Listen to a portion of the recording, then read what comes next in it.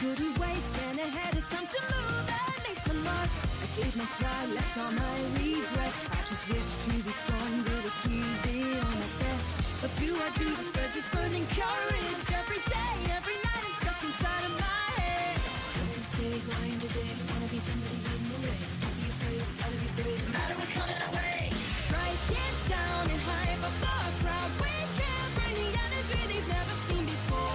There's no doubt we're going all out. It's time we can shine the fighting dream inside. So don't back down, we have the power. I know nothing can stop us, we get it that way. I can't stop now, it takes a knockout. My friend, just believe and keep on shouting till the end goes straight.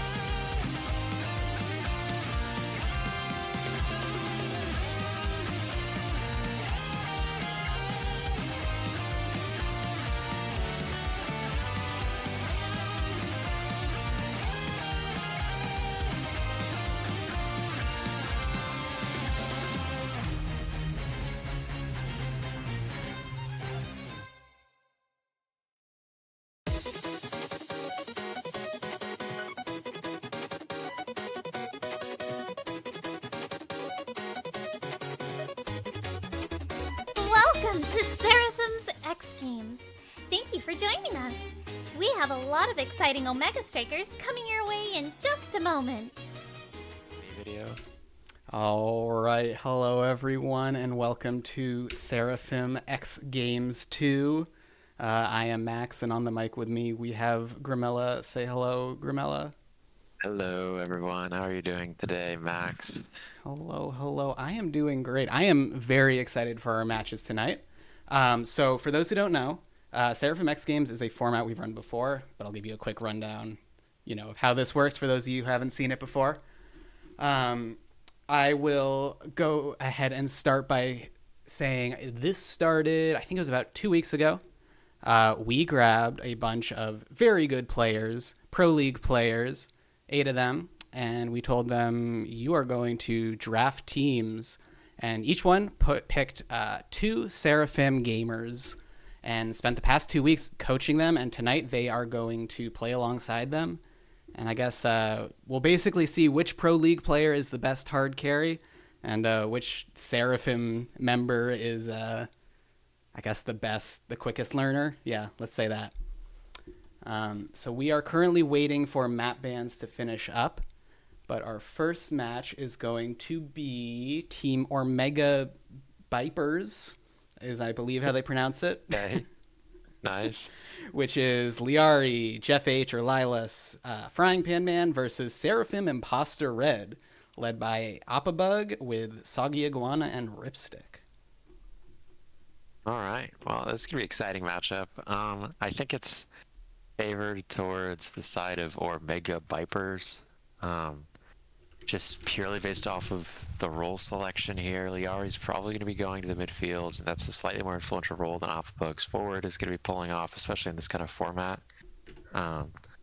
Because if Liari's core control is just so much stronger than her opponent, then Appabug won't be able to get the ball to kind of run over the game. So Yeah, I'm expecting an or Mega Vipers win today, but I'll never count out my boy Bug. He can always surprise. So, well, True. let's just hope it's a good game. Yeah, we've definitely seen some clutch factor from Appa before. But we are getting right into our game already, and it is Oh, on Atlas Atlas Lab. Lab. Mm-hmm. Very fun. Okay. Liari's hovering the Juno. I mean, that's pretty standard. I don't know if I actually expect her to end up picking it, but she could. I think, like, if she's comfortable pulling out the Kai, I think Kai would be really, really strong in this format. The character is really prone to just kind of running over the map. And as expected, we see this Juliet ban. Makes a lot of sense. They're going to try and take out Appa's, like, strongest character. They're taking out Liari's Juno. Not quite sure what else she could pick out. She's a very versatile player. I think the Estelle makes a lot of sense. You just have so much range to control the map and kind of get it through there. And then the Asher pick up a really, really strong duo in the forward position, Estelle, Asher. And then if this Mako comes out for Frying Pan Man, which it does, then this Asher is going to be kind of running over the map. And then on the other side, we've got Asher for Appa Bug. And then I'm not sure where these Rune and Rasmus are going. Where do you think they're going? That is a great question. Probably Rune on the goalie. Let's see if that's correct. Oh, wow. Demolitionist hotshot start. This is really interesting. All the characters in this game really like this start. Liari opting for the Magnetized Souls I think is really interesting. I would expect Slick Kicks to be stronger for her in this format. It just gives her so much more like opportunity to roam around the map every time she strikes the core. Whereas with Magnetized Souls, she's really only getting it on the mid line. Barriers are kind of traded there. Appa's already staggered going down, but does get the barrier for himself. Maybe he can make a play on the net. Trying to take out Frying Pan Man, almost gets the core in the net. Pass up to Soggy Iguana, Black Hole respawns, keeps the ball out of play. Liari's looking to make a play on this barrier here, manages to get it. Demo is procced, her primary's gonna be back up soon. Oh, and Liari picks up a kill! Wow, what a play by her. I mean, that's So huge. now We'll see if they capitalize on it. But I think I'm surprised actually to see Ripstick and nice goal from Liari. I was going to say I'm surprised to see that they have the Seraphim players who, for those who don't know, are going to be Diamond and Challenger level. Those are both on the goalies, so they're having their probably strongest players, I guess, playing forward and midfield respectively, which I think is very interesting. Yeah, there's been a lot of discussion in the community recently, especially at a high level, that midfield's actually ends up being the most influential role, just because it has significant impact on both offense and defense. So like there, we see Liari's able to take both barriers, but then now she gets to rotate back and take out the Asher for the defensive side of things. So I'm not super surprised that she ended up playing that. I guess I'm a little surprised that Appa didn't opt into playing, I forget what his goalie account name is, but he didn't opt into playing as the goalie. He does end up playing as a forward, which is traditionally considered the weakest role, and I think it's hardest to carry in that position in this format. It's a very game-reliant role. Does Appa play midfield? Are you aware? I've never seen him play midfield in like a professional capacity, but I'm sure he's done it before. He's definitely not very comfortable as Liari picks up a really solid goal, good punish. But yeah, Appa definitely would not be comfortable in midfield. If he were to play it, he would play the Juno, which they ended up banning. So, but no, I expect them to just roll with Appa Bug on the forward position today. It's a position he's most comfortable with, and also it's a nice vote of confidence for the Seraphim players when you tell them to play their main roles instead of trying to like play off role and abduct their role. That's got to be a nice feeling for them, especially since everyone here is, you know, in part they're definitely here to have fun, enjoy themselves, and they're probably going to do that more so on their preferred role. Liari core flip doesn't make it to the net. Appa's just really worse for wear this game, and Liari's kind of taken over. The Asher is still level 1, by the way. The Asher that's on the winning team is still level 1. Oh, that might go in. Nope, doesn't quite. Mako secondary saves it, but great play for Soggy Iguana to get it past Liari and get it in the net. We've got ourselves a set, which also means this Asher is probably going to hit level 2 before the set ends. Hopefully. One day. Yeah, good. One day soon. Good for Lice. Do you know how to pronounce their name? I think it's... So I'll be honest, I just call him Jeff. Oh my god, the double kill! Okay, that's huge. I just call him Jeff. Right, yeah, well, Jeff gets put down by Ripstick. Beautiful double kill. Soggy Iguana managed to take the barrier, and we might be going to a 0.5 here. I think we might. But Liarian Jeff are back on the map. They are keeping good control. Off a great elusive, stay alive. Big strike war win for Sage Iguana on the midfield there. The barrier was going to go down if he didn't do that. Ripstick barely goes wide on the core flip as Oppabug goes down. And this power play is going to be a lot for Omega Vipers. Great clear by Ripstick, avoiding Liari. Okay. Oh. Core flip stuffed by Jeff. Manages to win the strike war through 2 and open up the barrier. And now Liari, yep, big punish, puts it in. Wow. Yeah. I think that's pretty much what you'd expect. I think Liari is showing her prowess as a very adept midfielder. But I think that just the ability to target Appa and just keep him out of the game is also having a big impact on how well Omega Vipers is doing. Yeah, I mean, I think all that Jeff really has to do on the side of Omega Vipers is just load some damage into Oppabug so that every time the ball gets near him, like the goalie can just layer their abilities onto the core defensively, but at the same time they're hitting a fully staggered Appa and just taking him out of the play. Sometimes they're killing him outright. So it's a really solid game plan because Liari is probably going to be able to keep up enough core control to just kind of run the game, which she did in the first set. So I expect things to stay pretty similar. Notable pickups among Titans taken for Frying Pan Man. He's going to be a little smaller. The goal's going to be a little harder to defend now, but his teammates are going to be bigger, which is the Mako playstyle. You know, you're all about just buffing your team and kind of just making the forward gap even larger. Impressive dribble by Ripstick. That was a little that was flashy. Yeah, Ripstick has the dribbles. He has some of the flashiest plays I've ever seen in the goal box. I think yeah, that's normal for him. Liari, great punish again. She's really comfortable in that top corner. I think she scored like most of her goals from up there. Or I guess for her it's for her it is the top corner. But yeah, Sage Iguana fully staggered at that point. We've seen Oppabug fully staggered most points, and it's not like we have too much damage on the board, right? Like we have quick strikes, Spark of Focus, and among Titans we don't, and then Demolition Start obviously. So this damage is just like base kit damage, where that means just they're layering their abilities well. I'm not sure, I haven't been paying too much attention to like the black hole and if we're seeing a lot of damage coming out from that. Like if it's particularly, like we see Sage Iguana take a hit. Yeah, I haven't noticed that's a too big much. That's a big part of this map is how much damage the black hole ends up doing. Great play from Jeff to get it in there, and great core control from Liari. True. But yeah, on this map this map tends to be pretty damage heavy just because the black hole is so polarizing. Like it's a big way to pick up KOs on low staggered targets, and it like we see there with Sage Iguana, like people just take damage from the black hole. It's hard to pay attention to that kind of thing, especially in like difficult games like this one. You eventually just kind of lose track of it, and suddenly you're down 600 health, and there goes Appa after he took the black hole. Now he's dead. Ripstick, great dribble. Sage Iguana able to get it through, but Mako gets it back through for Liari. Interesting black hole decision to keep core control up.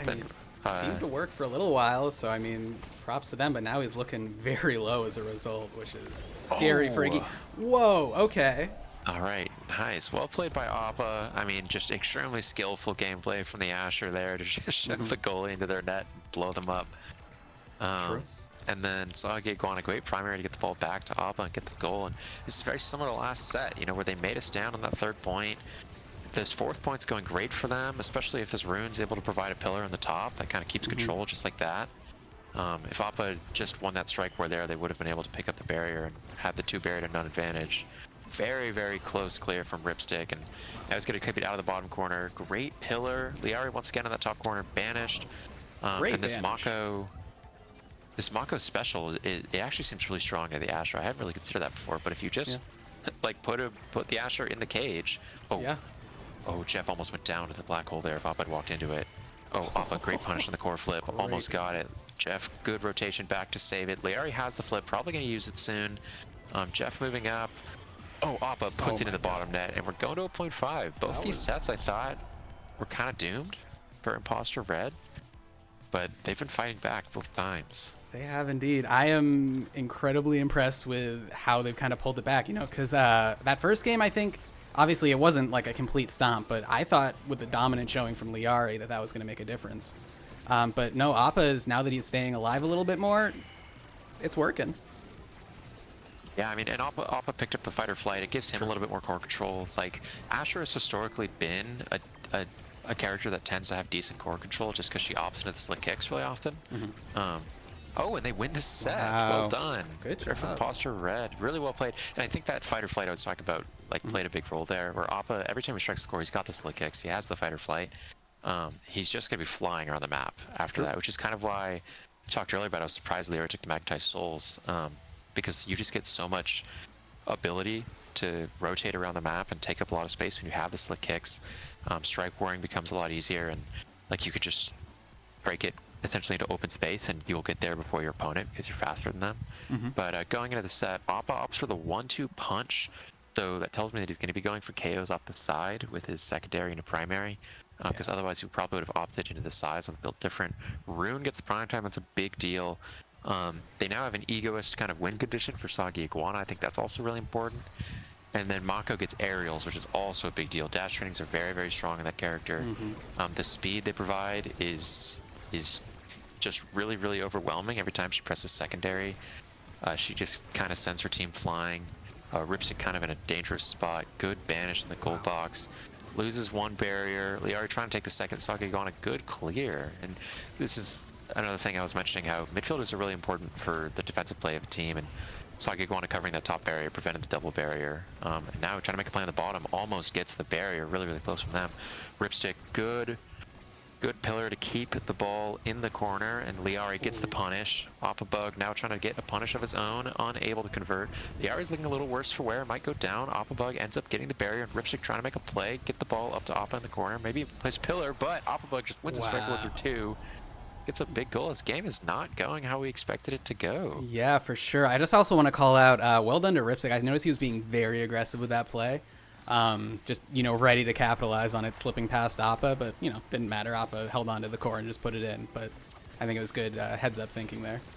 Yeah, it really was. I think the ball was liable to get through. Like, that's not a situation you would expect the Asher to score at any time. Great pillar from Ripstick. Ripstick's aggressive play has just been really, really good this game. And Appa once again gets it through Frying Pan Man and puts it in the bottom corner. We might be seeing a lead brewing for Seraphim Imposter Red. I think you might be right. I think they've kind of found their calling here. They've gotten the awakenings they might be looking for. I'm excited to see how this goes. Yeah, I think another important thing is on this map, Raz's midfield, which typically isn't a very strong or popular picks, it's actually pretty strong on a side start. And so since there was a demolitionist start, the Rasmus just gets a lot of control because the space on the map is so small when the black hole is up that the Rasmus can essentially just take up a lane by himself. So, like, while it might typically look like the weaker pick than the Estelle, in this situation it's a pretty good pickup. Oh, Soggy Iguana barely survives. Can Ripstick hold? Gets it down to Appa, wins the strike war, wins another strike war. Primary sets it up, barely misses the strike. Ripstick punished as Jeff goes down. And can Liari get the punish? No, the pillar makes the save. Soggy Iguana, great secondary to keep it out of the net. Now Appa Bug and Frying Pan Man trying to make a play on... Or Appa Bug and Soggy Iguana trying to make a play on Frying Pan Man. Nothing quite yet. Ripstick flying in the pillar to keep up control. Banish goes wide. Appa Bug trying to get it through. Almost does. Soggy Iguana sends it into the corner. Oh, and it goes around the barrier. They don't get the barrier. The Omega Vipers are really holding on to this point. They will not let this barrier go down. Ripstick pass up to Appa. Goes into the black hole, back around. Oh, Soggy Iguana barely missed the strike. Goes back to him off the pillar. Liari, good punish. He's ready to make a play on this top corner, but the pillar is keeping it out. Oh, and Appa Bug, great airship, keeps it out too. Liari sends it into the bottom corner, up and around. Great banish again by Ripstick. Iguana sends it up, and Liari. Oh, the pillar of the save. What a strike war win. Liari's going to flip it in. Wow. Yeah, I just props to Ripstick for holding it down. Also props to Frying Pan Man for holding it down earlier, too. I think both goalies had incredibly impressive showings against, an seemingly unsurmountable offensive push. Yeah, and now I'm going to be looking at Soggy Iguana. Unfortunately, the flip goes wide. I was going to mention that both these forwards, like this energy economy is really favoring Seraphim Imposter Red, which is kind of the benefit you get out of being ahead in a set as Liari goes down to the hook from Soggy Iguana. Great play taking the Pro League player off the other side, and Appa Bug's probably just put this in with the flip. Not quite. Frying Pan Man, great save, but the inevitability of an Asher in your face ends up putting it in, and we've got a 2-1 set lead for Seraphim Imposter Red.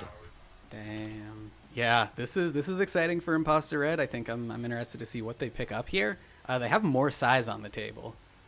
Yeah, I'm expecting the big fish pickup definitely, and then the twitch Yeah, yeah. pickup's gonna be really strong.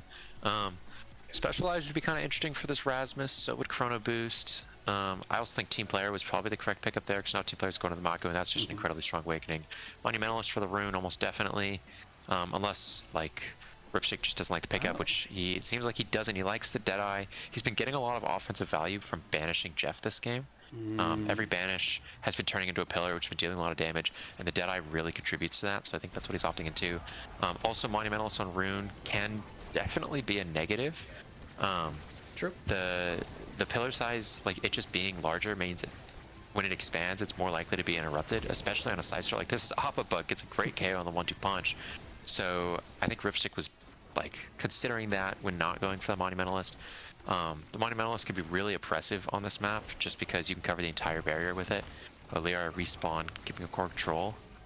Monumentalist can be really oppressive, but I think Ripstick's relying more on like those flash pillars, you know, the ones that are coming out quick. And so Monumentalist gets a lot less value there. For sure. He has been shown to be very offensive in past games too. Oh my gosh, great score from Bug right there. Just letting it slip by. Liari put that in. Do you think so? Wait, I missed that. Oh my god, wait, what happened?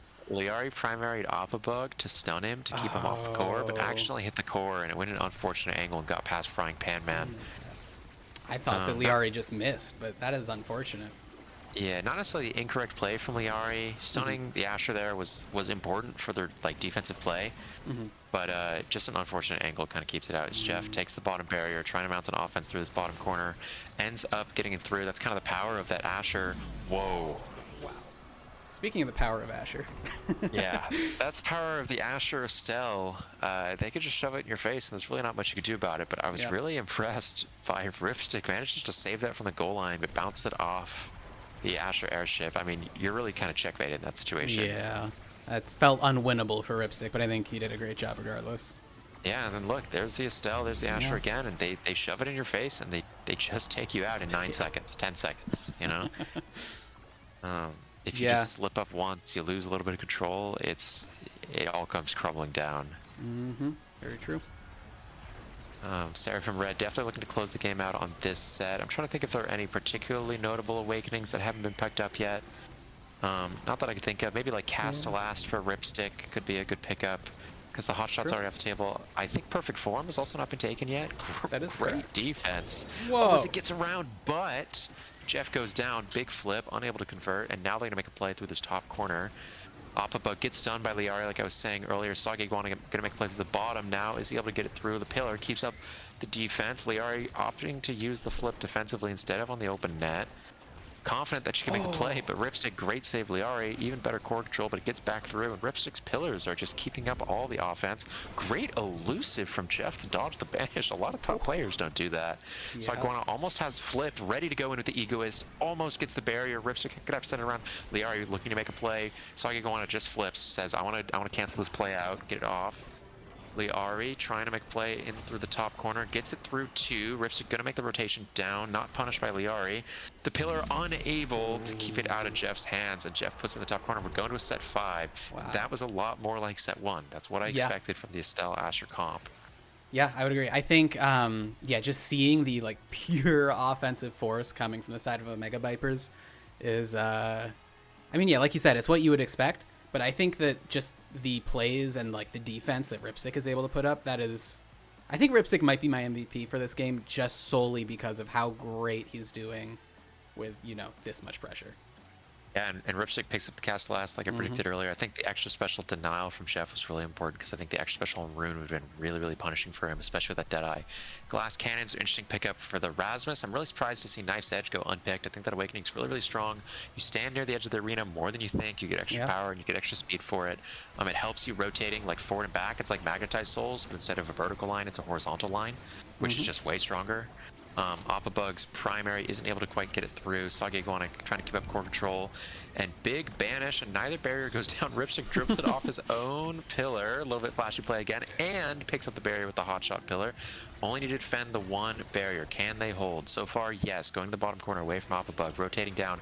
Liari almost goes down. Sage Iguana trying to send it through. And this pillar keeping so much core control. Loses the strike ward though to the Asher. Asher's going to have flip soon in a strike or two, and is able to put it in through the bottom corner. Well played. played to Jeff. I'm really, really impressed with how they're playing and like the punishes they're able to get through on Ripstick so far this game. Yeah, absolutely. I think that's one of the things. Like I've been playing with Jeff for a while. I've played games with him. I've played games against him.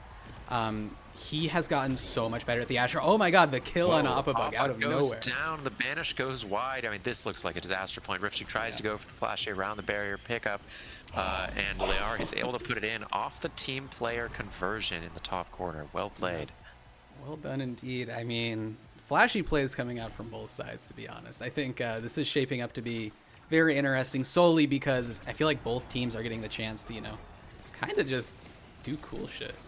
Yeah, they're able to show off for sure. Yeah. Oh my God. Somehow that doesn't pick up the second barrier. That would have been an absolute disaster for the side of Seraphim Imposter Red. Now they have the pillar ready, and I think they've realized that they were finding a lot. Oh, Big Strike will win. They found that they were getting a lot more success when they were able to KO them, and so that's why we're seeing. And the game ends. There we go. That's why we're seeing the lower stagger bars, but it doesn't matter because they weren't actually converting on the KOs, and instead Liari picks up the KO to finish the game in super stylish fashion. And well played, side of Omega Vipers. It looked really rough in sets 3 and 4, I believe, or 2 and 3. Not bad. Yeah, 2 and 3. Yeah. But they picked it back up on sets 4 and 5 to take away the victory in really dominant fashion. Seems like things just kind of switched around. Yeah. I We just want weren't to call able to out see. 30k damage on Liari. That's wild. Yeah, that's what I'm saying. The Estelle especially tends to just kind of pick up damage because whenever she's using her primary, it tends to be hitting the core and a player, and her special tends to be hitting the core and maybe even 2 players. So she just has so much like area of effect damage that Estelle does tend to pick up good amounts of damage. She was also focusing a lot on dealing damage this game, like when she was primarying off a bug, ended up own goaling off of it, but she was focusing and using her abilities offensively like that. It mattered a lot. They were getting a lot of KOs, especially off the black hole. Just a little bit of an oversight, perhaps, for Seraphim Imposter Red. I think they died in the black hole a few times. And very, very exciting game. Surprisingly KO heavy, given the team compositions didn't seem super damage oriented. But a Deadeye Rune will do that, and certainly a 1-2 punch Asher. So well played. I think the side of Seraphim Imposter Red put up a good fight, especially considering, in the pre-show we were talking about how we were expecting kind of an easy win for Mega Vipers, just kind of given their team compositions, but they put up a really, really impressive fight. I do agree. I think Ripstick was really, really important for that, as, I just had some really wild saves in the back of the net, but ultimately, Mega Vipers were better on the day and were able to finish it out. Yeah. Well played to both for sure. I think I'm excited to see if the rest of the matches go like that. I will be very happy. We had some ups, some downs. It looked like it was going to be a sweep, then it wasn't, and then it was. They did pretty well. Yeah, I liked it. That was a good game. It was. We are currently waiting for some other games to finish up. I'm gonna figure out who we might be watching next. Let me figure that out. Our next game will be We Like Frogs versus Team 07, but I believe both of them are still in their current game, so it might be a moment. Oh, all right. Well, I guess we need to chat to fill the air, or we go into some sort of break? Chat? Let's chat for a moment. Yeah. All right. This shouldn't be too long. So let's pull up these rosters here, see what we're looking at. We're looking at We Like Frogs is Maddie, Tempo Melon, and Mudflap, and Team 07 is Gumi, Cloak Oak, and Monch Woe. Oh, I see. I believe I saw somewhere that there was some like tentative seeding, and people expected this We Like Frogs team to be really, really strong. I'm assuming that's because Tempo Melon and Mudflap are kind of outclassing their competition. Do you want to talk about that a little bit? I think so. So We Like Frogs is definitely up there. I think Tempo Melon has had a bit of a crazy, ladder climb recently. He's recently hit I think mid-challenger might have been his peak, which is, I believe, the highest rank of any of the Seraphim members who are competing today. And Mudflap is just amazing. Mudflap does everything in this game. He plays so many characters, so many positions. And, with Maddie on their team, that's great too. Obviously, Team 07, Gumi, Cloak, and Monch, that's very strong. Cloak and Osas winner, and Monch and Osas competitor who did incredibly well. I'm excited. Oh wait, oh sorry, yeah, sorry. Did I misspeak? Lego in chat just corrected me. Tempo hit Omega. I don't know why I said Yeah, Challenger. Tempo. Yeah. I was actually about to bring that up. I just looked them up. Tempo did hit Omega, and I also went on a climb for myself recently. I hadn't played much solo queue, and then I spent the last week just grinding it. And I saw Tempo milling quite a bit in my games, which means they're definitely up there. Oh yeah. But yeah, they did hit Omega. They're 29-10 right now. Um, Congratulations to Tempo on that. It's a big rank to hit. It's a really big deal. I know people at the very top might not tell you it is, but trust me, it's an impressive achievement. Um, and I'm super excited to see Cloak and Monch. I know Cloak, you said OSAS winner, also competed in the CCL True. finals and just in CCL in general. Was put on the big stage in kind of an emergency situation, performed pretty well there. Monch, I've actually coached Monch and Zidium, who we'll see later. I love those guys, big fans of that team. Um, Really, really excited. I think Monch is a really, really impressive player. Every time I've watched them, I've just always been a big fan. And then we like frogs. Maddie, I think, is so good at this game.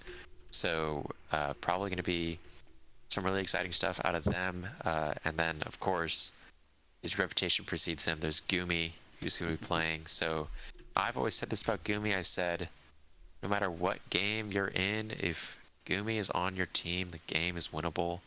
True. So I think we'll see that come out today. Against We Like Frogs, potentially. It's definitely going to be a close match. And yeah, Yeah. I'm excited to see what these players and their Yeah. Seraphim gamers can do. Yeah, for sure. I think so. Currently, we're waiting on I believe it is Teemo7 to join the lobby, but we see that We Like Frogs. They are in the lobby, and it's Maddie hovering goalie. So we might get our first Pro League goalie match this time around. I'm interested to see how that goes. I'm imagining. I don't know. I think I just want to see what the dynamic is like if you are going to have someone with presumably a very strong defense in this kind of situation where the other team may not have as strong of a defense. So we'll see how it goes. And I mean, this specific goalie matchup is also really exciting. Oh, Maddie has now swapped off the goalie in the lobby, but I think he's trolling us. I'm not gonna lie. Perhaps they might just be listening. Who knows? Yeah, I'd be surprised if it's not a Maddie Gumi matchup in the goal box for both sides. What's really interesting is Gumi is an extremely aggressive goalie. So he's going to be contributing on offense as well as defense. Maddie is maybe more so known for being very, very strong defensively. But that's not to say he doesn't play, like his infamous Kai, who just as a character naturally tends to contribute offensively. So both Pro League goalies, we're not seeing like an Atlas in the goal box. It's just going to be trying to hold it down forever. We're going to see some really offensive plays, and it's going to be really interesting to see which team is able to hold a little more. Maddie is now rotated back to the goalie position. I think we did get trolled a little bit. I think we might have. Maddie is now swapped over to the other team. Okay. They're just moving around. They just are want to moving hear around. themselves be talked about on broadcast. They really do, yeah. I would like them to stop moving around because then I have to change our overlay every time. So that's pretty funny. Choose a team. Choose a team. All right. So they are currently running map bans just to keep you guys updated. That should be done shortly. Yeah, I'd like to see what characters they opt to go for. Like, we might see a Kai mirror, which would be really exciting. True. Both these players are kind of like very famous modern Kais, They're two of the players that are most consistently still pulling out the pick in the goal box.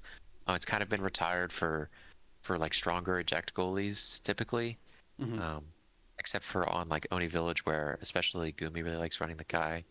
But if we don't see it, I expect to see something maybe like we might see a Kai ban, at which point Maddie's going to have to play probably a melee goalie, and is going to opt for a more defensive playstyle, whereas I fully expect Gumi to opt for like a Luna and play a really offensive playstyle, and I do think that's going to counter Maddie's playstyle. So I think strategically it's a really good option for Teemo7. I guess I should hope they're not listening right now. But I think strategically it's a really good option for them is to ban the Kai, say, Maddie, you're going to be put on this melee goalie. You're not going to contribute much offensively. Gumi's going to be able to hold it down against the Seraphim team players. And after that, Gumi's going to fly and contribute offensively as well. So that's a route they could go. May or may not. It's also definitely awakening dependent, map dependent, all that. But I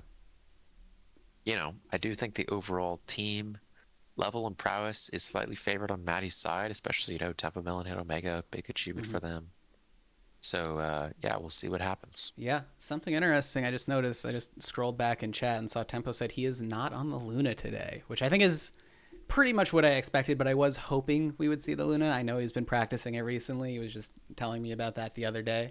He's been doing a lot of like Luna midfield, Luna forward kind of stuff, and I'm personally a fan of, seeing a Luna in a game. So I'm hoping at least we get Gumi on the Luna, but we'll see. Yeah, I mean, I'm always a Luna fan too. Super fun character. I think the character is dummy OP, and I think they've always been dummy OP. Soon to be strikers, maybe a little bit of Luna abusers. So A little bit. yeah, it's a shame Temple Melon won't be bringing it out. I don't think they're really known for the pick, so it would be kind of surprising if they did pull it out. But yeah, hoping to maybe see Gumi on the pick.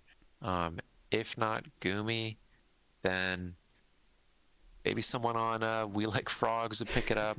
Not really sure who. I will say I'm pretty sure both Seraphim players on Team 07 are brawlers, correct? That They're is both forward correct. players? Yeah, I think that's a very interesting composition. I know Manch strongly favors the Julie, and I know Cloak plays, honestly, basically everything. I know he favors Brawler, but he does great in midfield too. So if I had to guess, we're probably going to see Manch on like a forward Brawler, and we're going to see Cloak on a midfielder character, if I had to guess. And then, Gumi on the goalie, but we'll see.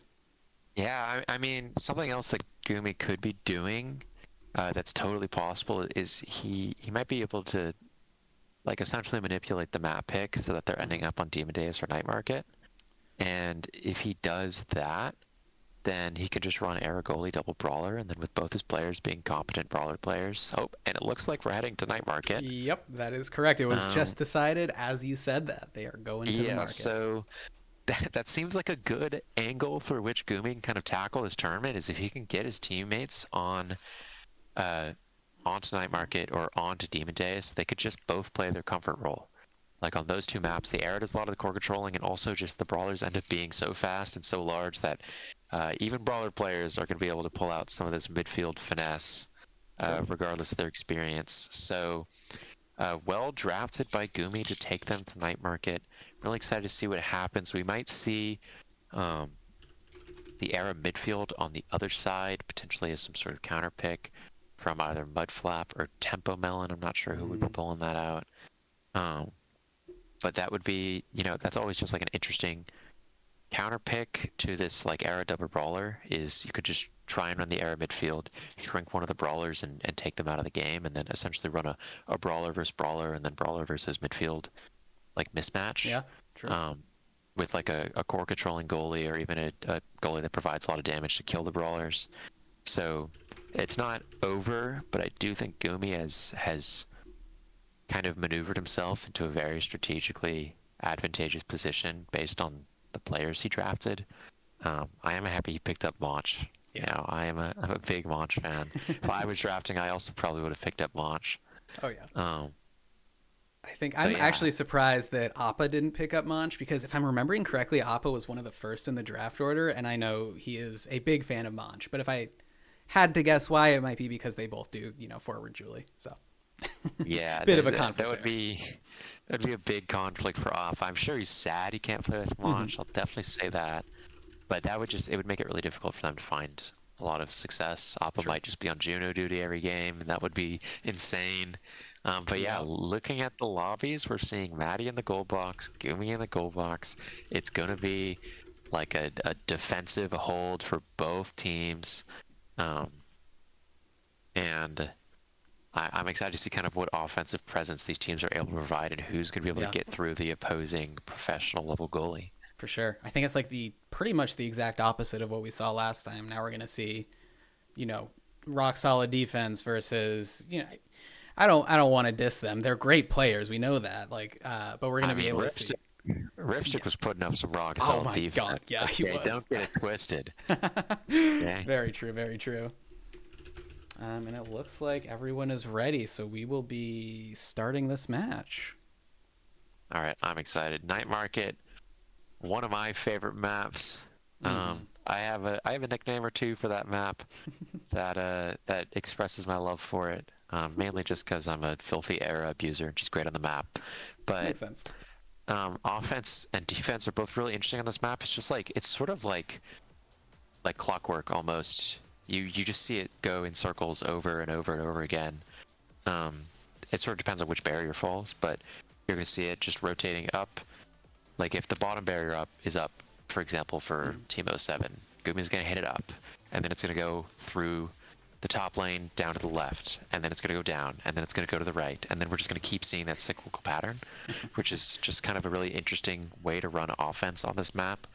The rotations kind of happen naturally, and Maddie is also opting for the era goalie, and I'm assuming that Okay. we got bamboozled. Guys, Yeah. he's listening. Maddie's just listening to the broadcast, I think. my God. There's the Kai, there's the Era, there's the Asher, there's the Julie. Then an Amy midfield, I think is a pretty reasonable pickup on this map. I think it's a little underplayed, actually. She's got a lot of killing potential on the side. And it's team player built different start. Really, really interesting. I'm surprised Tempo Melon didn't opt for the team player. I think that would have been a good pickup. But it does make the secondary a little stronger for that killing, like I said. True. And as we can see, just an immediate kickoff win for the side of Team 07. Basically every single time that they have the era speed up on kickoff, they're going to win the kickoff. And then you're going to see things like this, where the Asher and the Julie are just going to be stuffing your face in with all their stuffing abilities. Monch, great dribble, almost picks up the goal. It gets past Gumi, though, and almost both barriers taken. Maddie, Giga almost gets it again. That unlucky bounce twice. Maddie keeping core control up. Tempo Melon playing up the speed gate really well. Make sure they can rotate with the core. Maddie's just trying to keep it out of Monch's dash punching hands. Monch, unfortunate dribble, doesn't get it quite through. Mudflap shrunk by Gumi. Great play, just amazing play from Monch, because Maddie evaded the dash punch, but Monch reacted, dribbled off the top, and punched it in. I've never seen it like that before. That was sick. Beautiful. And Cloak was there to back so it up, you know? insane. If that failed by some miracle, which obviously it didn't, Cloak was there to back it up. And I also want to call out, they banned Zentaro on Cloak, which I think is huge, at least in my book, because... Oh, tragic barrier. Cloak's been practicing the Zen a ton, you know, getting coaching from Borg, all that good stuff. And there goes Maddie. Wow. So yeah, I was just saying I'm glad that they're putting some respect on Cloak's name. Yeah, they are putting some respect on Cloak's name, force them onto the Asher. Maddie finally respawns. Monch, kind of like a hawk, looking for another dash punch kill on Maddie, I'd assume. Ultimate for special picks the barrier, dash punch, KO, and goal.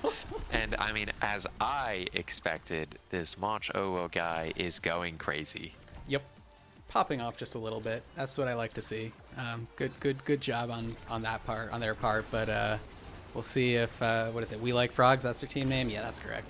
We'll see if they can. The Aranado takes out Mudflap when Mudflap had the flip up. That's a big resource to lose. Pass down to Maddie. Can't quite get it around Cloak Oak, but is able to keep it from passing up to Monch OO and killing the play. Great strike horse Tempo Melon. Also a great dash punch from Mudflap. Really, really well played defensive hold for them. I think just a great team effort. Tempo Melon winning a strike war in the midfield, has to evade the Julie ult. Mudflap looking a little worse for wear. Maddie ends up getting the save, and like I said, we're going to see these rotations. We went down. Now we're going back through. Gumi uses the flip. Thought Mudflap would be shooting at the barrier. Didn't quite. Was going for the dribble instead. Mudflap coming back around. Gumi gets it up and through. Maddie going back down. Now if this gets through, it's going to end up down through the right as another Aranado takes out Mudflap yet again. Maddie uses the flip. Up to Monch OO. Great pass down to Cloak Oak. We're seeing beautiful team play for Team 07. And that's a 3-0 set. Yeah, I am amazed. Like, they have the most coordination I think we've seen so far. Despite the fact that, in theory, their best player is on goalie, they're still doing incredible offensive pushes. Yeah, I'm actually really, really impressed with this team. They're playing together really well. They're being really intelligent. They're mounting, you know, coordinated, intelligent offensive pushes to take the second barrier from the Titan that is Maddie sitting in the goal box. And now I'm interested to see if he picks up the Prime Time or the Chrono Boost. He does opt for the more defensive Prime Time. He doesn't want to fly with the Chrono Boost. That means Era is going to take the Among Titans to be even bigger, and now the Julie has to take the extra special, which is really not her optimal pickup.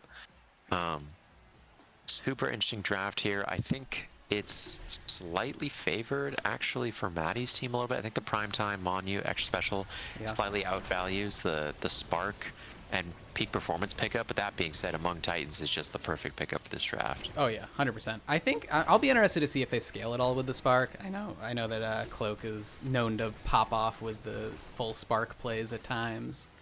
That might make the Yeah. difference, but we'll see. Yeah, it's an interesting pickup to go for Sparks, and you won the first set so handily. Usually Sparks are kind of a smarter pickup when you on the losing side of things, because it gives you time. Like, hey, we lost that set, we might lose the next one because they won this draft. But if I end up getting a Spark 2 drafts in a row, then we've kind of got something going. Oh, Mudflap barely unable to get past Gumi. Maddie uses the barrage to try and keep it out. Oh, whoa, great special, but not able to get it through Tempo Melon and Maddie. Mudflap keeping it up and around. Tempo Melon really looking worse where. Great evade on the punch. Great clears from Maddie. Just really intelligent, catching all the angles that he can.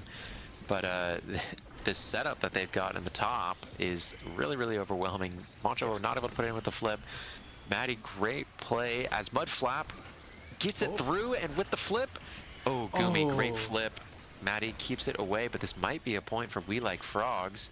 Gumi able to make the save. Maddie sending it back through. Mudflap, big strike war win, but unable to put it through. Giga gets it in. Another strike war win for Gumi on the goal line.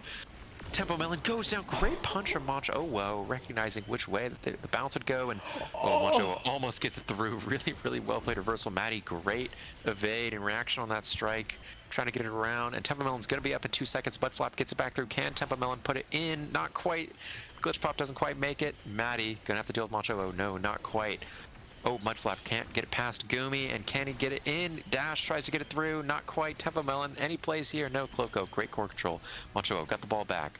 Oh, Tempo Melon takes it away yet again. Gumi about to get flipped, might make a play here, and jukes him out. He said, I don't need to hit that punch. That's not going to the top corner. It's going right where Gumi just was a second ago. Really well played by We Like Frogs. I think Maddie put on a defensive clinic there. Oh, absolutely. Just I also up want and to call out Tempo Melon for sure, because I noticed he would rotate back and do a great job of helping out with Maddie in those defensive situations. Yeah, really good help defense from Tempo Melon. Completely agree. And I think that point right there was actually a really good example of where this double brawler composition falters. In a double open net situation, they just don't have significant enough core controls. But Flap almost takes KO. Oh, the barrage does. Well played from Maddie. Can they keep it away? Yes, they can. Gumi punished on the core flip again. Really well played. And Tempo Melon, oh no, Mudflap, beautiful strike, puts it in. And now we're seeing a complete reversal from last set. I think the extra special really came into play for Mudflap there. And the prime time, like I said, I think this draft was favored for Maddie's team, and I think that point really exemplified it. For sure. Oh, Smosh, oh whoa, gets the pickup. Oh, barrier goes down because of Maddie. Tempo Melon loses the strike war. Mosh, oh whoa, unable to collect because of Tempo Melon's great play, and another great play gets it past Gumi, and Maddie wants to flip this in. Unable to get through the airship, but can get it to Tempo Melon. Tempo Melon knows they can convert with the flip. And beautiful play, and that right there is why Among Titans is a really risky pickup. Gumi, if you're regular sized, would have been able to save that core from going in. True. But unfortunately, just a hair too small, and it gets through. Now, all of a sudden, we're seeing a 3-0 reversal the other way. Yeah, for sure. I think blue team, We Like Frogs, they're definitely I feel like maybe warming up a bit. They've maybe it's just the awakenings. I don't know what it is, but like I also want to call out Mudflap has done a great job of doing key stuff like baiting out those core flips, just mixing up Gumi in ways that it seems like he's not expecting. So props to him. Yeah, I think Gumi really hasn't kind of seen these like creative ways of playing before. But as we said before, Cloak is getting rewarded for the spark pickup. Now they're basically going to be unkillable. But Tempo Melon and Mudflap both opt for like essentially killing you without having to take your stagger bar, because they have the 1-2 punch. They have, as we saw in attempt there from Tempo Melon, they have the cyber swipe and a glitch pop combo that's just going to kill you without having to take your stagger bar out at all. Mudflap has the dash punch, supplanted by the heavy impact, is going to make it even stronger.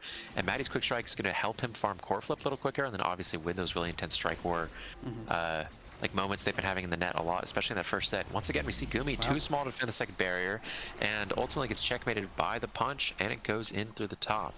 And I think we're seeing kind of the danger of this Among Titans pickup. It's been a really controversial like awakening recently. People have been debating whether or not it's good, just because it has such a powerful downside.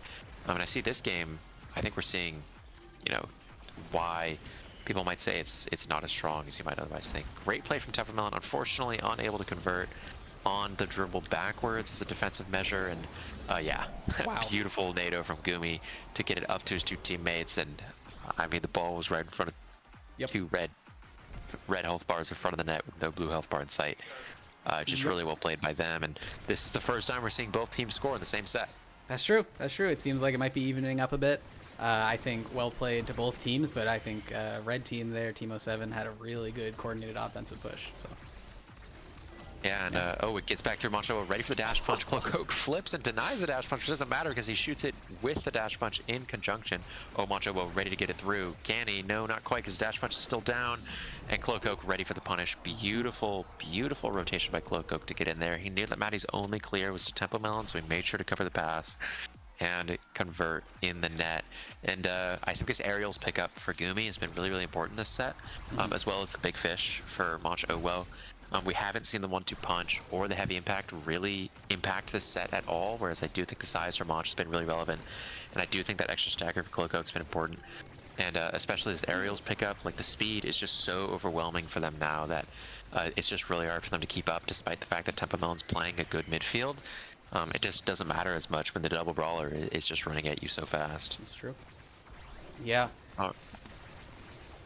And as we can see, Tempo Melon trying to hold it down through the NATO. He's able to get it through. Mancho is going to have dash punch soon, ready to make a play. And there it comes through, but not quite able to get through. But great flip, Maddie. Great save on the goal line. Tempo Melon, unfortunately, unable to get it through. And that's the strength of Asher Julie.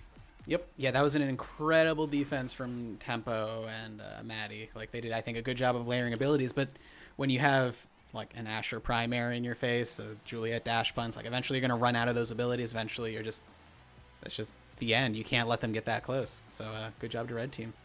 And yeah, I really like the Spark of Agility pickup for the Asher, recognizing, hey, between Spark of Strength and Spark of Agility, I think damage is less important in this game. I think speed and rotating around is going to be more important. Really, really intelligent pickup. Cast Flash for the era is such a big deal. They just decided they need the Twin Drive and the Amy to go for more KOs. I think Fighter Flight's really strong in this map, but the Knife's Edge pickup is such a big deal for Mancho. Those dash punches, they're going to be killing from the speed gate, essentially. Oh yeah, for sure. I'm very excited to see what, he gets to steal. And the KO almost goes through, but the NATO actually saves him. Wow. And just like, look how big this team is. Yeah. Like, how can you get it through them? Their hitboxes take up the whole map. We see Tempo Melon trying to win Strike Wars, and it's not really his fault that he can't. It's just Cloak's way bigger than he is. As we can see, I mean, just these absolute titans yet again. And Mancho, a great Strike War win against Maddie. I mean, that's difficult to do. I'll say that much. Maddie is great at striking the ball.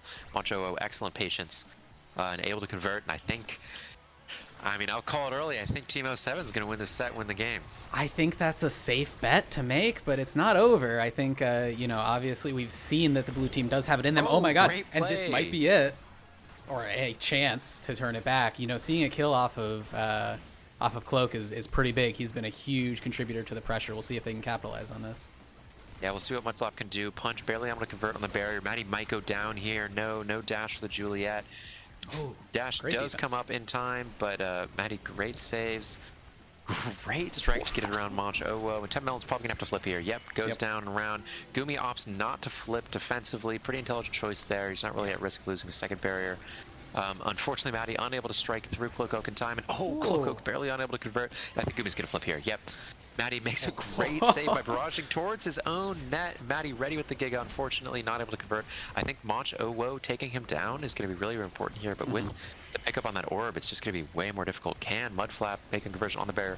Not quite. Gumi just barely large enough to get it through. Cloak Oak unable to pick up on the pass from Manch O, the interesting bounce. Maddie has flip, so it's going to be difficult for them to convert defensively, and there we go. In these open net situations, these teams in the midfield able to convert a little better, but Manch O, beautiful strike and punish on Maddie's over positioning.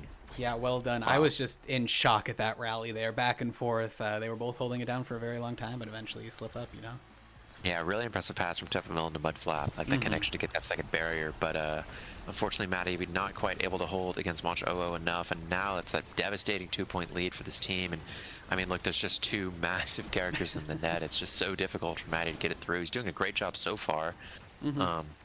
But next time this Era secondary is up, they're just going to be flying, and I think we're going to see just a really devastating offense. Going to have to wait a little bit. Wancho, great dribble off the top, ready to convert with a dash punch. Oh, the NATO at the same time, just layering everything on top. Wancho not able to get it through. Cloak, doesn't get the goal, but is able to take down Matty. Mudflap, great conversion. Glitch Pop Tempo. saves the goal. Only need to wait for 6 more seconds. They have the flip to stall. Send it up, flip down.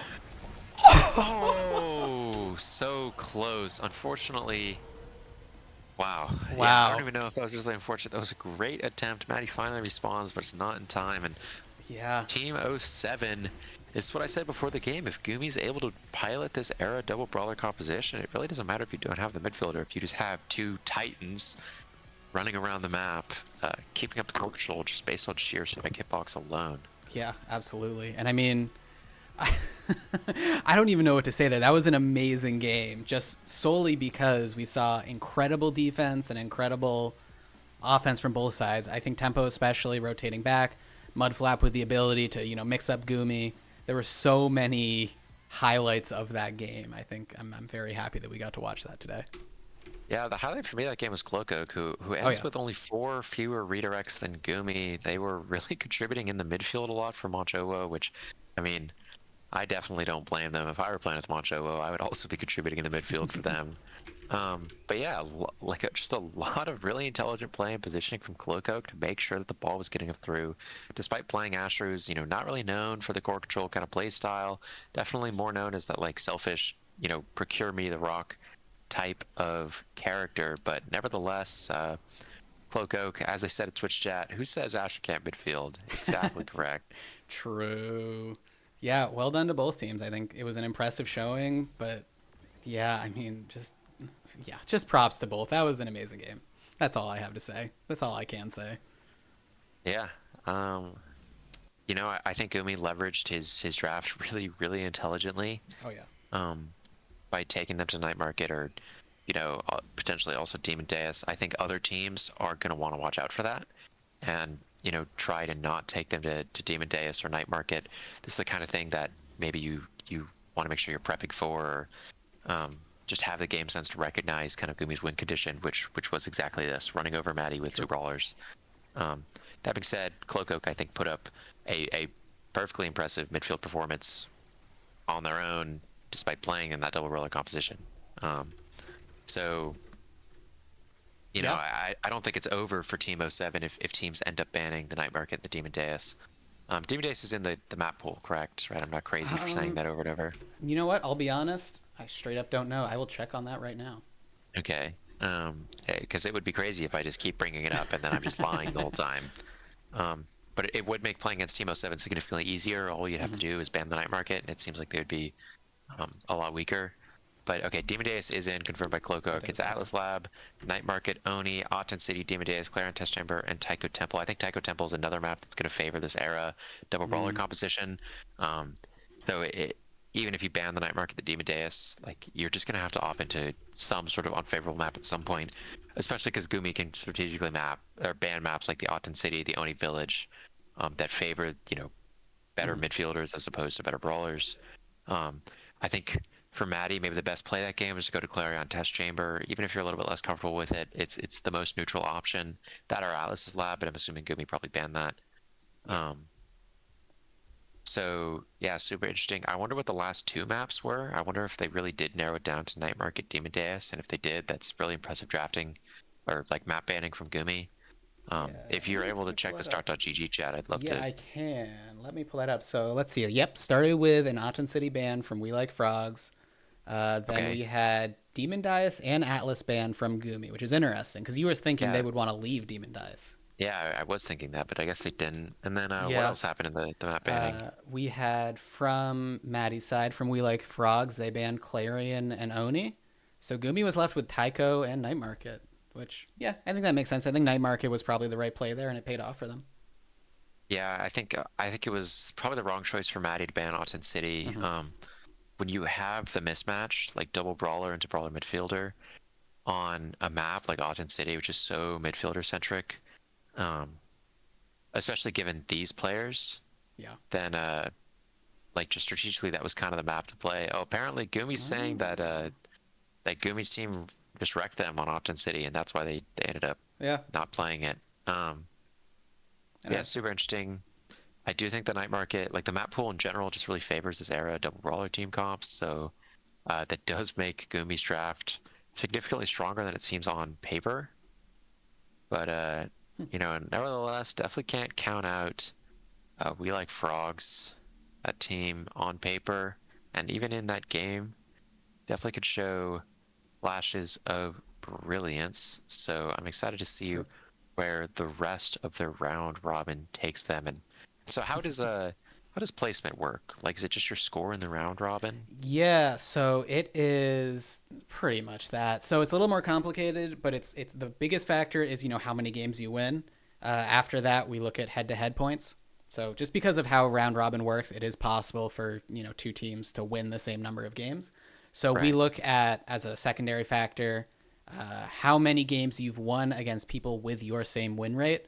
So if like two teams go 6-1 and something, we'll just look at if one of them beat the other one. And if that fails, we basically look at how many sets the teams have won and who won the most sets. And if that's equal, we'll just run a tiebreaker match. Oh, okay, big. I was hoping for you to say that they'd run a tiebreaker at Yeah, some point. You gotta have one of those. There's nothing more exciting in competition than a one game tiebreaker to determine it all. That's where the stakes are at their highest. Yep. I absolutely agree. It makes for great stream content. But last time we didn't do any of the like head-to-head points or all that. Last time we ran this format with round robin. And so there was just like a lot of tiebreaker games. Yeah, I think we had a 3-way tie, so we ran like 3 tiebreaker games or something crazy. So we ran a little late. We didn't want to run late this time. Yeah. Gumi's also saying in the chat that Cloakoak is just the best midfielder anyways. It doesn't even matter that they're a forward player. So yeah, that makes sense. Big words coming out. This 07 team, I mean, okay, I'll go back to what I said earlier. Every game that has Gumi in it is winnable. It's also losable. True. But every game that has Gumi in it is winnable. And I think that was on display today. Definitely wouldn't underestimate Gumi's, Gumi thinks about the game a lot. Okay? On the outside, he acts like a total, crackhead zoomer that is just kind of going through the motions all the time, but that's not true at all. If you ever have any conversations with him, you'll see he really does care a lot about the game. He thinks about the game a lot. He wants to win, and he puts in the effort to win, on a strategic level as much as a mechanical level in game. So I'm sure that Gumi was very intelligent with his drafting and really does believe in Cloakoak to perform. It wasn't just I'm going to pick up whoever's on the board. I'm not surprised that we see, according to this preliminary sort of mock seeding that was set up, it was expected that We Like Frogs might be able to take the victory here, but I'm not surprised that we see the upset from Team 07.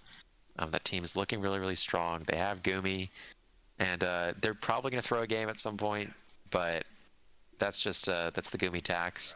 They're definitely going to look really, really dominant, I think, for the rest of the day. Yeah, I think everything you said absolutely makes sense. I think it was proven that Gumi is very strategic and in chat, yeah. Okay, never mind. I take back what I said. In chat, Gumi saying his round 1 draft strategy was the following: Cloakoak is the only name I recognize. I will pick Cloak. So I'm gonna be honest, it's not a terrible strategy. Yeah, that's fair. Gumi has absolutely entrenched himself in the high elo community. So if you recognize the name Cloakoak, that's probably because they belong there. That is, and then letting Cloak draft was pretty smart. Yeah, that's clever. I mean, and by the way, Cloak, great pick. Mm-hmm. Okay, great pick on Mach. Really good recognition there. Mm-hmm. Like I said, I love Mach Obo. That guy is such a beast. Mach. Oh yeah. Yeah. Absolutely.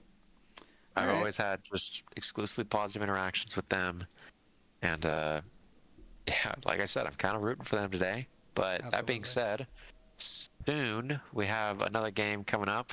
That is correct. In fact, it is soon Do Boom Strikers. It is soon Do Boom, and I'm gonna be honest with you, Max. I'm biased. I know. I'm just gonna root for the soon Do Boom Strikers, and there's nothing you can really do about it. They have one of my favorite players in Do Boom.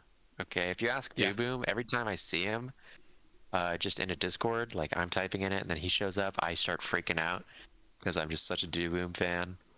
And then there are other particular reasons that I might be a fan of this team. Really? That's interesting. Yeah, I wonder why you might I like the think Soon Dubin Strikers. That's I interesting. think their goalie is an absolute tool. Oh, okay, But okay. other than that, I'm very excited to see how this team turns out. Duboom is an absolute beast on the Dubu forward. It's a shame Obscura isn't in the rotation right now. Um, Yeah. it's a really, really strong map for Duboom and Mm-hmm. Dubu forward. Like the Dubu forward pick it's just borderline Yeah. legitimate on that map. Okay. Um, Yeah. it has really strong checkmates in the corner. Yeah. Um, so Absolutely. yeah, it is a shame. I think Dubu struggles on the current map pool. Mm-hmm. Um, kind of feeling the loss of, like I said, the Obscura. And then like, not as strong on. I mean, I'm not the expert, but I would assume not as strong in the Auten City. Just because Dubu is pretty slow. It's more about getting the Mm-hmm. core to him and then having him use his abilities in like a checkmate fashion. Seems kind of weak on the Demon Dais. The wall really doesn't get a lot of value. Just because that's the one map without corners. Right. The wall gets really, really strong in the corner. And since barriers tend to be positioned in a corner, like you think your Atlas Lab, always a corner. Um, or especially like I talked about Obscura, the corner, Tycho Temple, the corner. But no corners on Demon Dais. So you drop a wall in one corner and they just send it around the other side, and it's not a big deal. So True. I wouldn't be surprised to see a Demon Dais ban from that team, especially because Breads is famous for not really liking that map that much. Um, back when Demon Dais was the new map, and we didn't have things like Inkies to sour everyone's taste of newer maps. Yeah. Breads was a big Demon Days hater, so I wouldn't be surprised if they don't opt into it. Seems weak for the Dubu forward. And of course, everyone knows they're going to be playing for the Dubu forward, but another angle that this team could take strategically Mm-hmm. is they could heavily anticipate this Dubu ban. Mm-hmm. Um, and I know that when Dubu had the Dubu banned, Mm-hmm. they opt into the Juno. Yep, that is correct. And it is, I just want to say his Juno is insane. Like everyone fears the Dubu, and they are right to, but put some respect on that Juno. I think especially recently, Duboom has been absolutely popping off on the Juno. So no matter what you ban, it's he's a very strong player. I'll just say that. Yeah, you're definitely stuck between a rock and a hard place against this guy. Mm-hmm. And I think the really big thing I'm going to be wanting looking at is, so what role does this Psykeen guy play? How do I pronounce that name? I don't want to keep butchering it. It is indeed Psykeen. Psykeen is a Yes. midfielder at heart, but I'll be honest, he is also good at everything. He's had a goalie arc, he's had a forward brawler arc. I think he is another one of those players that is incredibly versatile, incredibly skilled, incredibly dedicated at learning the game at its core, not just a role. So, Right. mhm. Interesting. Yeah, so it looks like they have a lot of games on the Amy. Oh wow, Duboom really Yes. does have two characters that he plays. Yeah, Um, that is the one weakness. If Duboom is playing with someone that like is also like maybe a Juno one trick, and you ban the Dubu, you're kind of just screwing over the entire team. But yeah. with that said, he plays both of those characters very well. Yeah, I mean, in this game, you only need to play two characters well, True. because all you have to do is not ban either of them, and then True. if the other team bans one of them, you pick the other one. Pretty Um, much. So yeah, we could see a Zentaro pickup for Psykeen, especially on like a good Zentaro start, because Zentaro could just be so overwhelming on like perfect form or super surge start. Um, I'm expecting the Amy pickup, like this team ideally is looking to pick up an Amy Dubu, and then Breads can play anything, kind of like Sure. third to round out the comp. Um, Interesting. Once again, we're going to see the Pro League goalie versus Pro League goalie matchup. I We're think not going to be so. seeing in the like a forward position. We're definitely not going to see it out of Breads. Yeah. He, Okay. he's not he's outspoken about how bad he thinks his forward is, which I really don't think it's that bad. Um, so I fully expect him to play the goalie, but who knows? I could be wrong. Right now, he's currently not in the goalie position. I think that's just the order they joined on. Yep. Okay. Yep. Breads does indeed want the goalie. Oh yeah, there it is. Reds is now in the goalie position. Um, I mean, I'm feeling like a soon Duboom striker today. That's for sure. Yeah. I I see think we Duboom all in the are. chat. Yeah. I'm very excited for this game. I'm excited to see. I don't know. I think these might be my two favorite teams playing right now. So. I mean, don't don't get me wrong. I love Maddie. I'm a huge Maddie fan. One of my favorite players. They're just like a treat to watch play because somehow they always make really, really, really good choices all the time. But I mean, certain teams know know how to butter me up, and that may or may not be the Soon Do Boom Strikers today. Yeah, not biased, by the way. Not at all. No, not biased at all. It's just that I'm rooting for them to win, and maybe the other team not to win as much. Fair enough. Yeah. Yeah, so we are getting into it, and we are on the lab. Back in the lab. I think Atlas Lab, it was one of the maps I was kind of expecting. I think it's a really neutral pickup for both teams. It kind of favors their like secondary picks decently well. Like Atlas Lab is a really nice map because there's never really ever any incorrect picks. As we can see, Maddie's team opting to ban the Finny from Breads, which Breads has been talking about how he wants to get a Finny ban recently. And then there's the Kai ban. That's really intelligent. Yeah. But you know what that means. Yeah. You know what we're going to see. And I think Maddie's team is saying, well, one, we're going to mirror it, which the best way to beat a Duba wall is with the Duba wall. Yep. I think that is sometimes sometimes the best way to beat a Duba wall is just to let Duba wall mess up and beat itself, which also just happens all the time. That is so true. Blessing and a curse. It's yeah.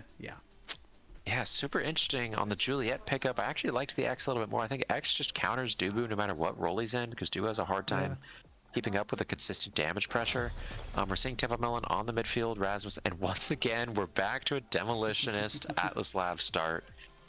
Breads on the Rasmus, Duboom on the Dubu, Psykeen on the Estelle.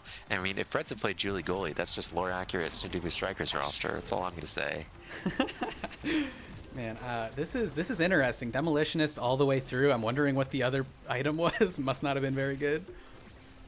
Yeah, but, I guess not. I actually do favor the side of the Soon Do Boom Strikers compositionally. I think the Estelle is better than the Rasmus, although, like I said earlier, the Rasmus on side start can be really overwhelming. Oh my god. Okay. Big KO in the black hole. But I think Dubu as a forward pick is really underrated. As a goalie, when you're playing against a Dubu goalie and you're like, wait, I can't get it through this guy. This guy's an iron wall. Yeah. Dubu offensively is the exact same thing, except it's this guy, I can't stop him from getting it through me. He's just an iron wall. Like, that's just how the pick works. Oh my god, as we see just a bunch of KOs in the black hole.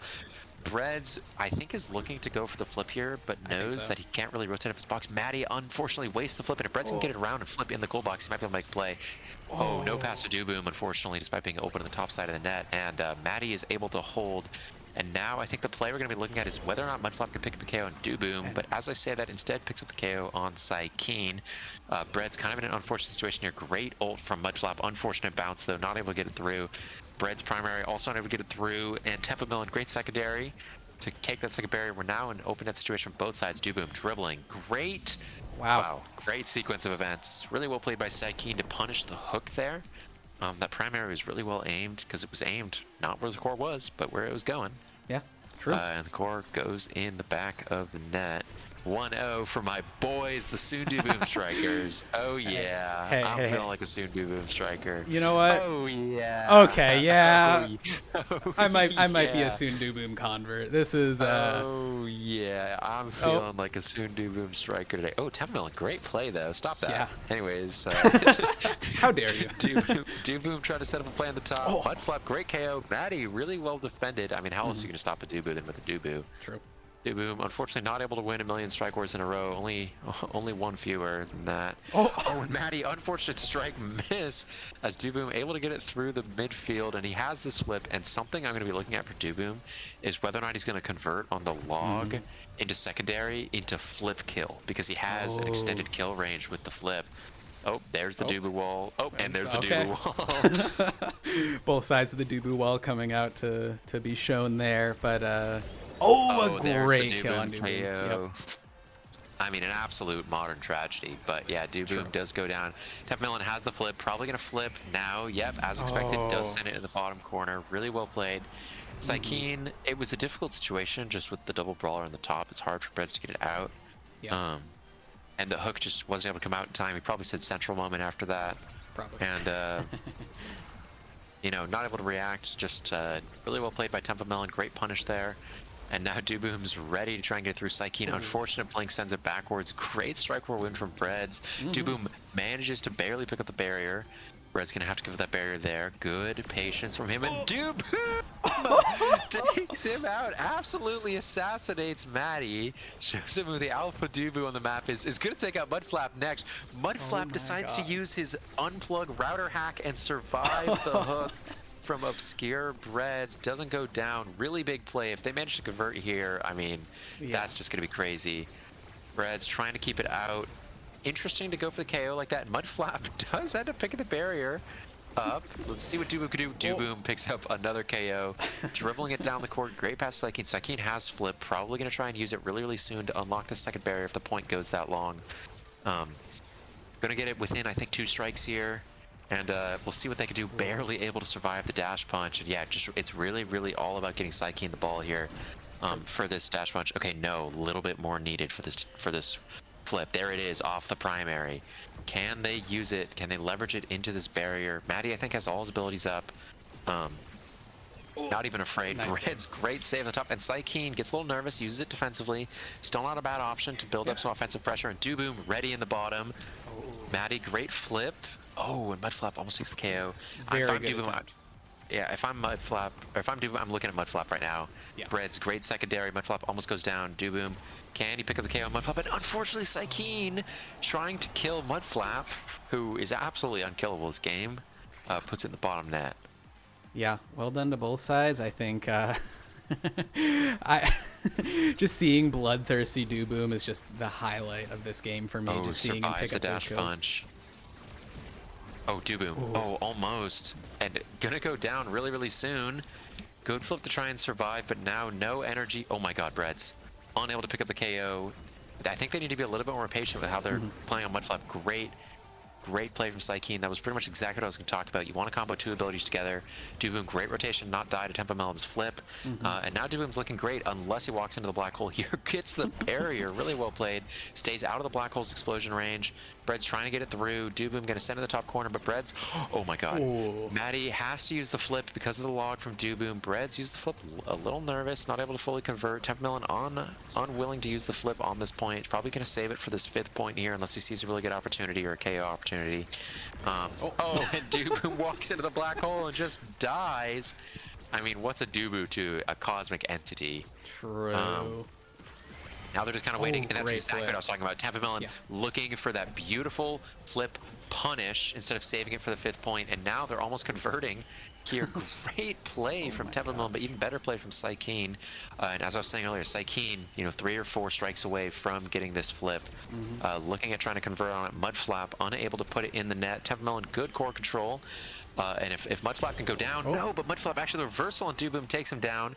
Well played by Breads with no cooldowns. Mudflap doesn't really have any choice. And my god. the hook puts it in. I'll say it, Max. I'm upset. Yeah? Yeah, why are you upset? Why is that?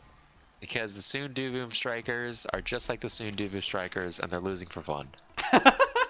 You know what? Fair enough. I think it's not over, to be fair. I think they're playing great. Yeah, I do too. I think they just gotta, they have opportunities. They just gotta capitalize them. Yeah, heavy impact, great pickup for the Rasmus. The other Rasmus, I actually wouldn't have minded to see an Egoist, but I think specialized training pickup makes a lot of sense. Estelle, I want to see the Twin Drive. I think that's an awesome pickup, unless Dooboom really wants it. Dooboom does pick up the Fighter Flight, super reasonable, and I'm really surprised to see the Egoist go undrafted. Me personally, I think Egoist is really strong, and I think it's been under-prioritized ever since Catalyst left the game. Yeah. Because as soon as you get flip, you just get so much value, and you do inevitably end up getting flip, especially in games like this where, like, there's no Vice ult, there's no Luna ult, there's not these things that you have to evade. So you're eventually picking up the flip. I mean, there is the Julie ult, that is the one big thing.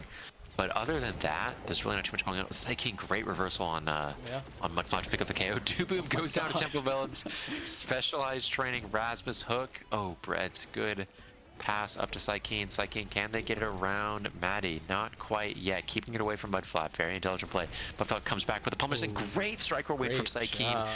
Yeah, really well played. They would have done great in the Octagon. Okay, that's all I'll say. That is true. I just want to say, Psykeen is known for winning the Strike Wars. That is one of the things he is good at. So I am not surprised he's able to, confirm a goal like that.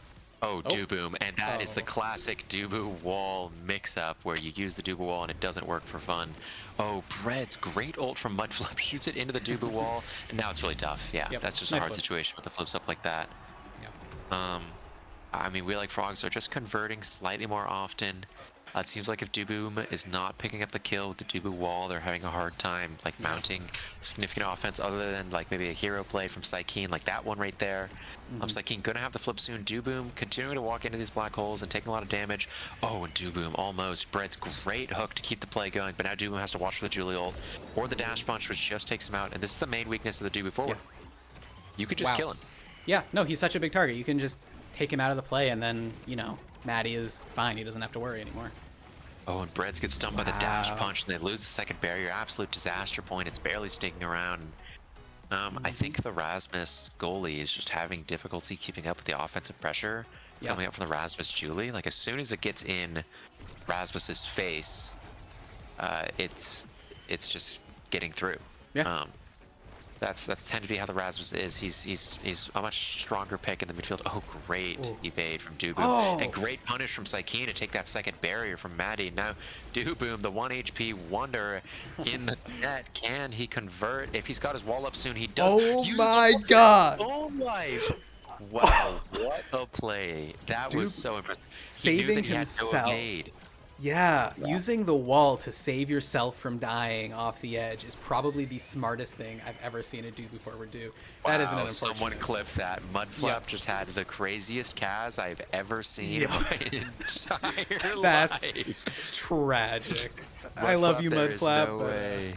Yeah, that's. Oh, Breads picks up the KO. Power play for the side of the soon Dooboom Striker. Psykeen going to get flipped sort of soon. Breads also going to get it soon. Dooboom, big strike war win. And when he gets that wall up, he's ready to play. Psykeen, almost beautiful play on the net. And Breads converting. This is what I was talking about.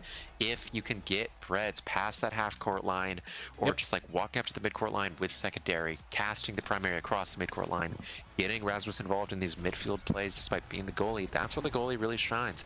But because they've been struggling to keep up court control, and because the ball's been getting back to him so much, the kind of lack of defensive ability of this pick is kind of showing through. And Rasmus picks up another KO. Breads is on a 4 KO streak. He's feeling like a soon Dooboom striker today. Psykeen gets one barrier, or drops the top barrier. Dooboom looking really low. Might go down to the flip. No, doesn't quite. Tempa Melon looking for it. Mudflap definitely going to go for the KO with the dash punch there. Yep, there it is.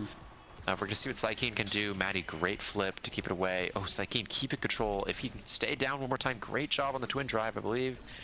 And let's see what Tempa Melon can do. Oh, Bread's not able to react at time. He's going to say central moment to that one as well. Dooboom coming in. If he has the wall ready, he could try and checkmate Maddie. Doesn't look like he did. Trying to send the log in. Psykeen saved by the log, I believe. Dooboom strike war win on Maddie. Who's the better Dooboom today? Drops the wall, unable to kill Tempa Melon, but is keeping up core control, sort of like we saw Ripstick earlier with the Rune Pillars. And Bread's absolute ballsy play to play like that. Uses the hook at the last second to save it from going just slowly into the open net. Bread's passes it into the Julie ult. Noob. That is unfortunate, yeah. And it goes in. Well played to the side of We Like Frogs. I mean, this is just a fraudulent victory from them, obviously. But no, but seriously, they actually are playing really, really well. And I'm really happy to see them shutting down Dooboom. Like it looks like that game into this tournament and said, if we're gonna do anything, we are going to prep against this specific guy. We're gonna give him his pick. We're gonna kill him with this Rasmus Julie like double brawler comp to try and take him out. Perfect form pickup for the Estelle's a really big deal. Extra special for Maddie, and Dooboom picking up the reverb, not opting for the super surge for the harder hitting KO, just wants more stagger, more survivability. And I think we actually might be looking back at that 250 stagger is getting from reverb as something that might be a turning point if Dooboom's able to survive a little more. And we know how hard this guy can cook in the net. Gotta see how it impacts the rest of the game. I think something unfortunate for Dooboom. Oh my lord. Holy, okay. So I guess that picks up the double KO. So Julie picks up the dash punch KO. Rasmus was wandering a little close to the edge. Oh, and that's getting in. Yep, well played by Breads. Psykeen keeps it from going into the double barrier. Mudflap dash punch ready. Great behind the lock clear. Yeah, but Maddie, great play to keep it up. Dooboom's gonna need to dribble it. Unfortunately, loses control of the ball, and Tempa Melon just put this in. No, not quite. Oh, yep, he gets it. Yep. Well played. Yep, well played indeed. I think I'm a little shocked to see so many people drop off the map all at once, but that was an interesting rally. Yeah, Bread's got 2 KOs with 1 primary just because they Yeah. were so close to the wall, and that was just crazy. Boom, great strike roll wins, great evade on the dually dash punch. real. Unfortunately, the wall not able to pick up the KO. Going for more strike core wins, but Maddie able to clear it out. Unfortunately, Boom not able to fully convert. Boom going to the top corner, log ready in position, but Maddie's got the wall as defense. Specialized hook keeps Boom away from the play. Maddie has the flip. I suspect he's going to use it soon. No, doesn't need to. Oh, if Seraphim was able to keep the ball up there, I think they would have forced Maddie's flip out. But Yeah. Maddie walking up and trying to use the flip offensively. Let's see what he can do. Bread's kind of crumbling under the pressure. That's how the rest of it goes. Yeah. Great offensive play from Maddie, just like I was saying. Let's see what they can do. Back pass from Tempo Melon, but punished by Psyche. Great play. Boom not able to pick up the KO on Mudflap, but that log is going to be coming out soon. Oh, barely misses, and now let's see if they can get it around. Tempo Melon almost has flip soon. Probably going to try and use that on the open net. Breads, likewise, both Rasmuses looking to make the play with blue. And great play from Tempo Melon. Well Gets done. it down in the bottom net, just like earlier in the game, and we're on game point. Yeah, we are on game point indeed. I think I'm very impressed with seeing how Tempo Melon's been able to convert on these opportunities. But I think it really comes back to what you're saying about Rasmus being so much stronger in the midfield. He gets that core control that is allowing them to make these plays. Yeah, and I think the Rasmus goalie is just kind of struggling. I understand the incentive for picking it based on the demolition start. Like Rasmus is just inherently strong on stats. Breads decides I'm going to take every barrier on the entire map right now. Oh, great play from Tempo Melon. Oh, but Dubin walking in ready. Great specialized hook to keep Dubin from away from the play. Bread, super ballsy hook to get the ball even closer to him, but managed to save it out. Slykeen with the flip, sends it right at Maddie. Unfortunately, not able to convert. Maddie, great flip. Bread's, oh, really well played by Mudflap. And that's the And game. soon is the Dubu strikers our stocks are low. That is unfortunate. I think they still played well. I'm still very, very glad to see, the Dubu forward is just the main character, in my opinion. But yeah, well done, I think, to Maddie for counterpicking with that Dubu goalie. I think that probably made the difference versus that Rasmus goalie. Yeah, I will say, despite it being 3-0, I do think it was a game of inches. Yeah. Like going back to that one time that Mudflap kind of lagged out right as he should have died on the wall, and then ended up getting the barrier 10 seconds later because he was still alive was a really big deal. Kind of swung that set a little bit, and there were a lot of times like Mudflap was fully staggered and they just weren't able to convert the KO, especially early in the game where that kind of small mishap ends up snowballing into a significant lead. Yeah. So despite being 3-0, I think it was closer than it looks. Oh, And I wouldn't count out the Sundubu strikers yet. As Shapeshifting says in the chat, that's exactly what being a Sundubu fan is like. This is pretty true. Yeah. This is just like when we lost 2-0 to Orbits and we ended up giving them their only win of the entire season. Maybe that's what the Sundubu strikers are doing. True. Um, Yeah. but I mean, ultimately, they did only pick up 2 goals. It was a pretty dominating performance from We Like Frogs. Really, really impressive stuff for them. And there were a lot of open net situations that unfortunately it just like, the We Like Frogs converted. Yeah. And they won the coin flip, I'll say, just a few more times. And, I'm always excited to see more Dubu as he walks into the black hole on the stream that I'm watching. Always excited to watch Dubu. One of my favorite players to watch. Really one of the only people taking Dubu forward seriously. Yeah, and it is so underrated. You're absolutely right. Oh, and then we see a clip of Dubu Wall being less underrated. Yeah. Yeah, I love seeing a Dubu forward, and I think that Dubu is the pinnacle example of like what you can do with it. But also, Dubu versus Dubu in the blue team's goal net, you can kind of see. I don't know, if you got a strong Dubu goalie, you can kind of deny a Dubu forward what he wants to do. And they built their whole game plan around that, it seems. They were taking Dubu out. They were doing their best to make sure that he cannot do what he does best, which is unfortunate because I like watching what he does best. But, I think they still did well. Yeah, I mean, from a team perspective, like I said, I think the Dubu forward kind of just struggles on this map pool. Atlas Lab's unfortunate for him for pretty much the reasons that we're seeing on these replays, where this black hole is really oppressive for Dubu. He's so big, so it's likely that he overlaps with the black hole and takes the damage, and Sure. he doesn't like taking damage in general, so the black hole adding extra damage on the map is bad. But it's also hard to imagine that there were other maps that were particularly favorable for them. Demon Deus is pretty weak for them. Night Market might have been okay. Dubuwol's pretty strong in that map. Just blocking off an entire lane is a really favorable arrangement to be in. And then I think Taiko Temple actually would have been their map of choice, but obviously it seems like it was banned. I'm interested to see if that was banned by Breads' team or not.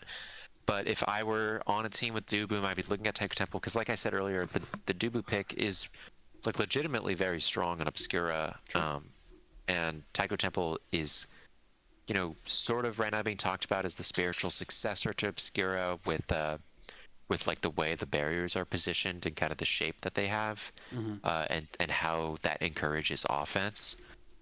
So I think Dubu might find more success there, but like I said, Atlas Lab, the damage just kind of adds up, and since Dubu struggles to deal damage himself, like he really only gets KOs from a flashy combo off the side, the Atlas Lab damage is going to naturally favor the other team, and it did end up doing that. We saw a lot of KOs on Duboom from a dash punch, from a Julie ult, that were purely because he was fully staggered. So, True. Yeah. Either way, I think that was a great game. I enjoyed watching it. I think I'm excited to see how soon Duboom does in their future games. So I think we are going to throw it to a quick break, just while we wait for the next match to be ready. But I can tell you now that the next match will be midfield is overrated. Led by Borg, might be a Seraphim's special favorite. With Master X Malachi and Mexi Casual on the team versus Rasmus Business, led by, 3Z Breezy, the legend. Bit of a Soon Duboom fan, if I had to guess. Perhaps. If I had to guess, And also with Pokemon fan and Lego Mage 15, who I will say, by the way, I just got to call out, Lego Mage 15 did our artwork for this event, as he does for all of our events. So when you see us on the BRB screen and you see that awesome artwork, go drop him a follow and go check out the stuff that Lego Mage does. He's a pretty good artist. Where and we appreciate can him. I follow Lego Mage? Well, you can follow him on his YouTube channel. And I believe he's working on getting, an Instagram up for more art stuff. But you can see some great videos at youtube.com/@magos15, link in the chat.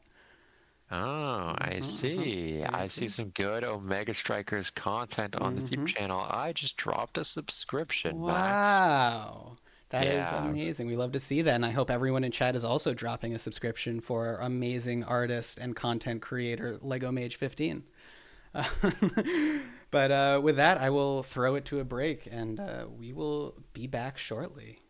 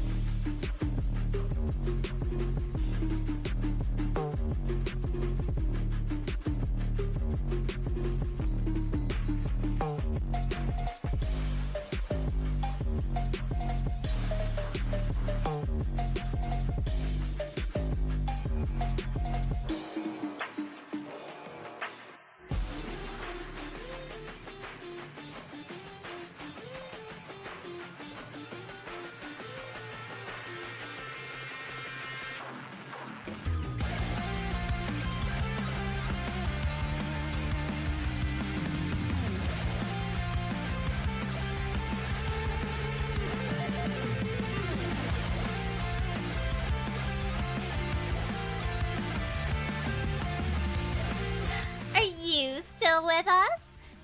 Round 4 is right around the corner. All right, hello everyone. We are back, and I have returned. Hello again, and we have the legendary Brickbat joining us with casting. Say hello, Brickbat.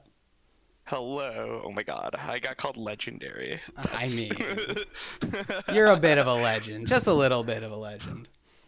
Appreciated. And speaking of legends, I'm excited to be here for my inaugural Seraphim cast. True. Been a We're long glad to have time you. coming. Yeah, absolutely. And we got Shape. I just want to call out shape shifting in chat saying Brickbat Gap Sony any day of the week, and I wholeheartedly agree. Absolutely. Happy smile pizza VTuber. That's me, baby. True. Yeah, so we're coming back at you guys with round 4, as Sony so graciously announced for us. It will be Midfield is Overrated versus Rasmus Business. The map bans have been complete, and we are just waiting for the players to, grab water, get ready, and buckle in to finish out the night strong. On the side of Midfield is Overrated, we're going to be looking at a team led by Borg. It'll be Borg, Master X Malachi, and Mexi Casual. And then on the side of Red Team Rasmus Business, we're looking at Captain Threezy Breezy, leading Pokemon Fan, and Lego Mage 15. Ooh. And I believe Malachi, because I casted them in OSAS the other day. They are another. I'm assuming that's the origin of the name. This is another double brawler team that got drafted up here by Borg. Yeah, I similar believe to Gumi's so. team, right? Yeah. I think so. Except this time around, it looks like it's going to be Mexi Casual, who is the Seraphim member on goalie. Yeah. So that'll be exciting to see. I'll also recap here because, we're halfway through the stream. I'll explain what the hell this stream is because it's a little bit of a weird format. We've run it before, but the gist of it is we grabbed 8 Pro League players, like people who are good at the game, and we had them draft teams with Seraphim team members who are all in like the Diamond through Challenger range-ish, except for, a specific person who ended up in Omega recently, but that's fine. I think that's because of the coaching, if I'm being honest. And yeah, they've spent like the last 2 weeks training and coaching, and today we get to see them kind of duke it out, and we get to see the Pro Leagues carry and the Seraphim team members learn, which is exciting. Yeah, I'm always excited for this type of thing. I think one thing that was kind of on my bucket list of running as a TO was some sort of scouting grounds event, which I think this is really, really akin to. So I'm super excited to just be watching this. I'm excited actually because we saw Gumi's team on Night Market run the Era goalie. I don't know if Mexican Casual has an Era goalie, but if you're running 2 forward players and you are on Night Market, that sort of thing does look appealing, but I'm not quite sure if Borg's team's ready to pull that out, but we'll see. Yeah, that's a good question. I'm interested to see how it goes. I know Mexi Casual favors usually like the melee goalies, but he's also got a good vice, so I don't know. We'll see what he does. Okay, well, Yeah. does look like we have Erasmus. They're gonna be banning the namesake of the enemy team. Makes sense. I believe both of the Seraphim team members on the side of Rasmus Business do play Rasmus, and we also see the Atlas band come out, which makes sense. Mexi has a great Atlas, so. Yeah, it looks like we actually got an X-Band. It was overruled. Yeah. It seems like Borg. I mean that's what you want to do every time you're against Threezy Breezy. This guy is an absolute menace on that character. True. He is, one of the. I don't know, maybe it's the MOBA controls or something, but he's an absolute menace on the character, and he needs to be prevented from being put on that X anytime the Awakening start doesn't favor X counters or the map doesn't favor X. But this is Night Market, so. Fair enough. Yeah, okay, interesting. I'm assuming that is a Dubu goalie, but I'm really hoping it's a Dubu forward. It does look like it's Dubu goalie. Oh, it's a nice edge start, Okay. which is interesting. I also think this is an interesting pickup by Borg, electing to go this timeless Aimi, which is like, I think the reason you pick this is because you kind of want to make up for the general lack of midfield presence that an Aimi can sometimes have with the stuffing pressure. And I think this is actually kind of a clever comp because the Mako secondary could give you that move speed that you kind of need to maneuver around Pokemon Fan to kind of get that potentially to get to those situations where the Aimi stuffing pressure is especially helpful. But this is a pretty unique comp that I'm seeing come out of the side of midfield is overrated. So I'm excited to see how this goes. Yeah. Yeah, I believe I don't know if you were if you actually caught their game, but I believe Master X Malachi played the Mako. Oh, nice score from Breezy Breezy. You caught if you caught the game. Did Malachi play Mako in OSAS last night? I didn't get the game. Okay, yeah, okay. I did. Yeah. That makes So sense. I mean, this is a pick that I know that they are familiar with, and I think that Mako forward is like a little contentious with how people are wanting to use her. I know that people have tried her in midfield. Some people like are dead convinced that she's a midfielder. Some people are dead convinced that she's an Oki-esque forward where you just want to sit in front of the enemy goalie as much and like pressure them with stuffing. I think that my own personal opinion is that I think that Oki style is pretty favorable. I mean, you're seeing the power of it right there. I mean, just sitting on the goalie, you're not being much of a damage threat like traditional Oki forwards, like with the Asher or with the X. But what you make up for that is that kind of checkmatiness that you could bring with a Mako special and the assistance that you can give to your midfielder across the map. So it's the one Oki forward that doesn't actually totally leave their team out to dry. So I think that's something that could be particularly interesting as we see the meta around this character develop. Of course, it's still a new character and hasn't been seen quite yet at the top level play, but come January, I'm a little bit excited to see what can be brought out. Yeah, true. I think my initial gut check was that Mako felt like a midfielder to me, but I've been seeing people like Malachi pull it out in that forward role, and it works pretty well. Great flip attempt from Borg, and nothing came of it. Oh my god. Kill on board from 3Z. Punish for being a bit too close to the edge. Yeah, and that's where I think 3D Breeze was really smart, recognizing that a stuffing attempt was going to happen. And when you need to maneuver around a debut goalie, you are going to be putting yourself, especially on night market, in some precarious situations. And 3D Breeze recognizing that an opportunity like that was about to happen, ends up getting a nice little dash punch and able to make a little bit of a power play. Flip comes out for Pokemon Fan as well. It's going to be an excellent angle in that top side of the net. Yeah. Well played. Yeah. Pokemon Fan is honestly such a strong player. Seeing flips like that does not surprise me. He finds those angles, he puts it in. Bit of Rasmus business going on, you might say. Absolutely, and I mean, we were talking about Malachi being an OSS player, but Pokemon Fan, and we saw earlier do boom. Oh my God, 3D Breezy with an immediate double barrier. It's actually going to put them up for a really nice goal. Wins the strike war, and that's the first set going over to Rasmus business. But before 3D Breeze to interrupt my point with some excellent play, Pokemon Fan second place, OSAS season 2. I mean. Yeah, we saw Ripstick earlier as well. Wait, all three of them are here, actually. Oh, yeah, they're all here. Yeah, we stole all of them for this. And I was going to say, last game we saw, Dooboom was doing great, but we talked a lot about, map favorability for all of that, and I honestly think Furret could have won OSAS if the map pools shook up differently, because all three of them are amazing players. Pokemon Fan's Rasmus is probably one of the scariest, core control Rasmuses you can deal with. So I'm excited to see how they do, and I mean they're doing great so far. So pretty happy with that. Honestly, good Rasmus players kind of scare me a bit. I had some first-hand experience playing with and against really good core control Rasmus players. I played the first Seraphim tournament with Killmonk, who at this point is in Pro League. I mean, that guy wins every strike war. It is so hard. And honestly, he's out of a lot of the forwards that I played with in tournaments, that guy gets me. He gets me on a level that other forwards just don't get me. I mean, Fiery as well has that Rasmus, and oh my gosh, good clear from Mexa Casual, very tight angles. But Fiery as well, I've had a lot of pleasure playing with because of their ability to control the core, win the strike wars, and play even at times be the midfielder for a second. If I have an opportunity to score, they'll just do that. And additionally, playing against them as well. I mean, in the Westy Wednesday, Spooked Altar was an absolute menace on the Rasmus and Oni Village as well. So yeah, I think Rasmus players are especially interesting to watch, seeing how their role on the team shapes up, where they could play this pseudo midfield-esque role, assist as we see Pokemon Fan assisting 3Z Breezy right now, and play score if needed. And disgusting pull. I love to see that. Shout outs to them. I mean, that's the power of Rasmus, right? Is you can just make those plays yourself. There's a reason, that's his title in the game. Yeah, and going into it here, that is a tough situation. Yeah, I mean, even just losing one goalie barrier instead of two is, Impressive. impressive. A good clear. Well played from Lego Mage as well, but unfortunately he's going to be juked out here by Malachi right now, but 3 Breeze he's able to answer pretty easily. Nice little flip, the Flame Flurry coming out, not finding anything, but putting pressure on Mexicasual, who doesn't have any cooldowns right now, so he's going to have to be relying on his clears if it gets to him one more time, which it doesn't.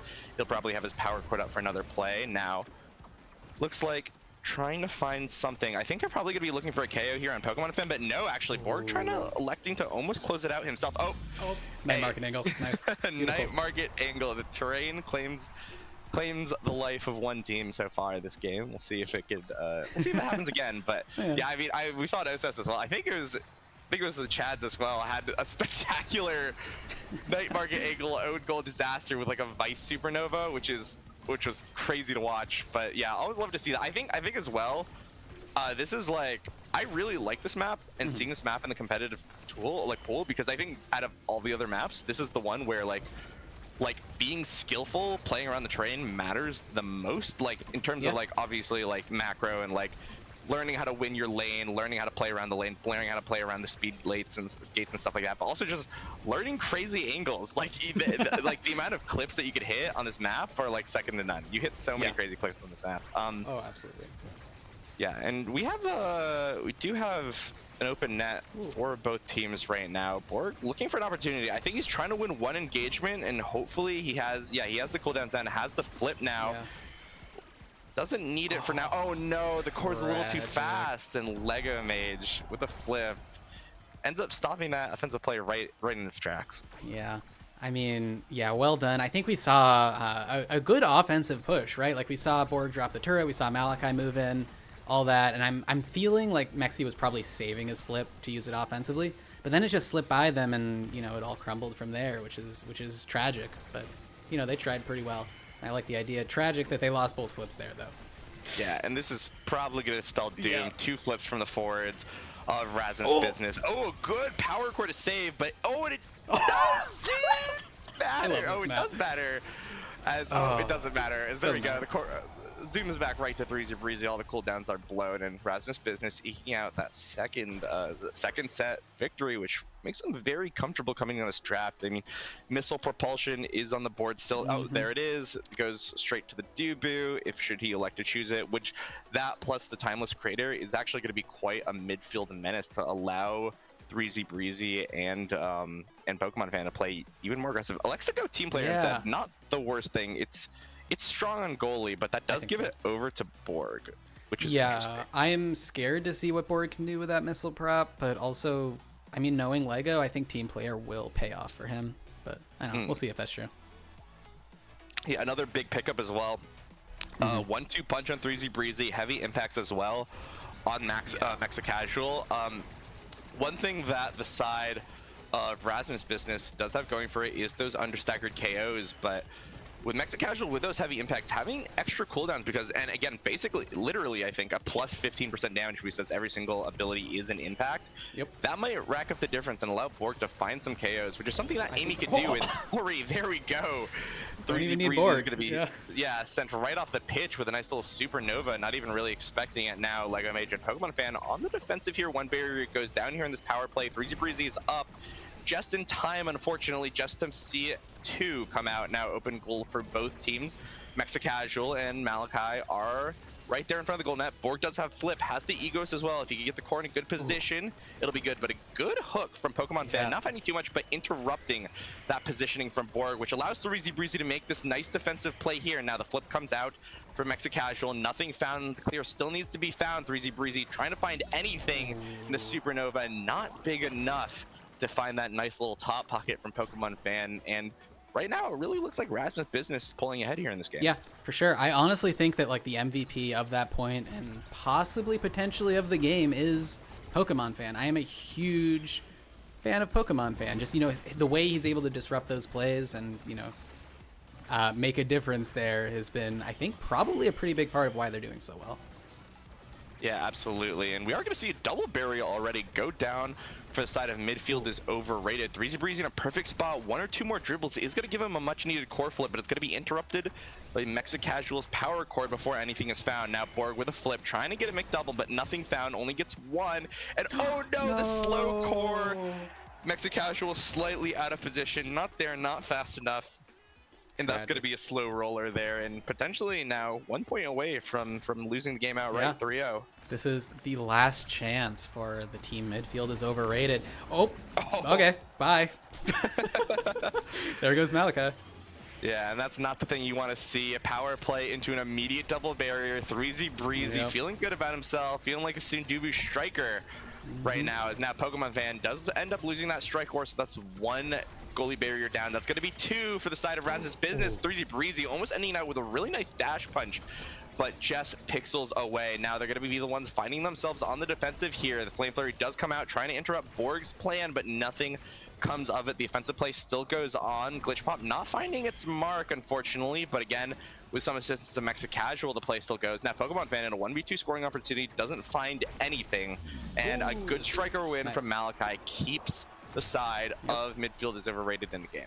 Yep, Malachi makes the difference when it matters. That was what they needed, and you know they just got to do it 2 more times to stay in this. And I'll also say shout out to Mexi. He's been holding it down pretty well.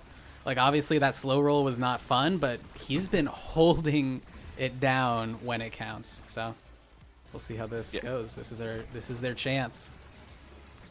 Borg, no egoist, but has the flip. He's going to be using it. 3Z Breezy not finding that dash punch as well, which means that we are going to have an open goal for the side of Rasmus Business. Now, Pokemon Fan trying to help Lego Mage out. Lego Mage still has that flip, elects to use it defensively, and he's only able to clear it, but he does see his midfielder, and he's going to be sent into the net himself, and a good passing play by the side of midfielders overrated with a nice little double power play, getting that point, tying up the set. Now 1 point away from resetting the scoreboard and starting that reverse sweep that we've come to know and love. Very true. I'm excited to see how this goes.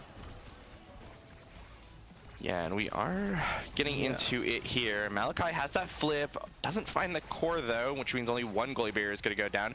3Z Breezy trying to make a strike war win, but it's just out of his reach, and now Malachi barely staying alive. Has to use that flip defensively. Now Malachi with a full supernova, almost a full supernova charge, makes 3Z Breezy blow his flip, and now he's going to be staggered with no dodge, vulnerable to any sort of KO pressure, and there it goes. Now a power play for the side of midfielders overrated. Borg trying to find that stuffing opportunity with the Imi. Nothing found so far, but Malachi is there to win the strike war. Unfortunately loses 1 goalie barrier, but now the power play is over with advantage going over the side of midfielders overrated. Pass down to Borg, elects to bring the core forward. Unfortunately, Glitch Pop actually kind of messes up the tempo of that passing play, but it does get in the hands of Malachi. Now has a 50-50, and there he goes. He wins out against Lego Mage's Summer Assault, log roll, or rollout, I believe that's what it's called. Yeah, and with rollout that, sounds right. I think it's going to be the set, and Borg's going to earn himself a nice little MVP spot. Very much deserved. Yeah, great job for midfielders overrated for like clutching up there. I think you know, when these guys are playing at their best, they are, in my opinion, like unbeatable. Like Mexicasual has some of the most peak goalie gameplay I've ever seen, and I know Malachi can just he puts puck in. He is great at putting puck in, and good for him. Yeah, and I think this is a really good draft for the side of midfielders overrated all right now. This extra special timeless item is going to be putting a lot of midfield pressure, not to mention the extra range and damage from missile propulsion. Of course, not as impactful on the Imi forward as it is the goalie, but still something that you'll very much like to have. Though that being said, we do see a twin drive pickup as well from Mexicasual already. That Vice wanting to be that third forward is now going to really enshrine themselves in that third forward position, as right now though we are going to see 3Z Breezy, the one that actually ends up taking both goalie barriers, kind of in a solo act right now. And right now we see the pendulum swing, keeping the core up, buying some time for 3Z Breezy to maybe make a play here, and then a dash punch unfortunately goes wide and finds nothing, which means that it is up to Pokemon Fan to find this goal if there is any. And no, Borg is there with the flip defensively. Good play from Pokemon Fan, but nothing too much coming of it right now. Now Mexicasual with a good little hop forward, does find 1 goalie barrier. Now Malachi makes it 2, almost makes it a goal with a flip, but nothing found right now. We're going to see 3Z Breezy sent to the net, and the core follows soon after. And yeah, this extra damage coming out from the Imi with the extra special, just a little bit of extra DPS that comes out on round start can make the difference here. And not to mention, of course, that cooldown stacking from the Vice is adding up. I mean, the hot shot and the heavy impacts is like that double. That we're basically seeing power chords every, like, you know, 6 to 8 seconds, depending on what it hits, which I think is pretty crazy. And we're already seeing a supernova blow. I mean, look at 3Z Breezy, 1 dodge to work with, already low on stagger, but right now he is going to be made up for it. Lego Mage with an absolutely crazy save and an absolutely great Tofu Fortress going to be sending Malachi off the map. Now 3Z Breezy trying to find a little bit of offensive play here. The flip does come out from Mexa Casual before anything is found, but Pokemon Fan does have that flip. Pats goes for the Breezy, but it's intercepted by respawning Malachi now. Flip from Pokemon Fan unfortunately goes wide, but he's able to find the barrier nonetheless. The core almost goes in, but those nice little goalie barriers do save it. And no, an unfortunate strike forward from Borg means that 3Z Breezy is going to find that with a Julie Punch, and now we're even up on the set. Yeah, absolutely. I just gotta say, Lego Mage has been doing a great job on goalie too. Like, I know I'm just, you know, complimenting all of my friends, but I think seeing the chance for him to get to play a goalie in like such a high stakes environment is not something he does a lot. Like, he's started out as a midfield player, and that's most of what he's done. But his Dubu has been, I don't know, it's been improving a lot. So seeing him perform these crazy defensive plays, you know, these walls, he got that kill earlier. Yeah, it's working. I think that's the reason they're able to hold down the fort this much. Yeah, absolutely. And we are unfortunately a bit of a caster. Okay. Gonna rear Well, head there. I'm just gonna shut up. Yeah, I'm just gonna leave. I'm just gonna. Yeah, hey, you know, it happens. Don't worry. It does. It's It does. Yep. Don't worry. The CCPG, the caster's curse per game rate, I think is, don't worry, something that I'm all too familiar with. You know, hey, it happens. And now we're going to see a double barrier from a play from Malachi with the flip, which is going to be good. And things are looking actually really good for the set. Now, Borg actually just a few hits away from flip themselves. 3Z Breeze is going to be the one that has it, though, which means that if the core gets to him one more time without being blown from damage, things are actually going to look really bad at this point. For the side. Oh, but Borg with an excellent redirect keeps out of 3Z Breezy's hands, and now things are looking good. Borg has the flip. Oh, and a double kill with the flip. Borg is sending it into the goal with style and bringing us to set number 5 here on the set and earning himself the second MVP of the game for himself. We'll see what he has here. Holy, yeah, someone clip that. I mean, that's what you expect to see from Borg. Those flashy plays. That's awesome. Yeah, absolutely. And it's also such a treat too, because I think that Borg in Seraphim, in this what I've seen so far, he's going for a lot of those flashy plays as well, which I think is a little interesting side of Borg. I mean, obviously in solo queue, in his streams and stuff like that, when he's playing like that's what he's known for, right? Just getting crazy KOs and things like that. But it's cool to see the side of him, especially when in you know, like in Nassel, in Liftoff, he usually plays very like disciplined, very measured. I think, really goes for those 90 to 100% plays pretty much all the time. Never leaves it up to chance, and make sure that he's really good mechanically, and he's able to win a lot of 50-50s. But he never really lets it get to that point, which I think is in contrast to what we're seeing here with the Imi midfield, with you know, the core flip double kill. I mean, absolutely going for some crazy plays here. So it's definitely curious to see that. And for right now, it looks like that extra pizzazz from the Imi midfield is going to make that difference. That bottom clear being cut off with the Imi turret means that we are going to see 2 goalie barriers go down, and Malachi getting fed the core over and over again has that flip now. Now, for the first time this game, it looks like the side of midfield is overrated, pulling ahead. Yeah, I think so. They're really pulling it back. I think I'm kind of shocked. You know, Lego picked up the size awakening there, but Malachi getting to take the quick strikes. I mean, I guess that was a flip goal right there, but I'm interested to see, you know, even with the quick strikes nerf, if he's able to, you know, take advantage of that and keep up the pressure. Oh my God, double barrier. Okay. Yeah. Ooh, and 3Z Breezy. Oh my God, what a save from Mexican Casual. What? That was crazy. Wow. Predicting the dash punch top side and using the power core to intercept that. That was insane. That is a clear that Nassau goalies don't make all the time. Yeah, absolutely crazy prediction. Well played, and now keeping the core in play. Now Malachi in a really good spot, does have to unfortunately blow that burn, which means they won't have flip for this play now that the goalie net is open. Now Borg trying the one here with the opportunity to score is actually going to be interrupted by Pokemon Fan, who now has a scoring opportunity of his own, but instead has that flip now. Not going to be intercepted by the clear downward, but 3Z Breezy is going to be there with a dash punch. And even though it was immaculately saved once, it's not going to happen again. Yeah, true. I think, yeah, all tied up. Interesting to see how this goes. I mean, Lego with the flip, yeah, okay, uses it defensively. I was going to say, I would like to see him walk up and flip offensively, but we don't get to see that today.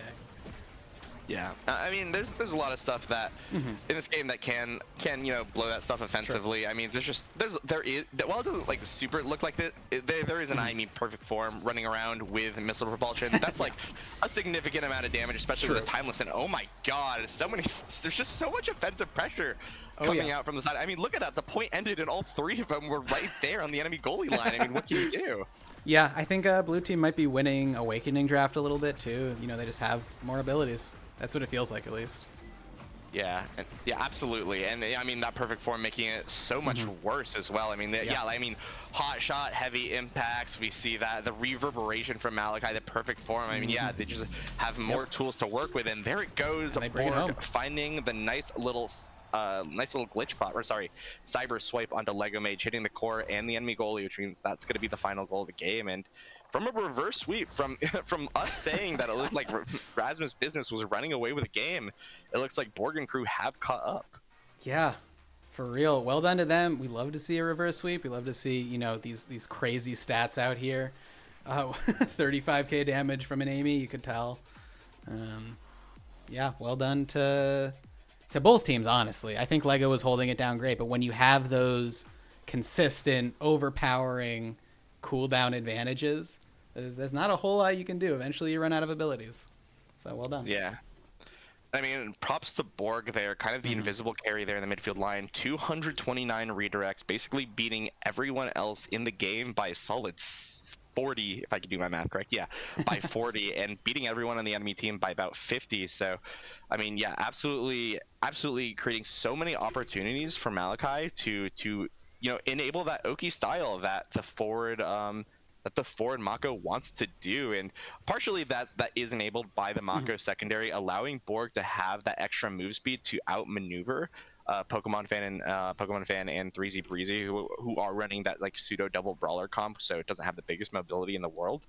But that even being said, I mean, most damage in the entire game with the extra special timeless missile propulsion. I mean, able to throw a perfect form in there at the end of the game as well. And yeah, I mean, like you mentioned at the end of the game, I mean, it's just more cooldowns to work with, more pressure coming up, and more ways to get core control. And when that happens, you're gonna get outscaled, and you're gonna see those reverse sweeps like we just saw right now.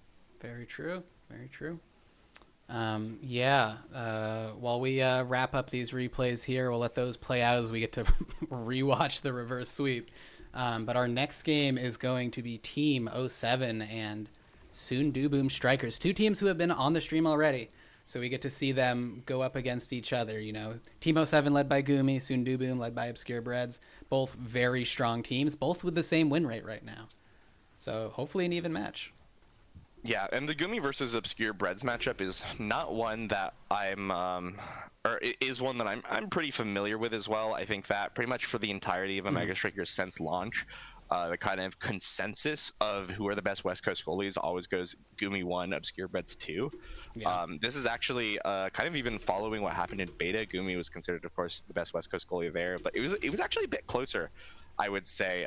Actually, if you look at like some of the stats from beta, Obscure Breads actually had a pretty competitive tournament showing. Of course, beta, different game, and at this point, I mean, was a millennia ago, but and at this point, obviously, with the second place NASL finish versus Soon Do Boom Strikers tied for 5th, there is like a little bit of discrepancy now in kind of the placements, but like I think that Obscure Breads has an absolute X factor, especially when he gets good ping. I think it rears. He's one of those goalies that that really can mechanically outplay you and take you out, especially again if they have a ping advantage, if they're able to win a lot of those strike wars and make a lot of those clutch plays at the goalie line.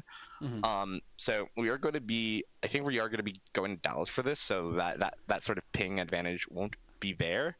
But that being said, I mean, Obscure Breads is a clutch factor, is a 1v9 goalie, is totally capable of doing those things. And of course, he has a monster to face in Gumi, of course. But we'll see what they have to show up. And is this going to be another night market game? Are we looking at another night market game here? No, actually, I just have not updated the map selection. In fact, Night Market is one of the maps that has been banned so far. While we, await for them to finish off the bans. Currently, it is Demon Dias, Night Market, and Taiko Temple are all banned. Okay, yeah, that makes sense. Yeah. Taiko Temple is something that kind of an X Factor map that not a lot of teams feel very comfortable on. A lot of teams, I think it's going the way of not being seen as a super favorable map. It's being seen as like probably going to be a counterpick map, not quite to the extreme that Inky Splash Zone was, but definitely something that some teams will like to have to force that map ban out in coming series. It's definitely weird. I know that kind of listening in on what teams have been speaking about. I know that some teams are experimenting with like Kazan on that map, experimenting with Era on that map, I mean, it's a map with lanes. Yeah. So anything that plays well into things like Night Market, theoretically should play okay here. Though it's not quite as constrained enough to that the solution to it is going to be that Era goalie double brawler matchup. I think that it's not the terrain is not, yeah, even though it has lanes, it's not clumped up enough for that to really matter. I mean, you can't find those dash punch kills pretty much throughout the entire map as you could on Night Market. So I'm kind of interested to see what teams will be picking if that map ever does make it out of the ban phase. Of course, we're not going to be seeing it here, so I'm just doing a bit of chatting, just talking about it. Next game. Surely next game we'll see it. Surely. Yeah. Oh, surely. Yeah. Sure. Bring us to the. Oh, I also call this thing Taiko Tower, which I think is like the infinitely better name for it. Huh. In my opinion, in my humble opinion, I think. I mean, Taiko Temple is fine. It's the alliteration and everything, but yeah. I don't know. It's just that chatting. Absolutely just chatting. Chatting. Yeah. No, it's chill. Yeah, we're waiting for them to finish up their bans. We are waiting on Soon Do Boom to do the final ban. I'm gonna call them out in case they're listening. I can tell them to pick your map, please. It is currently Aten, Oni, Night Market, Taiko, and Demon Dias banned. So we'll see what they actually pick here.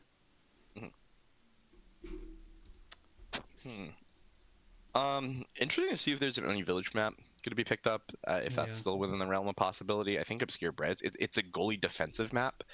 So if that happens, and given the fact that the kind of like the pro league players that have been brought into it are both in a goalie position, we might need to strap ourselves in for a 35-minute heater. True. So I mean, for the sake of both our voices, maybe we should pray that it doesn't go there. Yeah, but, hopefully not. Yeah. That being said, there's also this interesting. I actually don't know this myself. Like my game knowledge is lacking here, but if I remember correctly, Demon Dies is also a goalie favored map.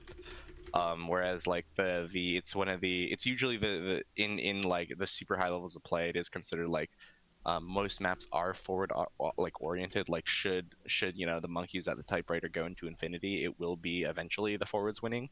Whereas with Oni Village and Demon Dies, again, if the monkey at the typewriters go at it, it'll be the goalie that just holds forever. So that sort of dynamic makes it so that you could get some incredibly long games from both.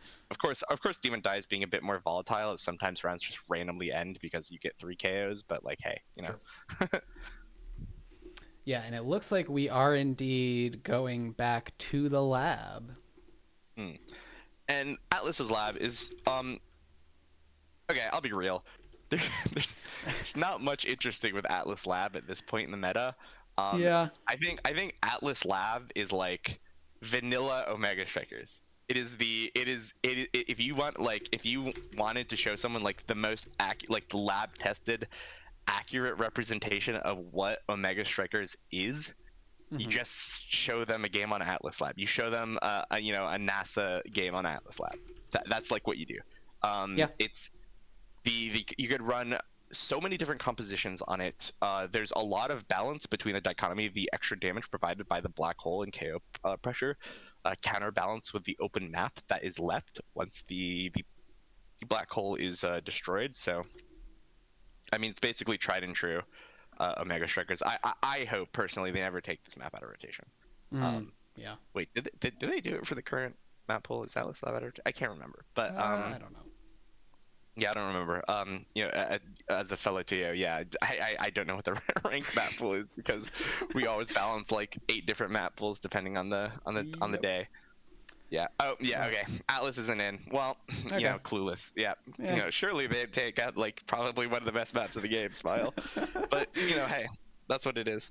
We are waiting on a singular person who is running to get water, and we'll be starting shortly. I wasn't gonna call him out, but fair enough. Oh, and he readied up. Okay. No more chatting. Time to start. Oh yeah. Oh yeah. Oh god, I'm gonna start doing that, won't I? Oh yeah. You shout out to Maury Cameraman. Played so many in-houses. I like checked in the West Coast in-house server.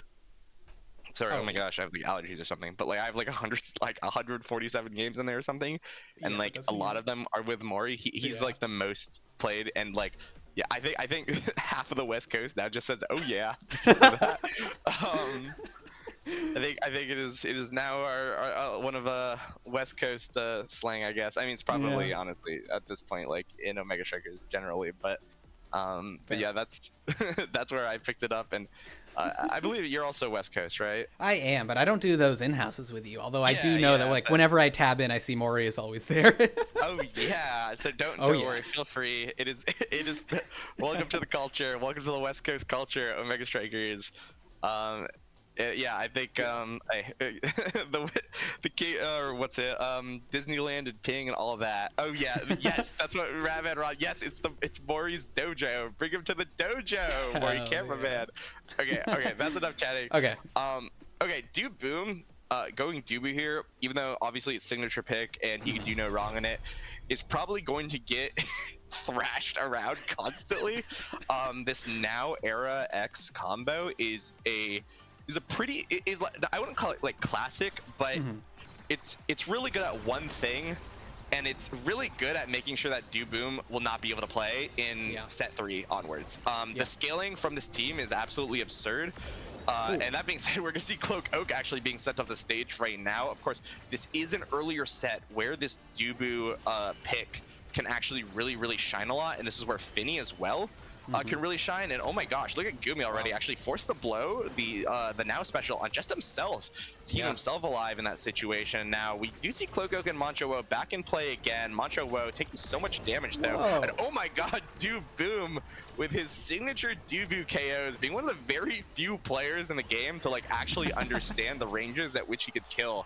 And I think that's gonna actually, that makes a world of difference. Like it really does. Like when people play Dubu 4, it's a joke, but when Do Boom understands the heavy impact Summer Assault Tofu Fortress KO range, I think that actually makes him a pretty big threat. And if he is able to win early and does pick up something like the Big Fish, like the Stagger Swagger, or anything that can honestly like either make him kill harder or survive more, that scaling from Cloak Oak and Mancha Wo isn't going to be found as much, which means that 3-set scaling that I'd be worried about if I were the side of Soon Do Boom Striker is it wouldn't be as big of a deal. But for now we are going to see a little bit of a back and forth. One goalie barrier down for both teams right now. Mancho Wo trying to find anything, maybe trying to pick up Psykeen in the process, but nothing found so far. The X Maximus does come out, which is going to pummel Psykeen off the stage, but oh no, the shrink rate does not mean enough, unfortunately, as we're going to see now. It's going to be the Do Boom going to be left off the stage right now because of the Atlas Slam. Now, Obscurebread's in a 1v3 situation. Not much he could do. It's a poor little Finny. Cloak Oak now with the flip, but he's going to have a little bit of damage pressure taken away, but a good old patience, unfortunately, means nothing, as it is going to be a Kaz. Now, Cloak Oak maybe might have to pay for his mistake with his life, as now he has no dodge to work with, but he's going to be healed with the assistance of that now. Now the Tofu Fortress comes down. The black hole is popped in the center, but nothing found. Flip comes out from Gumi. Going to be blocked away by Obscurebreads, and now the Bull Rush is not going to find anything, but Mancho Wo with a flip. Oh no, another Kaz is found.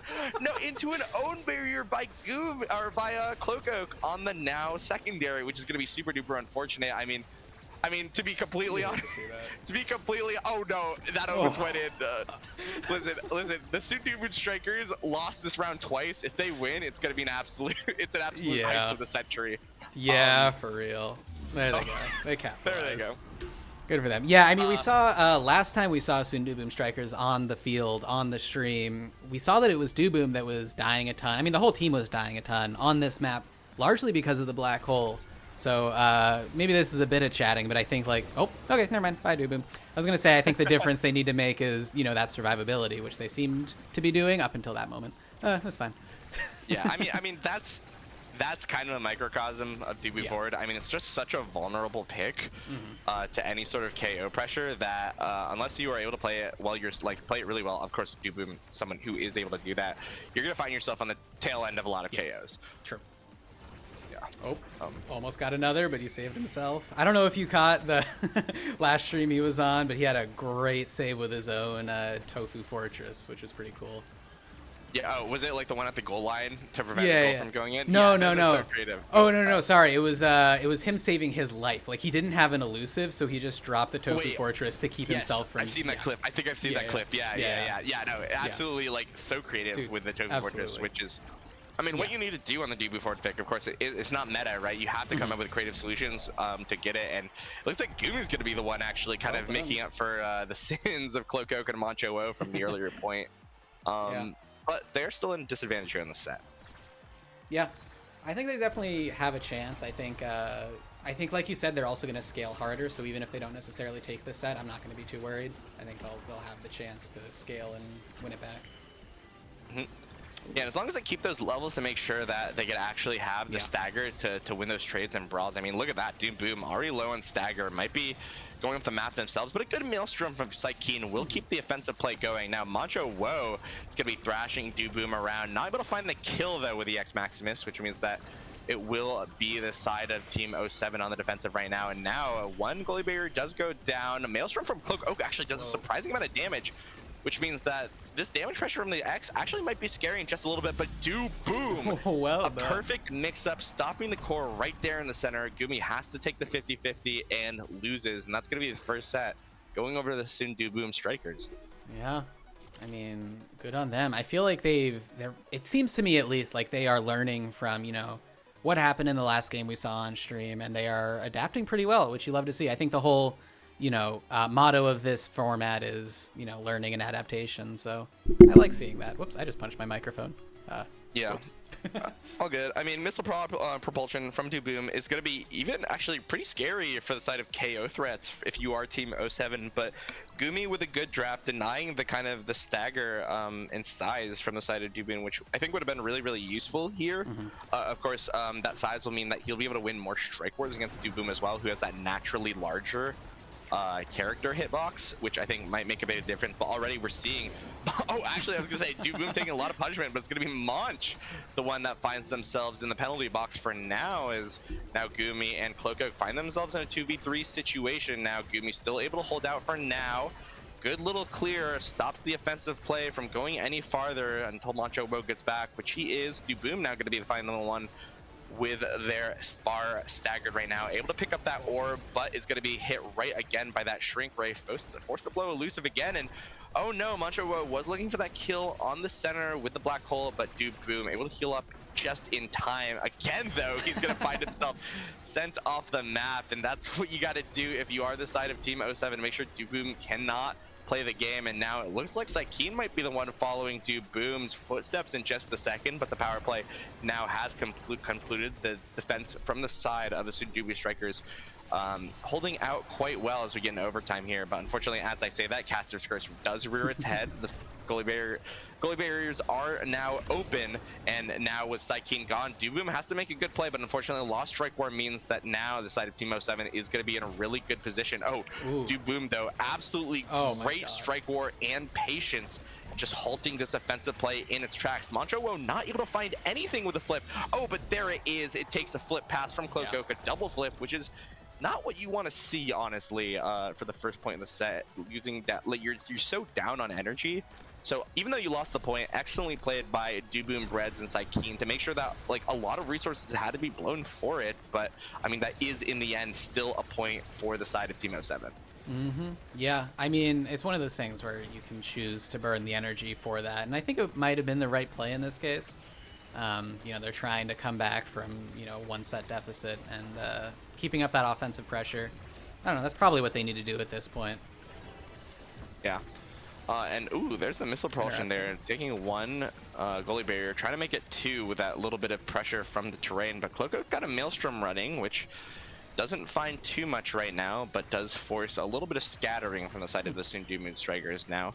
The I forgot what the Finny ultimate's called, but it's gonna be there to it's gonna be there to assist that clear for Obscure Breads. Mancho Woe not able to find that key goal or that key orb for healing, but is going to take that secondary for now as a compensation prize. Now Cloco on the offensive does not get the goalie barrier, but does find a stagger on Psykeen, which means Mancho Woe just a few bit of cooldowns needed to send the midfielder of the Sundumu Strikers off the pitch. Now nothing found, but Mancho Woe is going to win a nice little strike war and field goal between Psykeen and Obscure Breads. Now 2-0 on the set for Team 07. Yeah, well done. I've noticed, Gumi as now goalie is a lot stronger than I realized. I was a little bit skeptical to start off, especially with now got nerfed like a patch or two ago, right? And people have been less in favor of her as a goalie, but I think just the placement and forward thinking kind of shows how this team, just like last time we saw them on stream, is really good at that coordination and strategic play. A little bit of damage, just a little. Oh. Boom almost able to find that goal with a nice little rollout, but nothing found right now. And Gumi is going to blow that flip to send Boom into the penalty box for a little bit. Now Cloak Oak, one or two redirects from getting the flip. The same could be said about Monch as well if they could find this one barrier, but Obscure Breads, I mean, the Strike Warrior right now, unfortunately, does end up losing it with an unfortunate triple take, but now it is defensive plays for the side of Team 07. Cloak Oak able to navigate a nice little strike to navigate it around the Tofu Fortress, but he's going to be sent off in the goal box or into the penalty box, but it won't matter. Mancho Woe is there with the flip and able to complete a nice little 3-0 set for Team 07. Yeah, great patience from Monch too. He just walked the core up slowly and put it in. That's awesome. Yeah, that is awesome, and he's gonna be rewarded for that. Yeah. With a cast to last. Yep. What? Oh. Whoa. Huh. Demolition. Okay. I mean, that's fine instead. Yeah, that makes sense. I mean, the extra size is gonna be really good. I think. Yeah. Okay. This is actually really smart. From the draft from side of Team 07, cast to last really good on Finny, but team player is just really good on the goalie. I think Gumi was going to recognize that Obscure Breads would basically pick that up no matter what, and knowing the drafting style of Obscure Breads, which means that he kind of read it, allowed Mancho Woe to get what is Abyss. I mean, size plus, I mean, the cooldown reduction from X is absolutely absurd, and allowing himself to get Abyss as well. Of course, Demolition is not as good on the goalie now, so this is the highest possible kind of power that Team 07 could find in the draft, and taking advantage of the drafting habits from Obscure Breads, essentially. Yeah, true. That is a great call out. I mean, Gumi has so far shown to be incredibly strategic, so it makes sense that his drafting is also that. Yeah, and I mean, they're going to be rewarded for that. I mean, Castellas now is just so good. The extra, duration. Oh my god, and Boom is going to find himself victim of the center hole, the Atlas Lab, but kaboom, and Mancho Woe now trying to use advantage of that power play. Gets damage down on Psykeen, who now has no stagger to work with. Going to be finding themselves in the penalty box just as Boom does come up, and now Gumi has that flip defensively to work with if it's needed, and good stalling from Boom. He's going to come out for now, and Boom almost pays for that stalling with his life, just as Psykeen's going to be the one coming up. And oh no, whiff strike means that the temp is completely flipped. And oh no, a cast from Obscure Breads is going to end the play. Obscure Breads had the opportunity to take that point right there, but it's not going to find it, and he's going to be immediately punished for it. Mancho Woe winning the strike war with the size on the X, and now it looks like Team 07 is going to be pulling ahead in this game. Yeah, it looks like it. I think that is such an unfortunate Kaz, but the pressure from Team 07 has been very, very strong. Yeah, and I mean, look at that damage pressure. I mean, we're seeing the scaling already.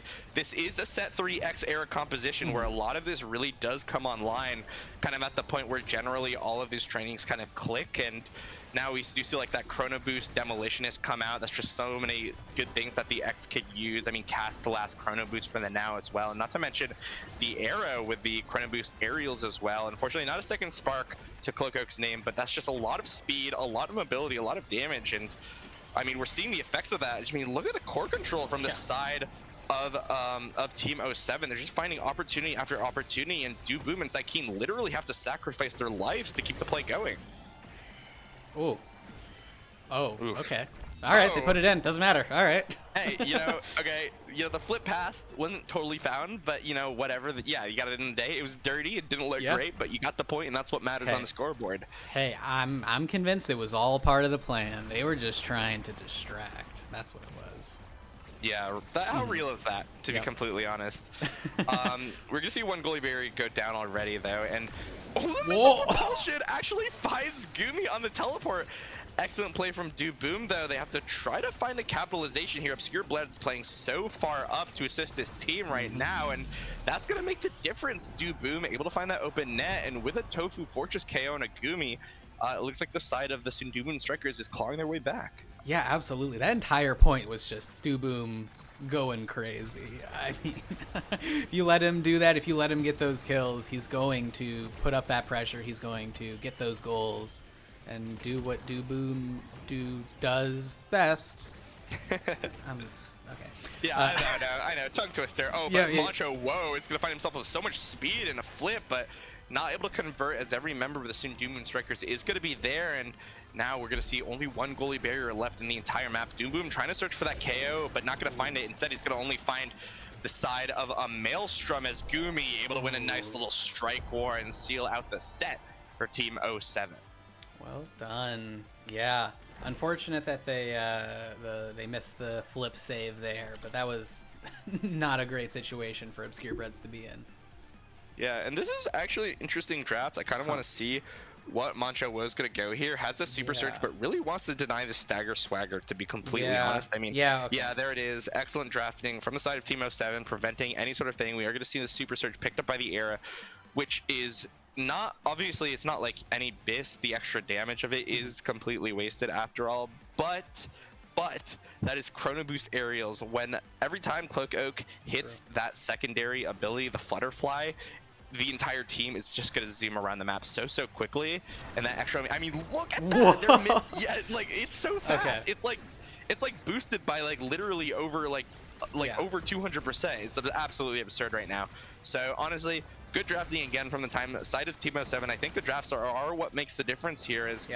I mean, essentially what we saw in that last hit is going to continue here. There are no tools found by the side of Sundumun Strikers which could really turn the fray. I think the only thing that could really be found is the twin drives from the side of Obscure Breads, but Dubu and Air are just not the characters to fully take advantage of that. So this triple take's only going to be used defensively, which we did see the power of it there, preventing that stuffing opportunity. But I mean, look at this, like Keen is going to be sent off the pitch, but Boom is able to find a nice little 1v1 situation against Gumi and win it. Yep. He's found a lot of those, like coin flip situations where he's able to mix up Gumi, which, I mean, he holds his own against some of the best players, which you love to see. Yeah, absolutely. And I mean, when you're there with that 50-50 and able to use that what's that, I can't remember Dubu's names right now. The secondary to stop it literally right in front of the net. Yeah, somersault. Yeah, somersault. Thank you.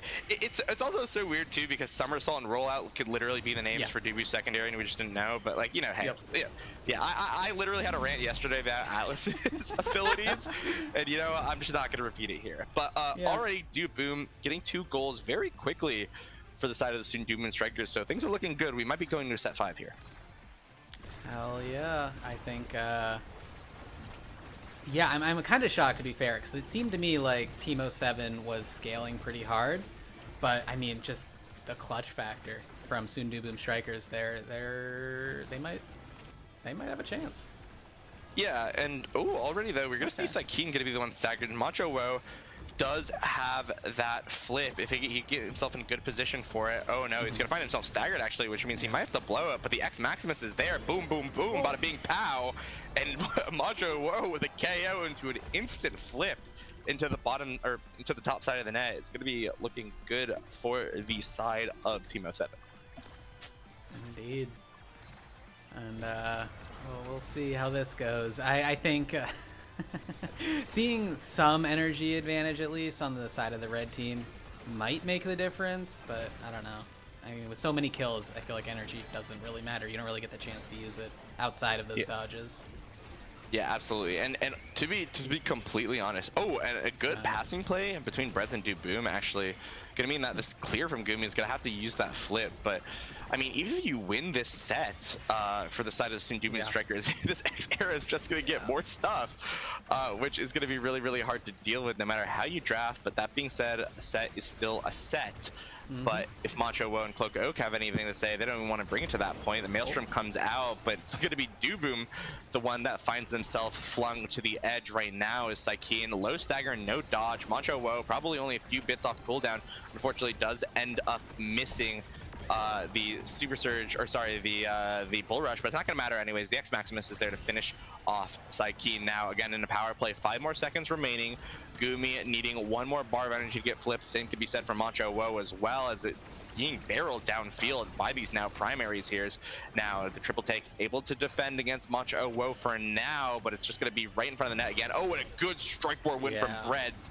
Critical to keep the core in play here. Now Boom's gonna have an opportunity to help his goalie out and clear. Does find it, but it's again, it's just gonna go right back to this core, and all of a sudden it's gonna be Groundhog Day again, as now Macho Wo does break the cycle by eventually finding the goal barrier. It doesn't even need to use that flip. Gonna preserve that core flip and his life for potentially final point in the game, as Cloak Oak and Gumi are the ones that find that goal. Yeah, absolutely. Like, great placement on that now primary, just, confirm that score. But with red team's overwhelming energy advantage, I'm expecting that we're going to see strong offensive pushes right about here. Yeah, and already 1 goalie barrier down, which means Boom, when he gets that flip, is going to have it. Right now, though, Psyche doesn't have any sort of dodge to work with, not going to find anything. Gumi now is going to be the one blowing the flip, but it's intercepted by Boom, and no, a whiff flip from Cloak Oak means that this energy advantage actually might be evened out now, as now Cloak Oak's going to be finding themselves potentially knocked off the map. Boom looking for a Tofu Fortress KO, but not going to be finding anything. Now he's going to be the one that actually might have to have his life threatened a bit, as Obscure Breads, almost finds a flip, but nothing. Gumi is there with an excellent save, and now we're going to be going back and forth. Gumi winning on critical strike war again against Boom, who's going to be flung around to the other side of the map here. Now Macho Wo looking for any sort of thing, finds 1 goalie barrier. Gumi tries to send it up forward to try to make it 2, but nothing's found so far. And oh no, Boom actually wins that engagement here, and now it's going to be an open net for the side of the 07 Strikers, and then the Tofu Fortress checkmates Gumi to send us to a game, or sorry, into a set 5 in this game. Yeah, that is well done, tying it up. Boom said it's not over yet, and it's not, and he gets first pick at whatever he wants here. Yeah, my guess is it's going to be an extra special, but if you do that, then it's going to be looking really, really dire. I mean, look at this. Extra special, perfect form, specialized training. Yeah. X is going to get this. You cannot deny it. It is inevitable with this Monu pickup by the now. Yeah. Only so much could happen. Unfortunately, Obscure Breads has to pick one to deny, and is going to end up picking that perfect form. And all of a sudden, we've got a Chrono Boost, Demolitionist, Knife's Edge. I mean, it's not like the perfect page, but it's a pretty damn good page. So, I mean, this damage composition that we've been seeing so far has gotten significantly worse. Yeah, it's a little bit scary. I would be scared if I were, on the side of Sundubu Strikers right here. Yeah, absolutely. And already it's after a quick explosive entrance. I mean, also on top of that, I mean, like the among Titans from Cloak Oak is going to mean that shrink rays won't even mean as much to win these like crucial 50s. That Obscure Breads has been holding down so far. Now Macho Wo again going to be the one trying to find some aggressive play. A good clear by Obscure Breads, predicting where Cloak Oak was going to strike the core. Not going to mean anything though, as Macho Wo does find that goalie barrier. Now Gumi, the one with the core, passed down to Cloak Oak, is found. Macho Wo putting a little bit of damage pressure onto Obscure Breads, but Obscure Breads is going to hold for now. Now Boom not able to outstuff the core flip from Gumi, which means that 1 goalie barrier is going to still stay in play. Now Gumi unfortunately is going to let it slip through. The Maelstrom is there, he gets a nice little bit of damage, but not much else. Now Psykeen's going to be the one spending a little bit of time in the penalty box. Gumi to Cloak Oak, trying to find anything, but nothing found so far. Clear bottom side is found. Boom trying to get a nice little dribbling play here in overtime, but not going to find the clutch goal either. Now flip comes from Cloak Oak. The core is small, but it's not going to find the goal, as now Boom is going to be finding themselves KO'd and ready to, or not ready to defend this oncoming onslaught. We're now in a 1v3 situation. Breads now has to defend against 3 people. Is going to find the perfect clear. using the nice little curvature, but Monch, oh whoa, is going to find it with the bell ringer, sending it into the top side of the net. Yeah, well done. I think there was a scary moment there where I think Monch might have been the one who cleared it. I think I might have missed that. It looked like it was Monch who cleared it around the black hole, but it doesn't even matter because he just put it in. Yeah, and when that happens, your sins will be forgiven, especially so if you get a double berry to start it off now. And Mancho Wo, unfortunately, is going to pay for his service, unfortunately. And no, Gumi with a flip is found. It's right there in the right place at the right time. Excellent, excellent positioning from Gumi, recognizing the play that was about to happen. And I mean, that was absolutely super smart. Use the extra move speed that he has to send himself right there, making it so hard for Brett to defend. And now, just like that, we're going to be 1 point away. But already, we're going to see a little bit of reversal of fortunes as Team 07 is going to be the one with an open barrier right now. Dooboom trying to find for any opportunity. One goalie barrier does go down for the side of the soon Dooboom strikers. Now, Gumi cleared up onto the bottom side, or down to the bottom side, actually, as it is going to be Obscure Breads blowing that flip defensively. Now, Mancho Wo trying to find that final goalie barrier is going to get it. The dash is there, and it hits the core and Obscure Breads, which means that he cannot strike it, which means that he cannot save it. Team 07 take the game. Yeah, and that was a great game. I think my take is that honestly came down to the draft. Like, seeing the difference in drafting and seeing the difference in scaling that Red Team was able to do. I mean, partially because of the comp, partially because of the drafting, the awakenings they picked up. And I mean, you see on the stat screen just insane damage from both sides. That's wild. The number of kills, 13 from the side of Team 07. Yeah, I mean, when it comes down to it, who's your better late game brawler? Yeah. X with spectrating or, a Dubu, Yeah. I think that, that's what it comes down to. Dubu, of course, being a forward that doesn't particularly scale well, just does not have the same amount of spikes, the same availability and volume, like the sheer power and quantity of these spikes that the X can get means that basically the side of Team 07 is just always going to be advantaged in draft, no matter what the awakenings come down to. So, and we saw, on top of that, we already had really smart drafting from the side of Gumi and crew, which means that, it was they almost found themselves with getting bisses basically every time. When they couldn't get the bisses, they basically got an A tier awakening. Like they got to scale. They played the draft well to put themselves up in that situation to basically checkmate the side of the student Boom strikers. And with that, they're going to be taking a nice little victory. Yeah, absolutely. I think they identified their game plan, they executed. That's pretty much what you expect to see from their team after what we've established so far about their lore. They're very calculated, very strategic, and good job to both teams, though. I think, obviously, this might be a hot take. I think Saikeen did a great job on the era. I think, I wouldn't say gaps, but had a lot of really, really strong plays. So, props to them. Yeah, absolutely. And I mean, they probably would have played better if they spent, more than half that game staggered with no dodge. Yep. So, yeah, hey, we love drafting, Mega Strikers. All right. Damage. Yeah. It's I don't think it's weak. Oh yeah, no. I think can we add more? I think it's a bit controversial to say. I think we should add more damage to the game. Thoughts? Interesting idea. Yeah, I think as a player, I just like to see the number go up. So when I see 52k, dopamine hits, right? You know what? That's very real. I can't argue with that. Oh yeah. Oh yeah. Yeah. All right, and we are loading into our next match pretty soon here. They are running bans, so we'll just chat for a bit. As the replays are about to wrap up. Our next match, though, is Midfield is Overrated versus We're Bad at Names. Midfield is Overrated. We saw recently that is the team led by Borg. And then We're Bad at Names has, I believe, not been on stream yet. That is led by Lilybun with I Love Dog Girls and Zidium, which seems like a very strong team to me. I think it should be a good game. I'm looking forward to this one. Yeah, and just looking at the scoreline right now, Midfield is Overrated, sitting pretty fairly pretty at 4-1. We're Bad at Names, not quite there with the 2 and 3. So I would say that, just looking for the scoreline alone, and seeing that game earlier, Borg's team looked incredibly strong. Borg themselves, playing that midfield IME and providing so much scoring pressure where it was needed. So We'll see if they could find a repeat of that. I don't know what the bat bans are looking like right now, but I mean, Yeah. ideally, if after a win against like what you had against Rasmus Business, you'd be looking to take whoever to a night market game. I think. Very true.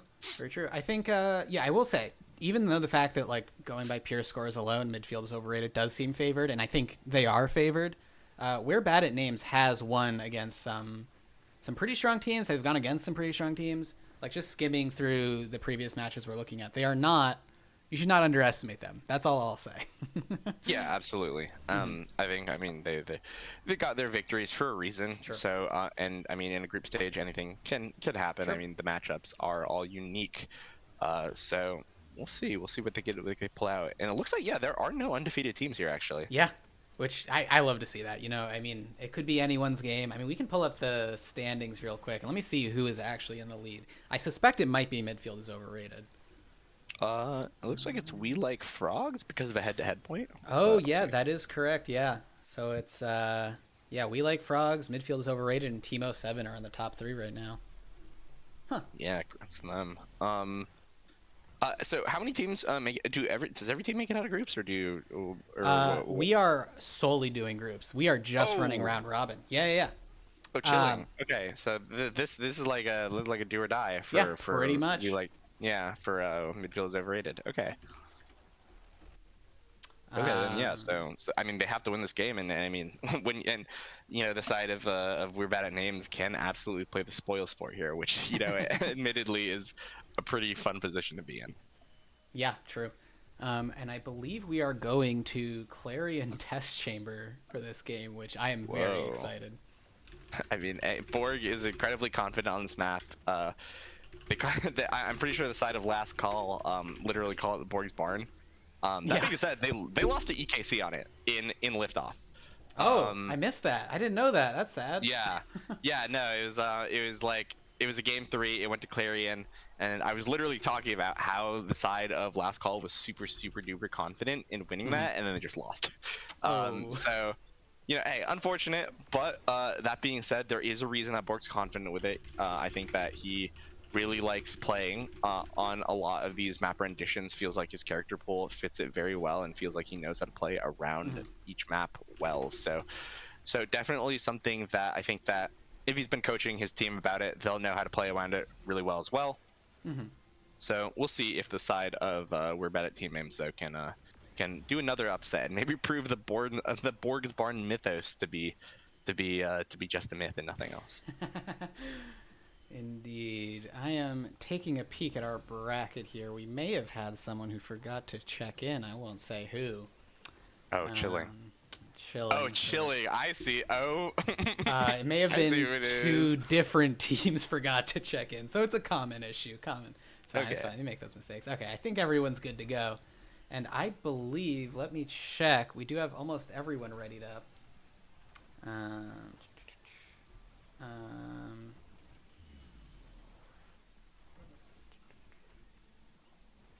It was Teemo 7 won the last game, right? I'm not crazy. Yeah, Team S7 won the last game. Okay, cool. They also forgot to report, so I'm fixing that real quick.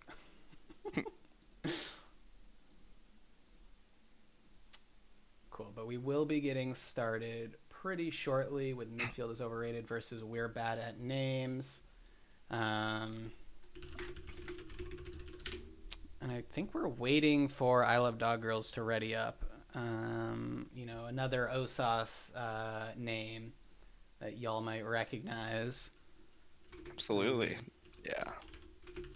It used to be I Love Corone, but broaden their horizons. I think they changed it to something else, but then changed it back to I Love Dog Girls. I can't remember. but- Yeah, they've gone back and forth between a few names. I think all VTuber related, so most of the references Yes. go over my head.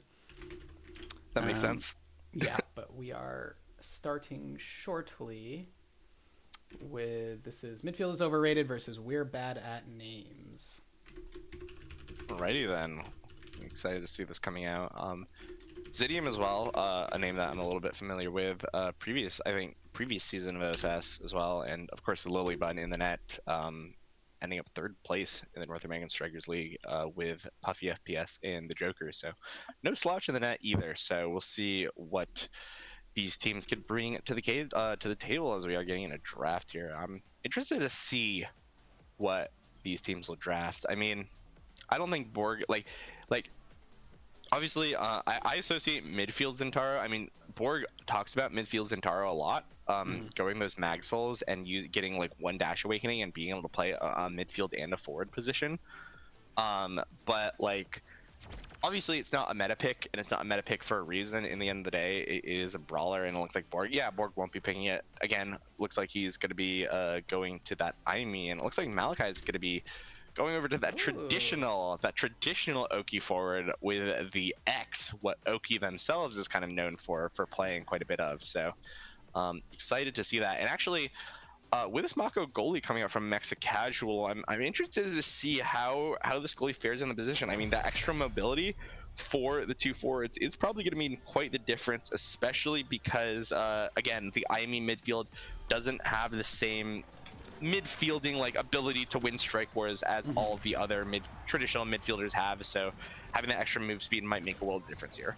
Yeah, absolutely. And I mean, I am not sleeping on Mako goalie. I think especially on Mexi. I know he's been playing it a bunch and is a big fan, so I think it's viable. But I don't know. Yeah, absolutely. We'll I mean, I think that it's really good. I think that the fact that her passive interacts with Strike Shot makes her really good with that goalie gear. But on top of that, can run the pauldrons for things like Demon Days to take advantage of all of the size boosts, or all the boosts that size does give her. As right now we're actually going to be seeing Zidium staggered already. But I Love Doggerels is there and ready. It's going to actually blow a special and find themselves yoinked around, but still ready for duty, as now the flip from Mexa Casual is going to go out. Now Lilybun has a flip of her own should she choose to use it. Now it eventually is going to get blown. Malachi not able to find that final goalie barrier, which means I Love Doggerels is going to have an opportunity, but he's going to find that opportunity sniped away by the Cyber Swipe. Is already Mexa Casual with an excellent primary on the Mako. Going to be sending Zidium off the map, and now Lilybun finds themselves in a 1v3 situation. Oh, but an excellent strike war against Malachi holds this final barrier. And Borg! Why? Borg. Boss. Listen, okay, well. It. Yeah. Well. Yeah. That's. You know, it happens.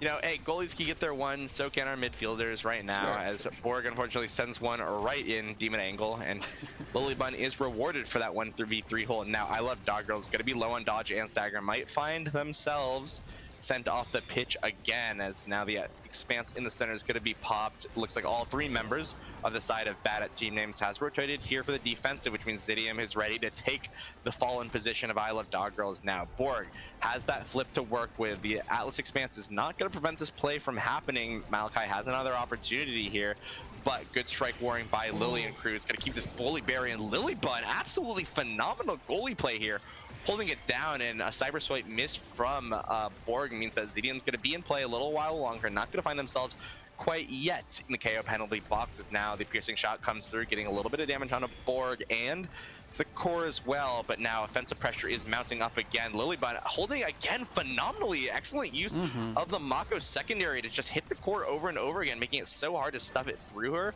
so hard for Malachi to find anything, even with mix-ups. And now I Love Doggerels, another scoring opportunity, able to get one with the assistance of Zidium, but unfortunately on the other side, Lilybun is eventually going to give up that final goalie barrier, and now the Firewall Sentry is there, the flip is there from Lilybun. It's going to be saved, but at the cost of her life, and now Zidium can only sit and watch after a missed piercing shot. Malachi, after enough opportunities, eventually does find it. Yeah, well done. I mean, Lilybun held it down for so long. And another interesting thing is I believe that this is the first game we've seen where the Pro League player is in a different role. Every other time they've been matched. So now we've got Lilybun, obviously the Pro League player, on goalie versus, you know, one Seraphim player versus and Borg. So I'm interested to see how this plays out, but it seems like Lilybun is doing a very great job. Yeah, absolutely. I mean, so many crazy saves keeping the core in play, but I mean, as a goalie, I mean, in coordinated play, I think the general consensus is that midfield is the more impactful role at the end of the day. So Borg, I mean, the reason that Lily had to make so many incredible holds is because Borg was creating so many opportunities with it, with this midfield IME. I mean, so much damage pressure is coming out as well. And now Zidium, though, in the right place at the right time, able to get one goalie barrier. And whoa, 2 birds with 1 stone found by Malachi. The orb and I Love Dog Girls is now Zidium is the one with a flip. Gonna actually blow the flip from Mexa Casual, but Borg still has his with a Firewall Sentry, and the glitch pop gonna be the thing finding the goal against Lilybun. Now 2-1 in favor of midfield is overrated. Yeah, well done. Great offensive push. Great. I mean, just great coordination, I guess.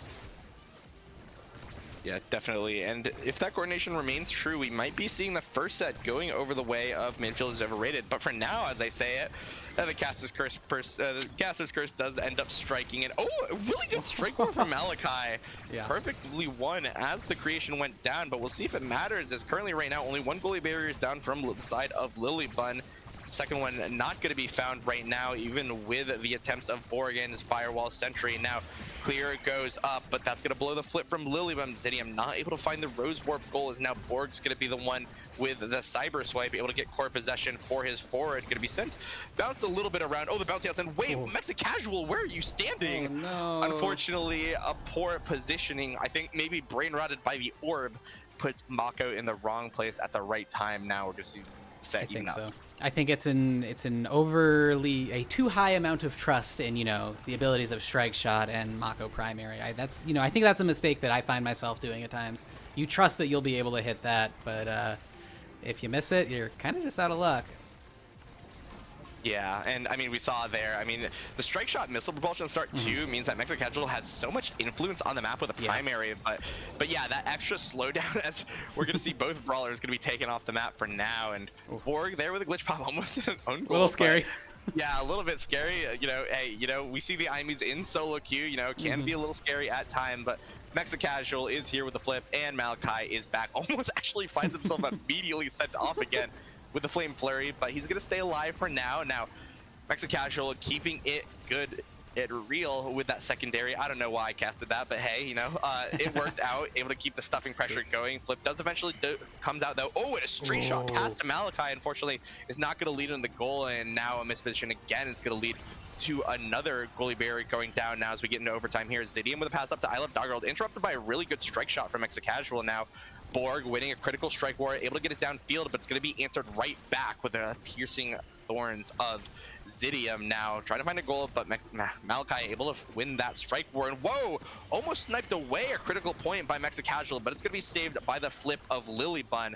Again, Mexa Casual trying to get it cleared, and now I Love Doggerels, unfortunately, did not find the angle that he wanted, but he's going to play Oki for a little bit now. That orb's going to give him flip. If it comes to him one more time, this could spell doom, and there it is. The flip is there. The shot up top side, and no flip for Mexa Casual means that the set is going to go the way of team names. We're bad at names. We're bad at names. Yep, so are we. It's okay. Yeah, well done to both sides, but yeah, that was quite the volley. Yeah, that was back and forth. Yeah. And ooh, interesting draft here. Yeah. Okay, Chrono Boost is a big pickup. Yeah, for the Mako. I'm surprised to see. Well, I guess that makes sense. No, okay. I was gonna say I would have preferred heavy impact on a Mako goalie, but the Chrono does make sense. I think as the first pick. Yeah, and I think more than anything, with again that Amy midfield not having the kind of the auto win midfield button that Estelle has, having the extra positioning from the Chrono Boost would have been really important on Mexa Casual. Oh yeah. But instead, he is. I mean, obviously, he's not too unhappy with the heavy impacts. But I think that mobility advantage is coming into play here, and already a KO and a double barrier found by the 2 forwards of bad at team names is now Lilybun gonna have to defend against the strike shot, but it's all too easy for her, as now I Love Doggerel's gonna be in the right position to get a nice little dash punch, but gonna find themselves low on evade and stagger. Now the Firewall Sentry is out, finds the stagger on I Love Doggerel's. Zidium though with a good pass downwards, unfortunately predicted by the glitch pop of Borg. Now Lilybun's gonna find herself in a 1v1 situation, is gonna end up winning, which means that flip from Mexa Casual is gonna have to be burned, but I Love Doggerels finds themselves in the right position with a lucky little bounce and able to steal away their first goal of set. Yeah, that was quite the wild bounce. I don't. That is an unfortunate position. You don't want to see the core bouncing like that, and it is tragic that it ended up just going right to I Love Dog Girls. Yeah, and that's a situation where if I was I Love Dog Girls, I'd be like, oh yeah, you know. Oh because yeah. oh yeah. And absolutely what the comms of Bad at Team Names have to be saying to each other right now is, whoa, Master Malachi going to be saying the one oh yeah for now, is finding a nice little KO with a bell ringer. Now Borg with flip. Needs to get in the right position. Not able to find it though right now, but oh, all the cooldowns are gone by Zidium and I Love Dog Girls from previous attempts, which means that a slow roller from Borg is going to find its way into the top side of the net. Yeah, absolutely. I mean, we've seen that the missile prop on Zidium is great, you know, at increasing the range of influence and making those plays.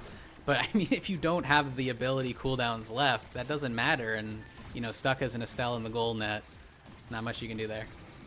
Yeah, and see if the side of Bad Teams can find anything here. Is Borg actually going to be threatening a KO with a flip, but not going to be found right now, but it is going to be critically won by Mexicasual Strike War. Now Lilybun trying to defend both goalie barriers, loses one, but we'll try to make sure that it's not a double play here, as now Malachi in hot pursuit, able to get that final goalie barrier. Now Mexicasual trying to clear it forward, going to be intercepted by the piercing shot of Zidium, but Zidium's going to find themselves in the penalty box by a nice little play from Midfield is Overrated. Now it's going to be I Love Dog Girls now in the penalty box as well, as Lilybun finds herself in a 1v3 situation, and only so much you could do with no cooldowns. Malachi with the patience winning that strike war now puts themselves a point ahead in the set.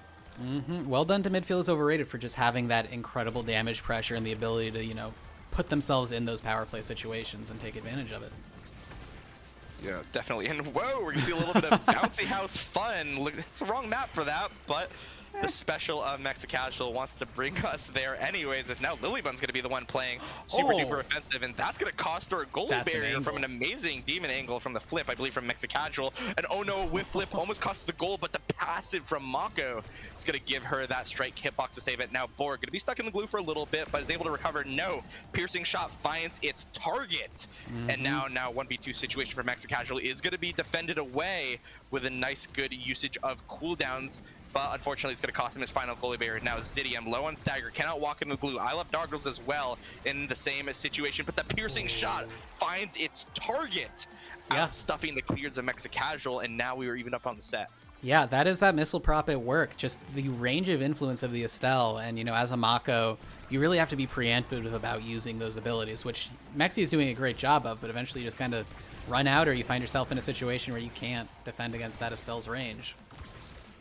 Yeah, absolutely. And going into it again, we see the flip, unfortunately, just completely denied away by the Mako special. Now Lilybun getting a clear off top side, but unfortunately Borg was there to intercept it. One goalie barrier down. Malachi trying to make it two, but not able to find anything so far.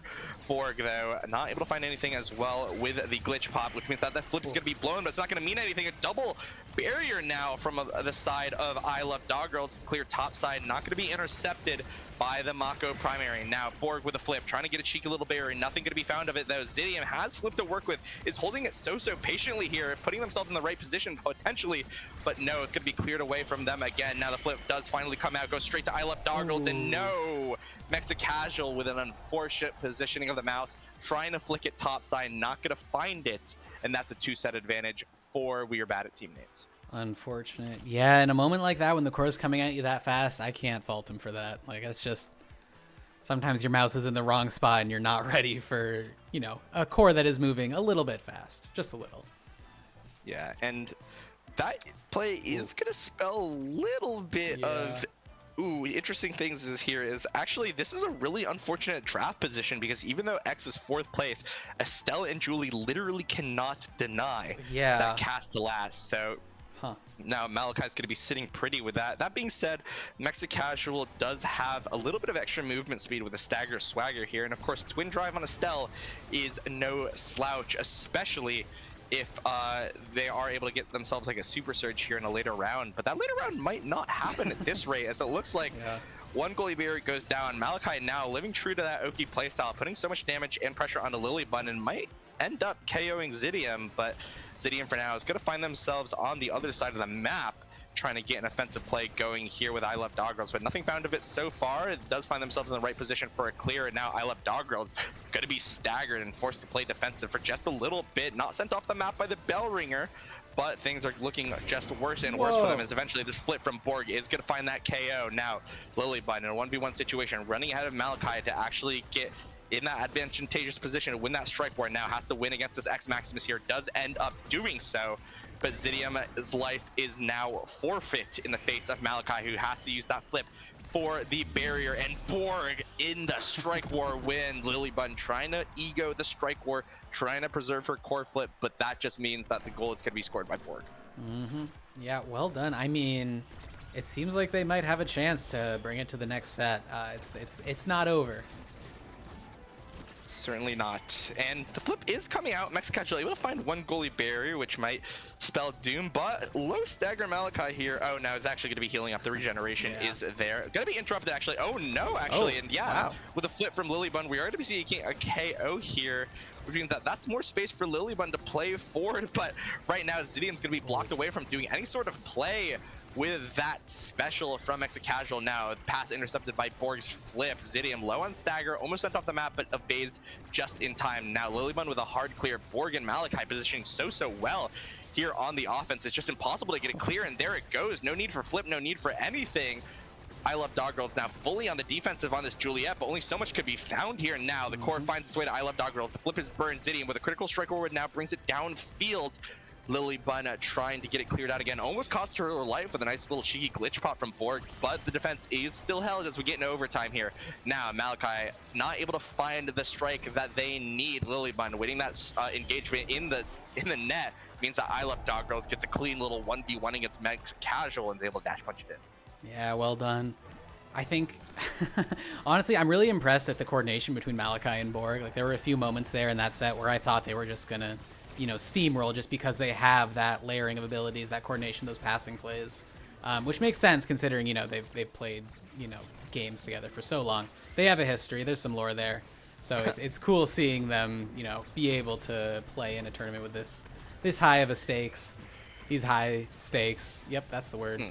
Yeah, that's the word. That's the word. And speaking of high stakes, we are here in potentially the final set of the game. Malachi with a flip right in front of the net. Wow. Though makes sure that that final set will be a little bit farther away, as now they find themselves up 1 point here. Yeah, well done. Now it looks like kickoff is starting. The bell ringer from Malachi is going to find that first goalie barrier. Now, I Love Dog Girls on the offensive. Able to get one goalie barrier, trying to make it two. Is able to do so with a dash punch now. Borg, though, with a cheeky little strike, almost steals that goalie barrier away, but it's going to be defended by some nice positioning from Lilybun. Now, the firewall sentry is there, and that's so much stuffing pressure with the X Maximus. Not much that a bunny could do, and there it goes. The bell ringer from Malachi sends it into the bottom side of the net, and the set goes the way of midfield is overrated. Indeed it does. And I mean, this draft could make the difference. This is interesting. Yeah, I mean, extra special insta-lock on the Amy makes so much sense. That's huge.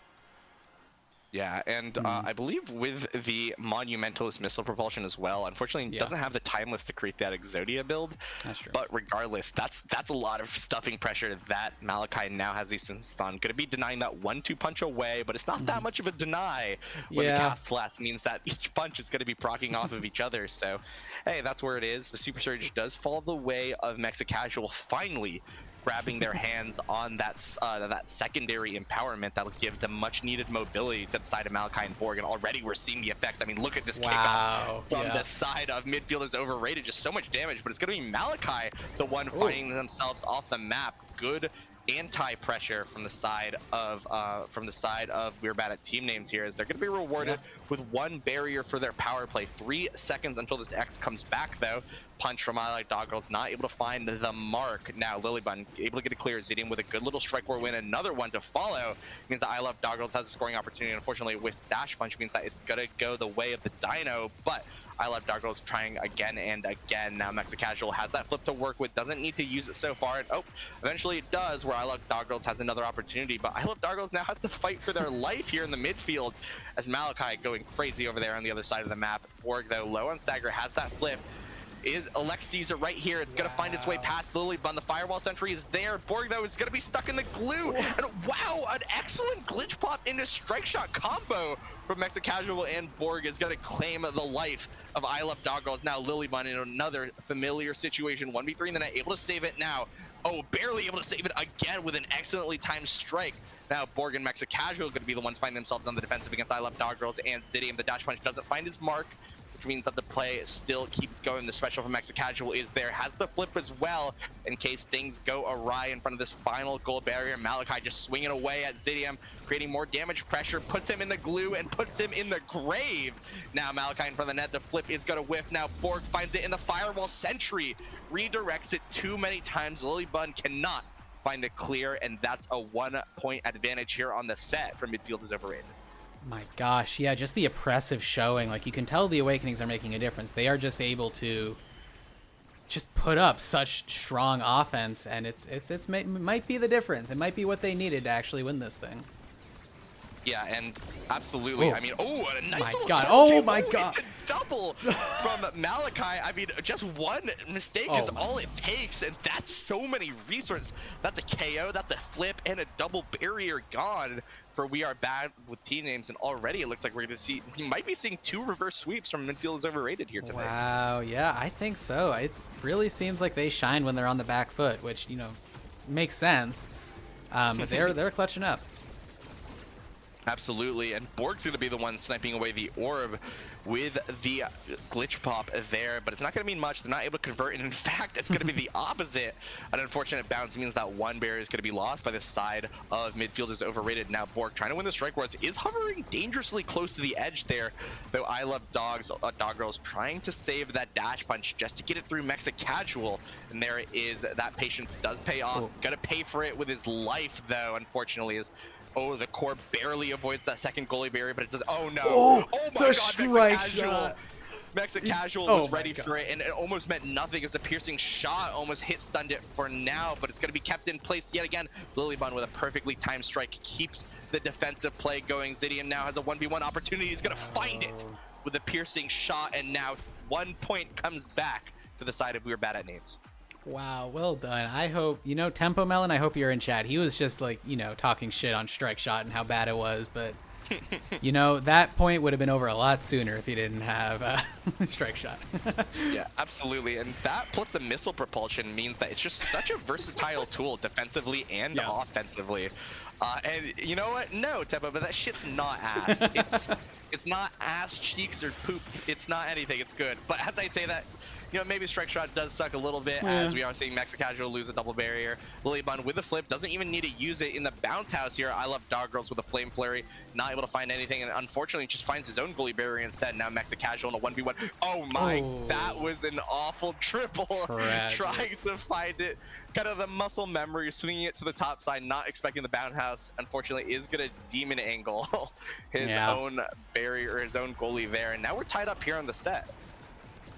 We are indeed, but this is game point for the side of We're Bad at Names. Oh my God. Oh. Yeah, the double flip's gonna find that KO there. Lilybun and Zidium again in a familiar situation at this point. Malachi finding a little bit of damage onto Lilybun, but honestly, with I believe that Pauldrons, means that she's not going to be feeling too much pain right now.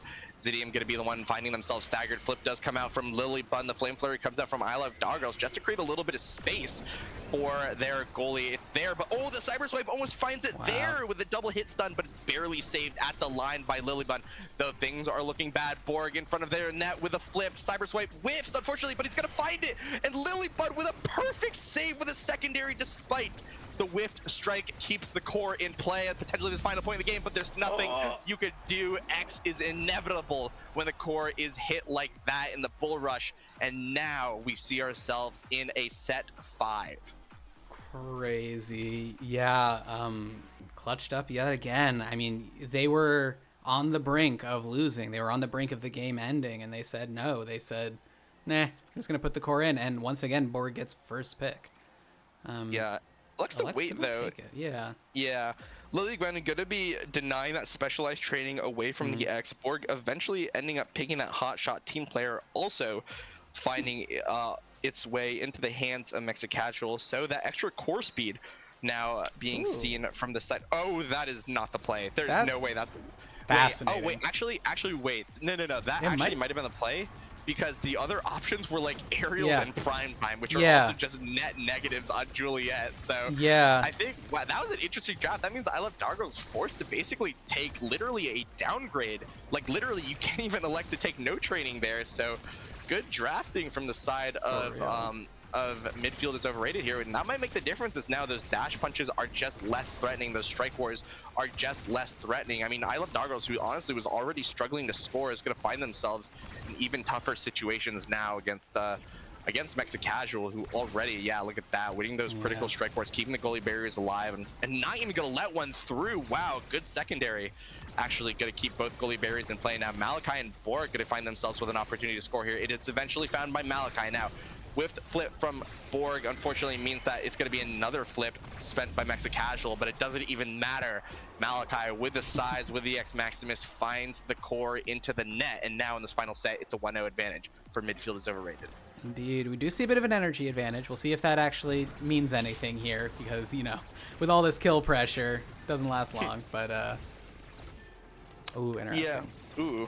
I mean, hey, you don't need an energy advantage if you've got a goalie barrier advantage right now, but as I say that, Cassie's Curse unfortunately strikes once again tonight as Lilybun, unfortunately, a little bit of a fumble with the secondary. It's going to cost herself the second goalie barrier. Now flip comes out from Borg, and it's going to be blocked away by Allied Dog Girls, but it doesn't even matter. The Monumentalist turret's going to be the one sniping away Lilybun, I believe, and that's going to spell doom for the side of We're Bad at Names, who's now only 1 point away from losing the game in the reverse suit. Yeah, indeed. They've had some really strong scaling, I think, and that's honestly making a difference. We see I Love Dog Girls is, I don't know, in such a bad situation. Oh my god, that's so sad. It's the dash punch into the immediate punish by the X Maximus. That's absolutely brutal. Is now again, Zidium and Lilybun in an all too familiar situation, 2v3 defending against their net. It is going to be defended away successfully, and now Zidium with a reverse power play, able to get 2, but that's the cost you have to pay to spend some time in the glue. The flip comes out from Mexa Casual though, which means that Zidium is going to have to come back to grab and limp and get the orb here, and now it's going to be I Love Dog Girls finally finding that all-foreseen KO against Master Malachi here. Flip comes out from Borg defensively, not going to find the goalie bear, and going to be sent right back with a team player, and an excellent piercing shot from Zidium is going to find their first point in the set. Well done. Yeah, it really feels like the side of midfield is overrated is hard denying, you know, all of the plays. They're shutting down everything that Red Team wants to do, and they're doing an excellent job of it. Oh my god, and a kill there on Malachi.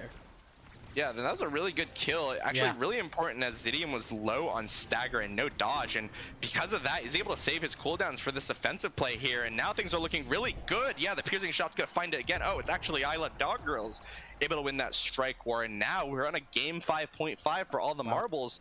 We're Bad at Names, trying to play spoil sport here against midfield is overrated. Yeah. Well done to both teams. Ooh, but, the flip is coming out from Malachi, or sorry, from Lilybun here, and now the piercing thorns able to not actually find one goalie barrier now, but Zidium able to find 2 with the Rose Warp. Now Lilybun trying to defend her nets against the offense here of Borg, and Malachi ends up losing one goalie barrier, but the second one is maybe, is still long for this world actually, as Malachi with the X Maximus able to open up the net. Now things are looking so dire for the side of We Are Bad at Names here. Borg has that flip, has the glitch pop, elects to use it right there, but Zidium is there. Oh, and it's barely defended away. Some excellent defense from this side of We're Bad at Names. Now an open net for both teams. Zidium finds it though with a nice little piercing shot, and that's gonna be the game. Zidium in the final set coming alive, getting a piercing shot, all 3 points. And that's going to be We're Bad at Names potentially denying the title away from midfield is overrated. Well done. Yeah, I mean, we saw there that, you know, going into that, we thought that it might be midfield is overrated being favored. So seeing the red team clutch up there, especially Zidium there with those final plays at the end, take that and, you know, deny one of the top teams the chance to possibly remain in the top 3. We could see a bit of an upset here in terms of, you know, the final standings. Yeah, and oh my, Like Yeah. an absolutely monstrous stat line from Borg. Yeah. More damage than his X, 363 redirects, 10 goal participation. That's absolutely crazy, but it means nothing in the face of I guess Zidium, who found some really important piercing shots. I just said that over and over again as the game closed No, out, absolutely, but yeah. no slouch to them as well. More shots onto the net than their forward actually, as well as more goalie participation. Of course, not to say that I Love Doggles with those 7 KOs did a lot of work as well, especially finding some key KOs in that final set of the game. So even though they got kind of thrashed around in those middle sets, able to bring it back and keep themselves, able to focus up and clutch it out for the side of We're Bad at Names. Props to them. Absolutely. Yeah. And I mean, I think like you were saying earlier in the last game, or I think it might not have been you. I forget whether you saw this game, but we were talking about how Borg is like the invisible carry, but this time I think a little bit less invisible. Yeah, I mean, 12 KOs on that IME with a 58 key damage. I mean, Yeah. we even saw, again, going back to that last set, we saw literally Lilybun getting sniped away by one of those turrets, forced to blow so many resources, honestly, so many flips over the course of the game as well, just to basically just keep herself alive in the net. And yeah, that just made a world of difference here. And maybe midfield, which has been getting a lot of critique recently, I think from a lot of top level players, maybe not as bad as people make it out to be. And Borg showing why there's a ton of Amy one tricks in Omega and a Pro League. They're there for a reason. Yeah, absolutely. And I believe that now we are going to be going into Game 7, our final game of the night. It will be Rasmus Business versus We're Bad at Names, who we just saw. And I think this one's also going to be a very even match, like just looking at, set wins. We're looking at a 2-4 versus a 3-3, so I would expect this to also be a very close match.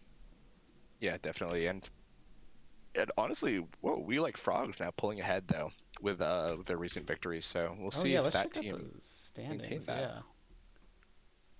Yeah. Who is it? We Like Frogs and oh yeah, they've got a 5-1, so they're in the lead with Timo 7 and midfield is overrated right behind. So they should win this game, and they're guaranteed to win, right? I believe so. Yeah, because if they win this game, dope. Props that's to them. exciting. Yeah, they've done great. Yeah, absolutely. Maddie, Tempo Melon, and Mudflap looking quite excellent in the games that I did watch of them when I wasn't casting. But enough about them. We're going to be seeing We're Bad at Names and Rasmus Business, which are teams that I have casted for recently. So, excited to see how they close off the night. It looks like, unfortunately, it looks like both of these teams are locked out from like top 3. Like they literally. Oh wait, no. So. Well, if We're Bad at Name wins, they could get a top 3 finish. I believe they could. Yeah, if Timo 7 lose, I think their next 2 games because they haven't finished their 5th game as well. So. Yeah, I think so because We're Bad at Names just beat Midfield is Overrated. I think they'll have a head-to-head point over them. So if We're Bad at Names wins this, they could, I believe, clutch out 3rd place if I'm correct.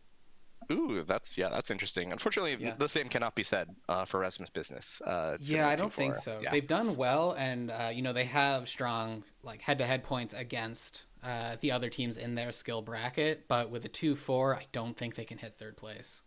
Yeah, unfortunate for them. But of course, looks like the team that has played Spoil Sport is going to be potentially Spoil Sported themselves by Rasmus Business. So we'll see if they'll be able to hold on to that title. Yeah, true. We are waiting for the teams to run their map bans, so I think we might as well send it to a real quick break. Let the teams, figure out their map bans and give them a chance because this is going to be the final match of the night, and we'll be able to, I want to make sure that they are not rushed in doing their bans and have a chance to rest up. So yeah, I'm going to send it over to a quick break, and we will be back shortly. See you soon. Bye, everyone.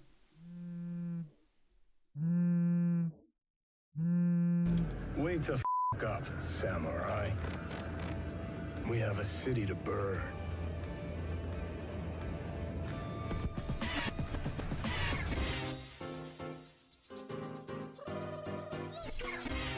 Let's see what the damage is. Only $10,000. I'll just subtract it from today's profit. And there's no money in here.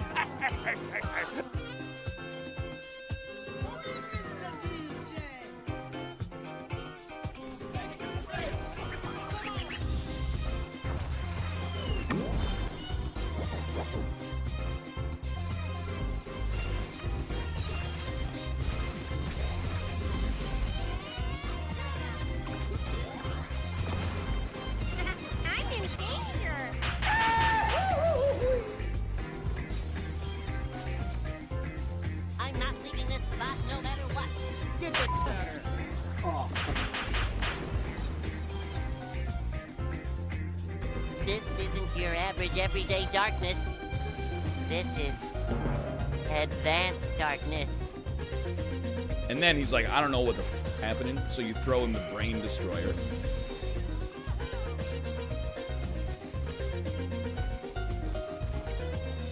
Now you're thinking with portals. Momentum, a function of mass and velocity, is conserved between portals. In layman's terms, speedy thing goes in, speedy thing comes out. Dude, it's the Inky Splash Zone! Woo! Okay, we get that up. We don't get that up, it's fine. You gonna win a game on itself for the mission? Yeah, I'll just do it. I'll just do it. You know this game? Oh my! Oh my god. Diamond goalie player, by the way. Diamond? You get out of here. Oh, juice is coming. Oh, the juice. Oh, we don't even need it, but I'm gonna take it. Juice is coming, juice is coming, juice is coming. I love missile problem, dude. Wait, that's a crazy combo. You can't do What are we being honest about? Juice, what are you? I'm waiting! Waiting for what? Patience! You made the goal, that's what matters. That's why it's not a bad play. I guess the only thing then is like the case where it doesn't. Oh my god.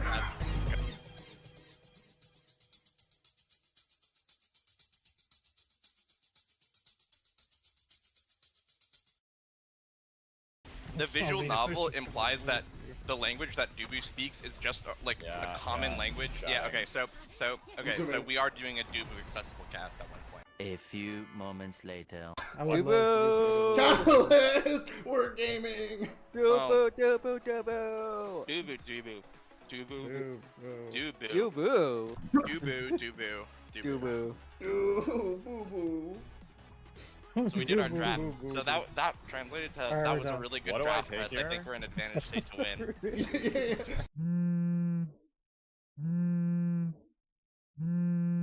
Wake the f up, samurai. We have a city to burn.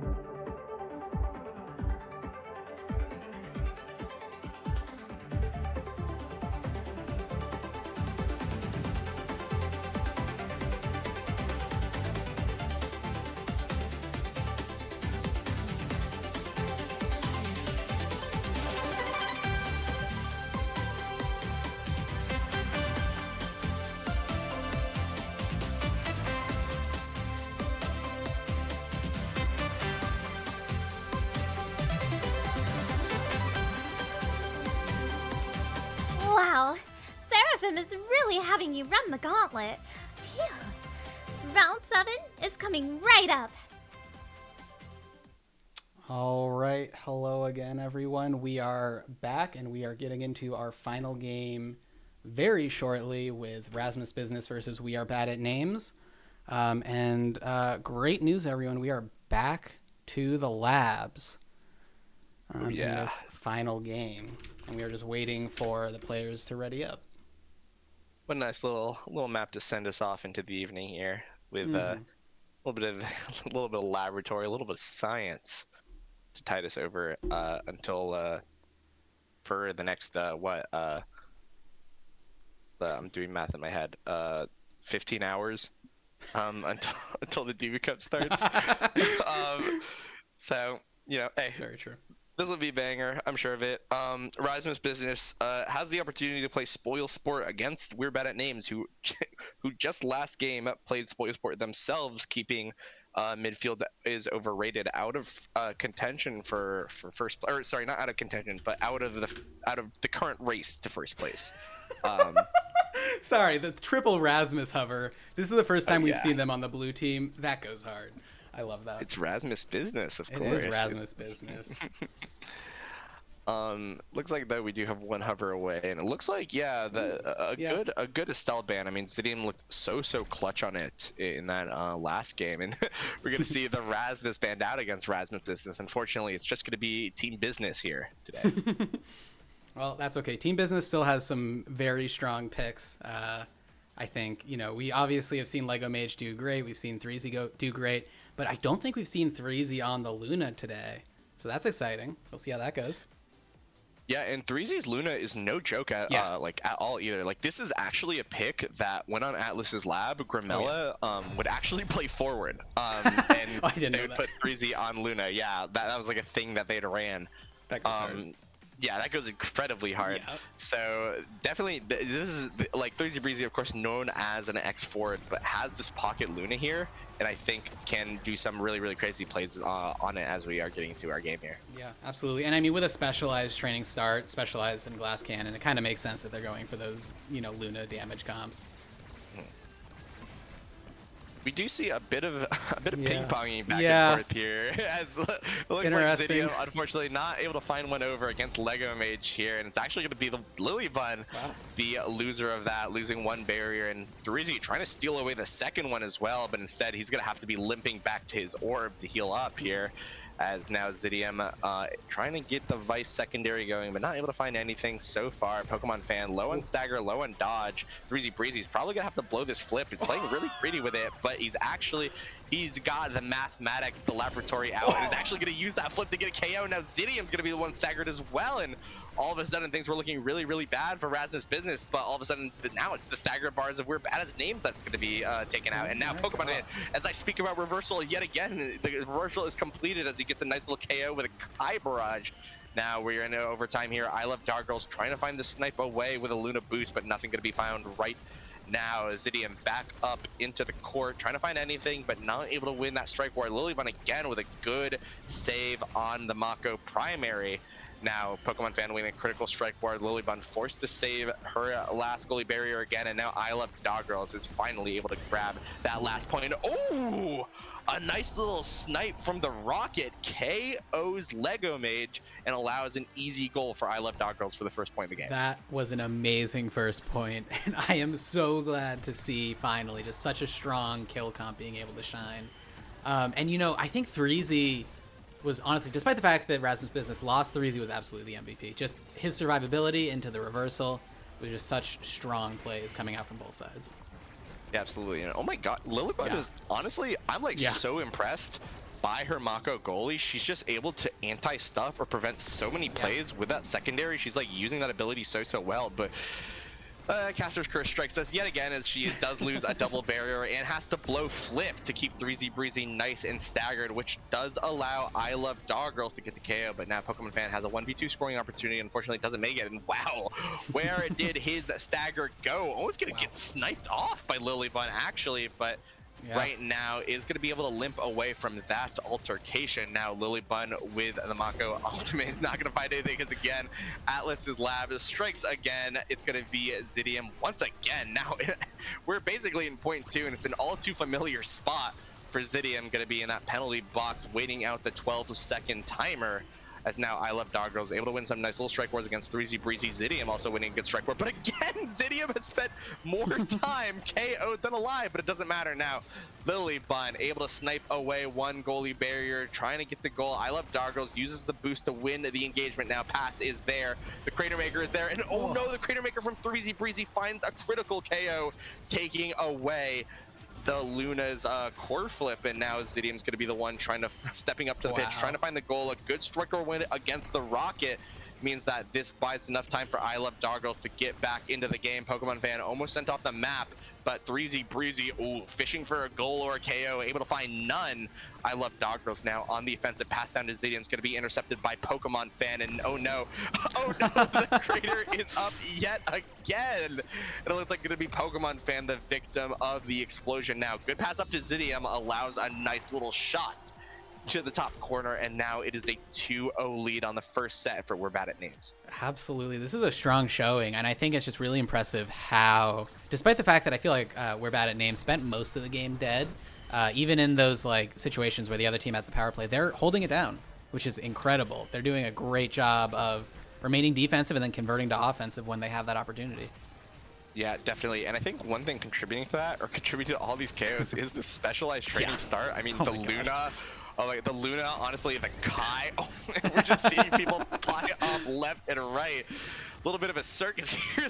But now wants a piece of that, just putting 3Z Breezy in the cage and swinging away. Wow, what a good strike war win though against the boost of 3Z Breezy, but it's going to be blocked away by the side of Lego Mage. And after a little bit of circus play, a little bit of antics, as we would put it, it looks like it is going to go back to the standard OS ping pong. And now 3Z Breezy finds himself and his flip yoinked away by Atlas's lab yet again. Now Lego Mage unfortunately is gonna eventually lose that strike where enough opportunities happens. The goalie will slip up. Now the 3Z Breezy looking to equalize it up with a clutch little boost. Almost takes out Lilybun, but it doesn't even matter. The knock away by the specialized training means that Lilybun's not able to find that core in time, and that's a point going over to Rasmus Business. Yeah, that's not over yet. I mean, both teams are. there's some plays on both sides. We'll just say. Yeah, plays is the word to definitely describe it. Yep. And yeah, there's a little bit of a mega striking going on, I would say, as now Zidium, though, not able to find the final strike. Unfortunately, strike second, not a tip to be found right now, as Zidium is going to find a specialized training KO on a 3Z Breezy, who again is going to go into this well-worn penalty box door, basically used a billion times. The hinges are going to be falling off, and now Zidium, though, with the flip, I Love Dog Girls one redirect away from getting it himself, is going to find it for this offensive play. The Crater Maker comes out, which chunks out a bit. I Love Dog Girls going to be walking back just to lick their wounds a little bit, finds the boost, sets up the ballista, walks back forward for the boost. Going to be looking like a little bit of medieval weaponry here, as now Zidium intercepts a pass from Lilybun. I Love Dog Girls in front of the net, doesn't get it with the flip, which means that clear is going to be there on the top side. Now Zidium going to try to find that core control yet again, does eventually find it with the assistance of Lily and I Love Dog Girls, and almost a really nice snipe into the set steal, but it's going to be blocked away by Lego Mage. Now Zidium again trying to find anything, gonna be blocked away again by Lego Mage against the Rocket. Now Lilybun walking forward, has that core flip if she finds herself in the right position to use it. Now Crater Maker yet again blows the energy away from Lego Mage. Lego Mage cannot find any sort of energy footing, which makes things a little bit scary, as now the Mako drums are beating the Zidium and I Love Dog Girls trying to find anything. Lilybun with a good little passive strike to find that nice little clear angle, and I Love Dog Girls waiting all this time for an opportunity to KO, eventually does find it, but can the power play get finished? Now Lego Mage able to stall out a little bit, but it's not enough. I Love Dog Girls with a nice little shot seals out the set for We're Bad at Names. Indeed. Yeah, I am really impressed with the showing from I Love Dog Girls. I have not seen them play the Luna that much. That is not a pick that they pull out very often. So seeing them pull it out and then pull off, like we had that crazy dribbling play that almost resulted in a goal earlier. Stuff like that shows that I Love Dog Girls is a very versatile player. Yeah, definitely. And after a Juliet game into a Luna, a little bit of 3Z Breezy champ pull, to be completely honest. And speaking of this draft here, some interesting pickups. 1-2 punch for I Love Dog Girls, which not like the best in slot like it is with the Deadeye, but those boost Crater Maker combos are no joke to stun lock you for a little bit if you time it correctly to make sure that you can't dodge. But I think the biggest pickup of this draft was this Chrono Boost on Lilybun. Again, the Mako secondary able to provide so much utility. It's just going to provide even more now. Is already look at that. The extra move speed is going to mean that a double barrier is going to go down. It is at the cost of Zidium's life and the final goal. Oh no, lucky from Lilybun here as now the Tofu Fortress comes down to keep this play going. 4 seconds until Zidium's up. Breezy Breezy not able to win the strike war against Lilybun, who's looked so fierce all day on this Mako. Now Supernova comes out, gonna be stuffed away by Pokemon fans barrage. Now Lego Made has a dangerous clear to make here against Zidium and I Love Doggles, but it is eventually found. Now Zidium trying to KO Pokemon Fan with the center, but not finding it. Another missed boost from I Love Doggles means that Pokemon Fan will live to strike another day. Now the Crater Maker is here. Unfortunately, it's going to be an own barrier by the side of I Love Doggles. The flip is there from Lily. Should it be needed? Pokemon Fan is going to find themselves KO'd by a nice little power chord. And now the flip from Lily is here, sitting in the midfield line, but it's not even needed. I Love Doggles, Deja Vu, finding that nice little bottom pocket. Well done. Yeah, I mean, it's looking like a very strong showing from We're Bad at Names. I think if I had to put my money on someone, it would be them. I think the damage is just, so much stronger. It feels like they're going to have the more potential to scale. But, it's not over. They'll still have the chance, I think, in this Awakening draft. I think could be the difference in, giving Rasmus Business a chance to come back. Yeah, and 3Z Breezy does have that spark available. Could potentially force a deny in the set 3. Which could make all the difference should he become El Mayor. That's not how you say mayor in Spanish, but close enough. We're gonna move away from that immediately as we do have an open barrier or open goal for both teams. Pokemon Fan, whoa, with an thread excellent the needle. strike. Yeah, threading the needle in between all 3 members of We're Bad at Names and now evening up the set. Yeah, that is what we love to see. Pokemon Fan, he's a bit of a striker, they say. That's what I don't know what I'm talking about. All right. No Mega Striker even? I mean, I don't know. You could say, yeah. This Mega Striker's game is pretty nifty, so being in a Mega Striker would be really great. And now, speaking of a Mega Striking, I Love Doggles unfortunately get an Alpha Strike and whiff as he striked a little bit too early. Now Zidium though with a flip, trying to get it downfield past the I Love Doggles is not going to be found by his fellow forward, and Zidium might pay for that with his life. Yes, he does. A good little boost from 3Z Breezy finds its mark. Now, I Love Doggles, honestly, trying to stall out. Oh, Lilybun with some excellent strike placement, using the terrain perfectly to make sure 3Z Breezy never has an opportunity. Now going on the offensive, Lilybun watching her forwards crash and burn right now a little bit. No stagger bars to work with, but able to get that final goalie barrier. Unfortunately, it is going to cost I Love Doggles their life yet again. And again, the hinges on the KO box's door are just falling off from overuse right now. Zidium with the specialized training Supernova trying to find anything. Does find a little bit of damage on Pokemon Fan, but not much more. And now Lilybun trying to defend, but Pokemon Fan able to finally find the cracks in Lilybun's armor here as we are getting it overtime. The special does come out, it zooms right back to Lego Mage, but Pokemon Fan is there to catch the clear. Now Crater Maker comes out from I Love Doggles, hits through the Breezy, the 1-2 punch damage even on the edge of the crater. Oh no, it's a no-fly zone! It's a no-fly zone! It's a no-fly zone! 3Z Breezy dashes right into the center, and a good passing play from Zidium, and I Love Doggles cleans it out. 3Z Breezy boosting right into his own death. Is so unfortunate. That's going to cost him the point and his flip, which means that this set is going to be so favored now for the side of Lilybun and crew. And already we're going to see one goalie barrier go down, but now that's going to be evened up due to some nice striking from Zidium. Now 3Z Breezy looking for a KO with that rocket does end up finding it. Now I Love Doggles is going to be the one playing defense for a little bit. Tofu Fortress locking off any sort of topside clear, but Lilybun and I Love Doggles hold and buy enough time for Zidium to come back up. Pokemon Fan barely able to stay alive against that Vice secondary, but ends up breathing basically down the neck of the edge of the map here. And now 3Z Breezy, no stagger, has to blow that flip, still at risk of being KO'd at any moment. Some straight projectile does find its mark. Now Zidium with a Supernova trying to send it downfield is going to be intercepted by Pokemon Fan, who gets a nice little clear on the bottom side. 3Z Breezy though trying to strike it upfield, and it's going to be sniped away by Pokemon Fan's barrage. That final thing, but it's going to cost the life of 2 forwards. Zidium and Pokemon Fan going to go down. And Lilybun trying to go for a defensive play, but flies a little bit too close to the sun. But I Love Doggles is there to defend with a good little boost. Now Zidium back online. The flip is there from Lego Mate. Going to be blocked away by a good strike by Zidium. Was going to be followed up anyways by the Mako special, and now we're in overtime here. Oh, and a lucky little bounce is going to prevent anything from happening. And oh, 3Z Breezy able to close out that goal with a nice little rocket. Wow. Yeah, well done. This is just a wild game. Just everyone's dying. It's going both directions. I don't know who's going to win. It feels like it could be either team. But let's see who takes the set at least. Yeah, it is definitely a crucial set, either tying up the game or going into a massive deficit for the sides of Raz's business here.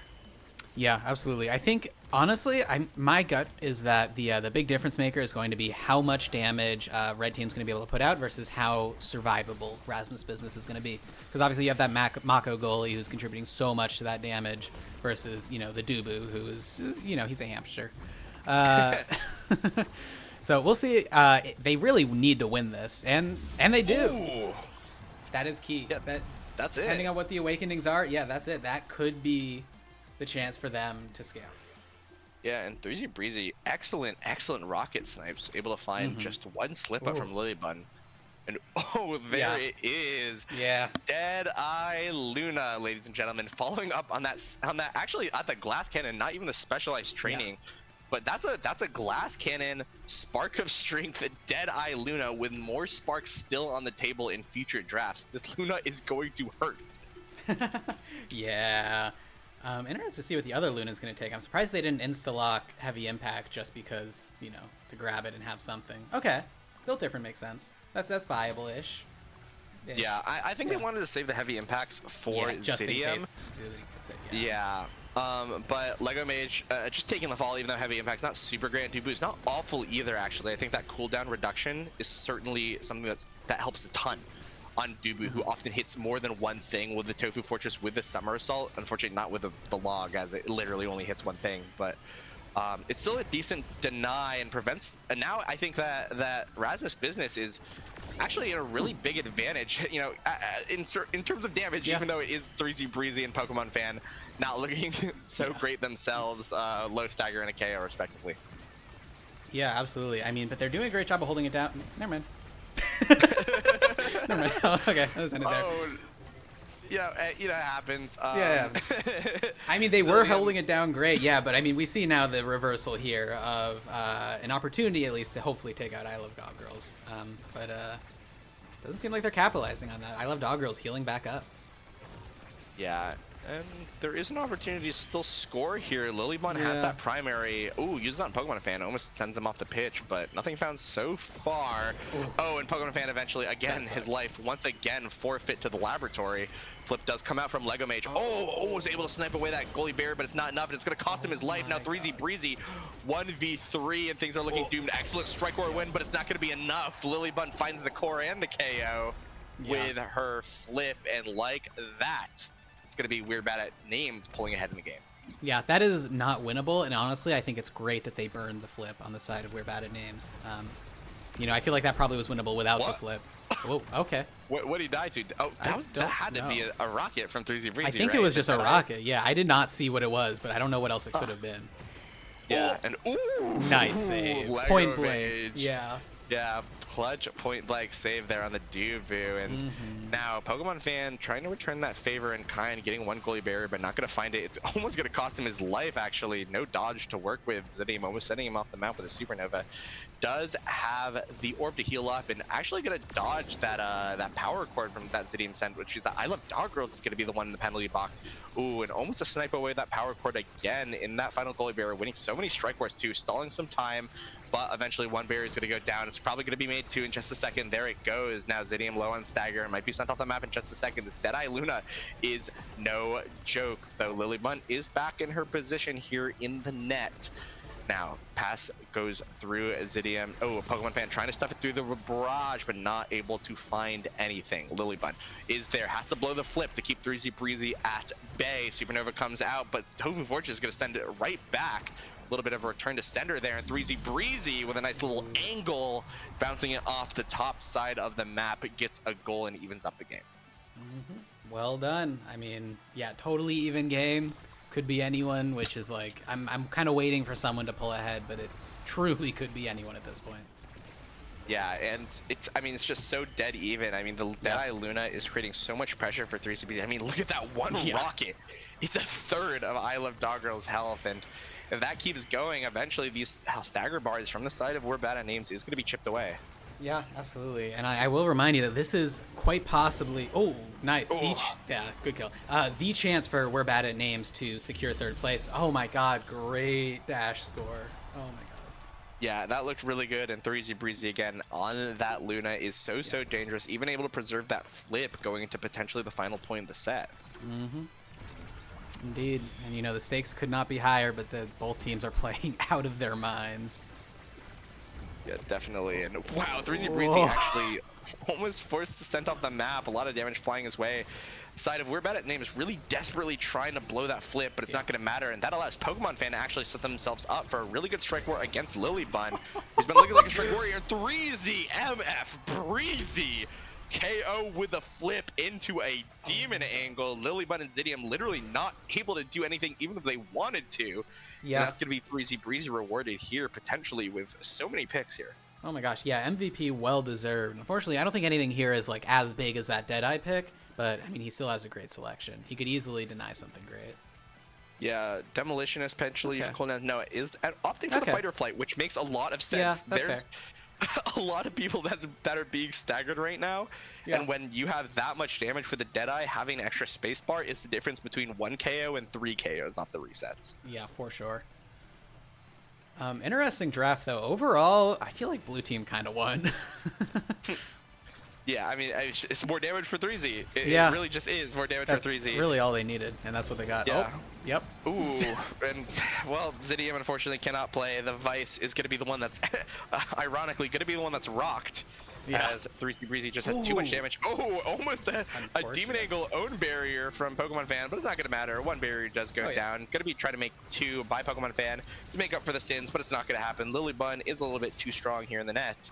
Able to clear it out top side against Pokemon Fan, and now Zidium with a Supernova able to actually get some nice little pressure. Now open net for the side of Rasmus Business. Now Lilybun has that flip, inching forward, trying to find plays, but no, 3Z Breezy is there to intercept the pass to I Love Doggerels. Has to use the boost to send it down range, but it goes right back over to the side of Lilybun, who really can't take advantage of this situation right now. The core is just not going back. Oh, but as I say that, Zidium with a nice little snipe with a power cord, able to grab that first point in the set.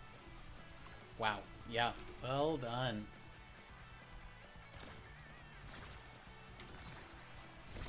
Yeah, definitely well done. And now Zidium actually might have died had he not taken a Monk Titan earlier. Actually, wow. I mean, that's just such a that is just such a deadly Luna. Oh, and even more deadly is oh my god, it is KO after KO. Coming out so far this game. I Love Doggerels trying to find anything. Good patience to bait out the Tofu Fortress so it's not ricocheted right back. And now Lilybun's going to be the one with the offensive play, but it's going to be sniped away. Pokemon Fan winning a critical strike war means that it's an open net for the side of We're Bad at Names, and now I Love Doggerels clearing it topside away from the Pokemon Fan. Zidium taking a little bit of damage. 3Z Breezy is right there. I know he's hunting. Oh, and there it is. The shark finds its prey. Nice little Giga from Pokemon Fan, but unfortunately that's going to cost them 1 barrier. Now Lilybun has a flip, has the potential to reverse the entire play here, but it's going to be I Love Doggerels actually intercepting the pass and winning the strike war, which allows Zidium a little bit more time to come back here. Now 3Z Breezy, oh, excellent pass, dimes up to Pokemon Fan, but nothing is going to come for it. Does not have the cooldowns to secure that goal here as we get in overtime. Zidium winning a crucial strike war. Leads to a crazy fast core downfield. It is going to be Lego Mage actually grabbing that goal in the debut. Yeah, it's I will say not looking great for the prospects for We're Bad at Names taking that third place spot, but this is the chance. They could still do it. Ooh, great save from Lilybun, preventing that double barrier. Yeah, that looked really close. And now it does have that secondary here. It's going to be down, though. No cooldowns after this this primary gets sent out, which means that Lilybun might have to use flip, but the extra time bought to her. Oh, no, 3Z Breezy. A shark in the water flying out. Actually, a shark in the water, honestly, and a hawk with how well he's flying right now. Able to absolutely pilot this Luna so well. Takes out Lilybun, almost finds a goal for Lego Mage, but it's actually excellently defended by Zidium and I Love Doggles. Now Pokemon Fan with a barrage, winning the engagements, but not able to find the goal here. Crater Maker comes out, but Pokemon Fan's able to nickily dodge it. 3Z Breezy again.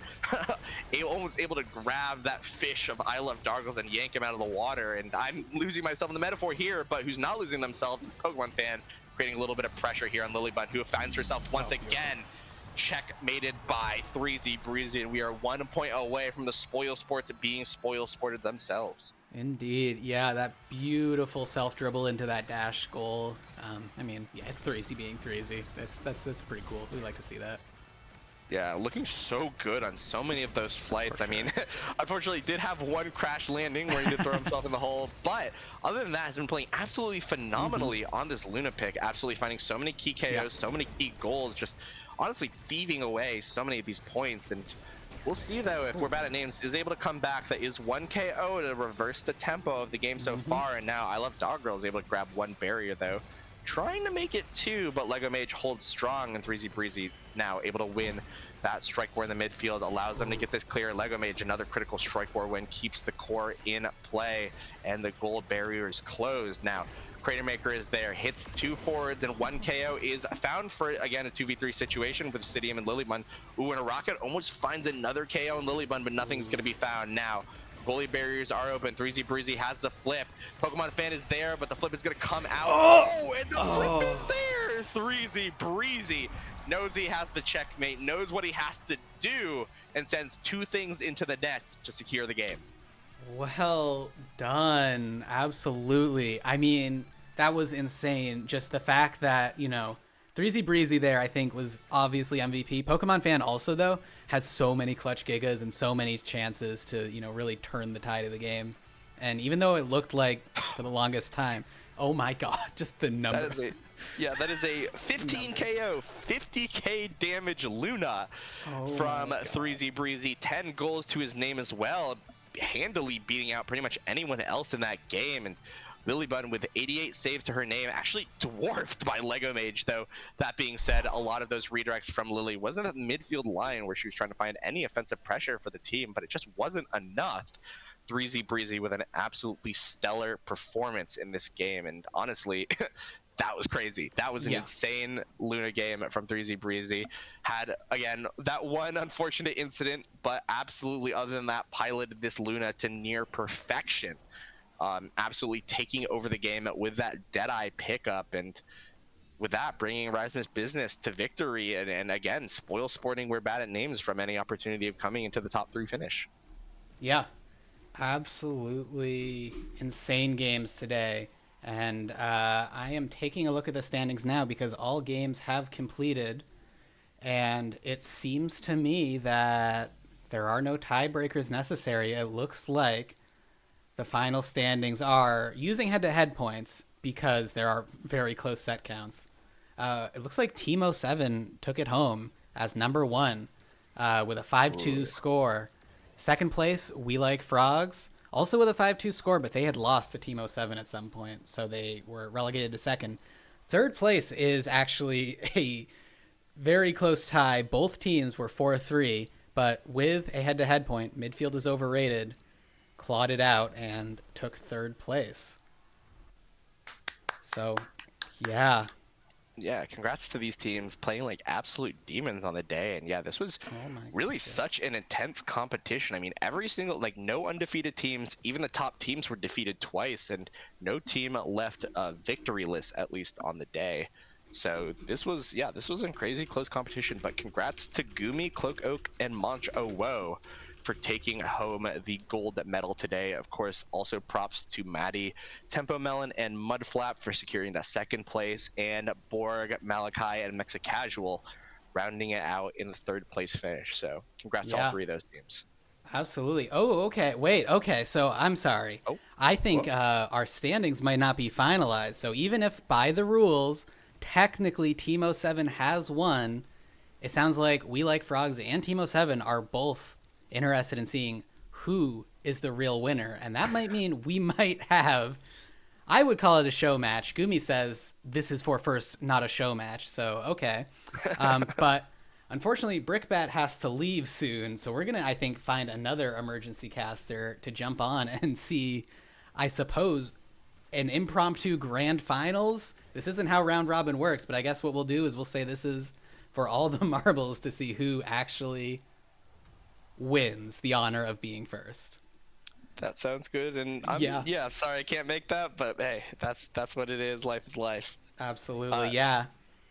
I appreciated having you on. I think you honestly are probably the GOAT. So I appreciate having your commentary and perspective on all this. And I think I'm going to send it to a break while we find a caster. But everyone else, stay tuned in. We'll be back in a minute with the true grand finals with Gumi versus Maddie's team. Oh, yeah. Oh, yeah. All right. Yeah. Thanks, Brickbat. See everyone soon. Bye.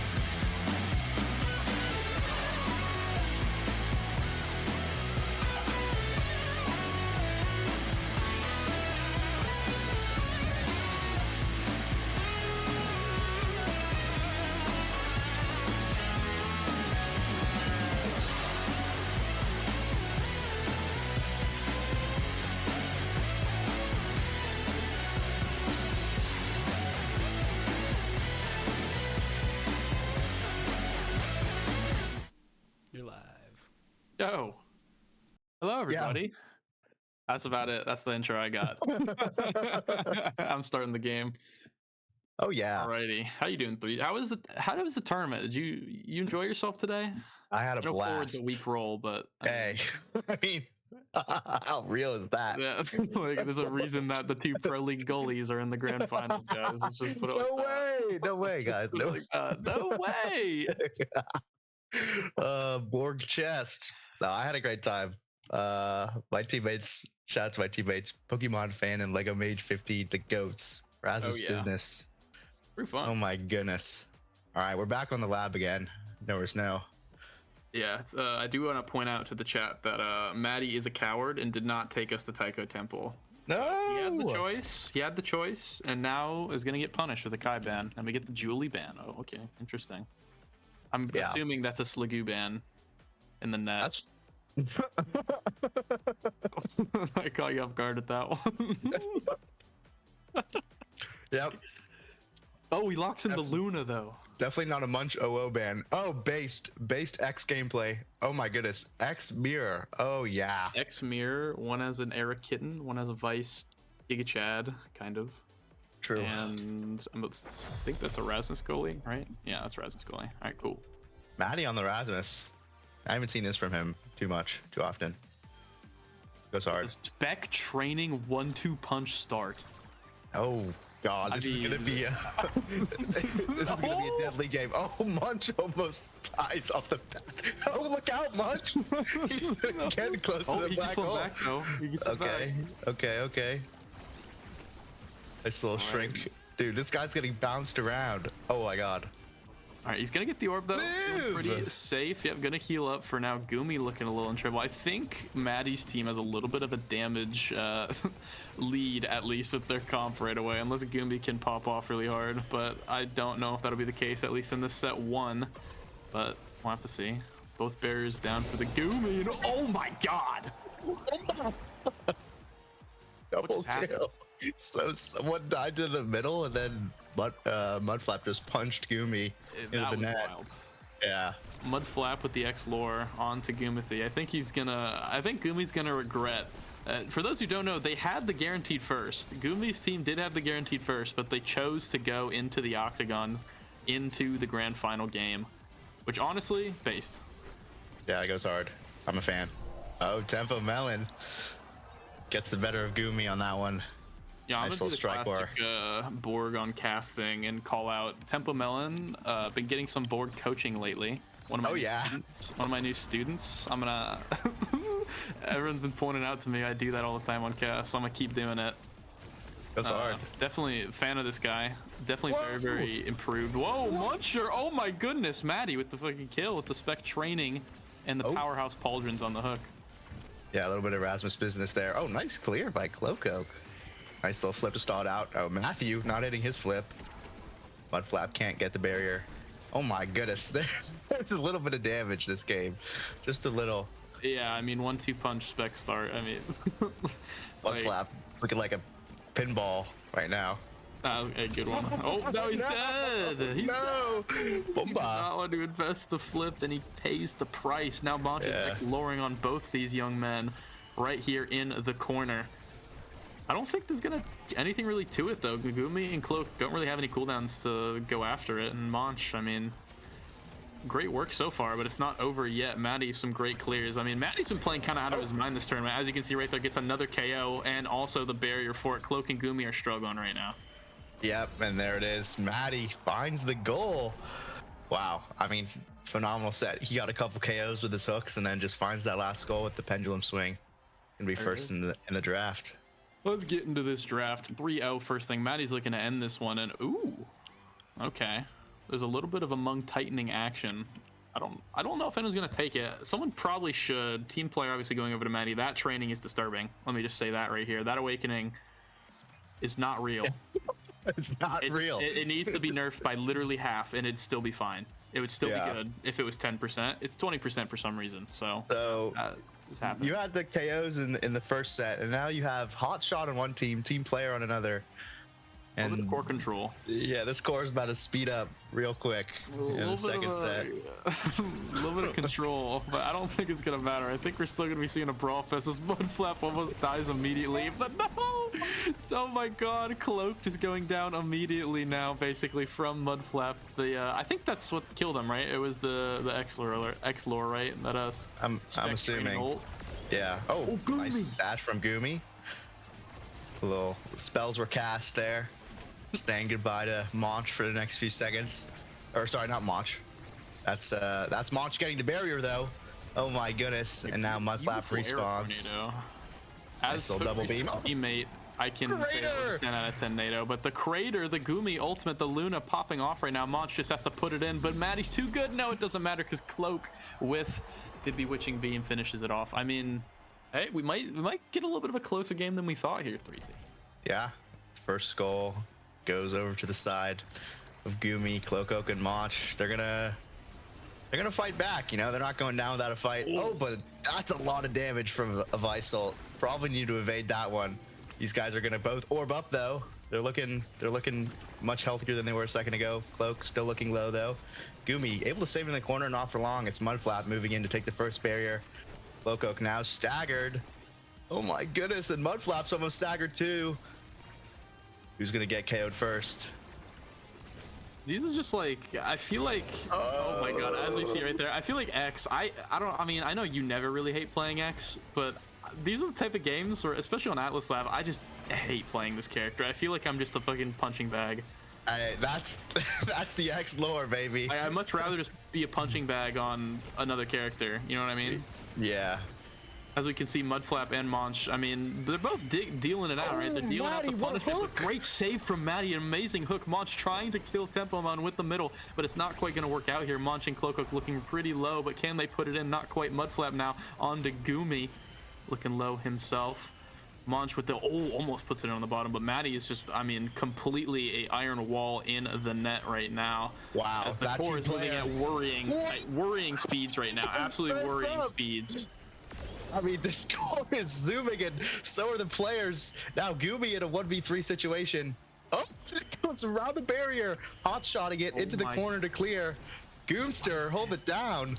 What is this team player training? What's happening? I don't know what's happening. The core is going very fast, but Mudflap and Tempomon can just not get past. I mean, one of the best goalies. Honestly, the best goalie in his region. I'll say that much. But Maddie, finally falling in the net. I think if Maddie was an NASL player, probably would have saved that. That was too soon. I'm sorry. That was toxic. That was really toxic. I'm sorry, Maddie. Not even a week after. Yeah, not even a week. I didn't get no mercy, honestly. No mercy. But this tournament is showing up, playing extremely well. Tempomon, oh my goodness, almost takes out Goomy immediately. Oh, Goomy's in trouble. Low as of Goomy looking a little in trouble. Button. I have a feeling Goomy's gonna get hunted down here like a dog. Oh, look at the two forwards. Oh, they know. Oh, but Goomy's surviving. He's living. Oh, Maddie misses the hook. Goomy's now going Slagoo mode. Oh, finally goes down, but Monch gets the barrier. Bit of a trade here. Loco swings it up. Uh-oh, though. Mudflap takes to the final barrier. Swings it down. Oh, Mudflap. Nice dash strike for the goal. Yo, that was sick, actually. He's running... By the way, brave. Running slick kicks, by the way. Just a little bit brave, I like to say. I mean, I guess it kind of makes sense. It got an era, so maybe you're not that scared. But Mudflap has been getting staggered quite a lot this game. Not as much as Monch, I would say. But, I mean, the slick kicks got him that goal, I think, overall. Maddie, great flip there. Actually gets the save because of it and gets the other barrier. Mudflap now trying to win a strike war and doesn't even need to. Does the X lore thing. Strike, ult, strike. Goomy can't do anything. Maddie's playing extremely aggressively now as not quite able to put in. Cloak is now looking in trouble. I think he's going to be going down here a little soon, but Maddie, no! Take the hook! Get down! Mr. President, the core just slides through. Holy moly. That was sick. The Superman dove over the core, took 3 bullets to the chest as the core flies straight in. The president serves another term. Oh yeah. And I mean, these are some awakenings. Yeah, I'm worried about about Maddie's team after this. I mean, oh, and he gives over the Deadeye. Yeah. Which means that so the Vice is going to opt for the extra special, and then Rasmus will go Twin Drive. I'm going to be honest. I think... I don't want to say they got a better draft, but I feel like Twin Drive with extra special on Vice is... Like Twin Drive on Maddie as well. I feel like that's extremely strong right now against them. Like, they're already dying so much, and extra special is just going to make it way worse. Yeah, you have a specialized Vice with extra special. That's good. I might do the trick though on Luna. It always does. Never fails. It never fails. Oh, maybe now, as he is getting absolutely destroyed in the back of the net right now, as the Slick kicks X goes extremely hard. Yeah, I mean, that's the thing with Slicks is you just, like, anytime you strike the core with your ult or whatever, you just go so fast. It's so hard to keep up with as a goalie. Force. Oh, yeah. Mudflap trying to show it off again. The team player coming in clutch here a little bit as Maddie. Got to get the pass a little bit sharper. Oh, nice clears by Maddie. Oh, Munch almost gets it. Great clears by Maddie again. Like, that was like 4 in a row. That was insane. Mudflap cannot get past Cloak Oak, though, and Tempo Melon and Maddie kind of sitting in the back of the net. Oh, and okay, I actually don't know who goes down. I think Cloak went down here. Yeah. Now Monch has to do everything on his own here. Hits it into the hook, questionable here, but Gumi has the flip just in case. Mudflap is X-lowering, but he kills with the flip, and Tempo Melon now putting him at 1 HP and actually getting the kill, and it rolls right in. Maddie with the goal credit on that. That was insane. Yeah, Gumi staggered there, throws out the rocket in desperation, but Tempo Melon fires back with the chain lightning and sends Gumi to his grave. I mean, well played from Gumi there, though. That was probably the best he could have done, given the circumstances. Right? Yeah, that's a tough spot. Uh-oh, Monch eats the Vice ult, but oh my goodness, and we'll see you in 11 seconds, Monch, but both barriers down in this 3v2 situation. Tempo Melon shrunk. Oh, Gumi dashing in! Gumi! Oh, what a play by the Goomster!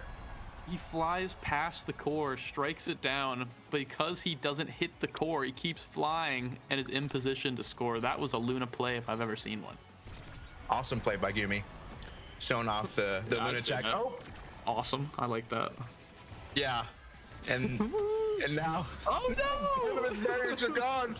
Hey, that was not an awesome play from Gumi. That was an insane play from Tempo Melon, though. That was what I would call a series of unfortunate events. Yeah, I like that. Leading to the goal there. A little lemony snicket. No, there's no. No, there's no. Stuffing it into the corner now. They get the first barrier. Oh, nice little bump off the black hole. Yeah, how's that tikka masala treating you? It's good. I can taste it right now. You can taste it. I can definitely taste it right now as Tempo Melon going down. You think Tempo Melon can taste it? He tasted something there as Mudflap and Maddie are trying to keep their barrier alive, just like that Indian place is trying to keep their restaurant in business. Cloak Oak feeling a little low now. Ooh, almost dies. The Tempo actually takes him out. Small Tempo. Doesn't even matter. Too close to the edge there. Mudflap, ex-Laura, young man, hit it into that corner. Gumi has no chance right now as he's just dribbling. Oh my god, it's too good. This Mudflap guy, I mean, has been studying all the best Twitch streams because that's all I've seen this guy in every single Twitch stream, and it's paying off. That's so real. Gotta be a 3Z Breezy viewer to pull off an X combo like that. Am I right? Right, I like it. You can do the chatting too. Oh yeah. Demolitionist for Mudflap. Yeah, I mean, I've had Demolitionist on X. It feels pretty good. When you get a barrier, you just get your spin back. It's a chill vibe. It's a little bit good. It's a little unfortunate that like you can't ult and then get everything and have your ult back up. I mean, that would be broken, so it shouldn't be a case. But keep in mind here, Vice got heavy impact, by the way. Yeah, that is. I mean, that's tough. They should steamroll. I'm gonna be honest. They should just steamroll this. The draft looks like they should. Okay, never mind. My bad. Okay, the hot shot tech off kickoff. My bad. My bad. Caster Gersborg. My bad. Hey, I'm sorry. I'll say it. I'm sorry. The hot shot glass cannon Deadeye dash just sends the core flying into both of Maddie's barriers there. Yeah, it's so goofy. Maddie is just not in position for that whatsoever. But Tempo Melon with the ultimate takes out. But oh, Mudflap might get a kill as well. Oh, Maddie takes it now. It should just be curtains here unless Gumi can pull off a miracle. 1v3. Already doing well. Has one teammate back up. The era is coming back up very soon. Great ultimate. Gumi is pulling off something here as both teammates are back online now. Oh, he's going to have to... Oh, elusives the Vice ult. Frame 1. Well done, but now the secondary is coming in. Gumi now looking low, but Mach with the ult. Can he score the barrier? He can. Oh, the rocket sims in the dash! And it's gonna be 2-0 in the set. Oh my god!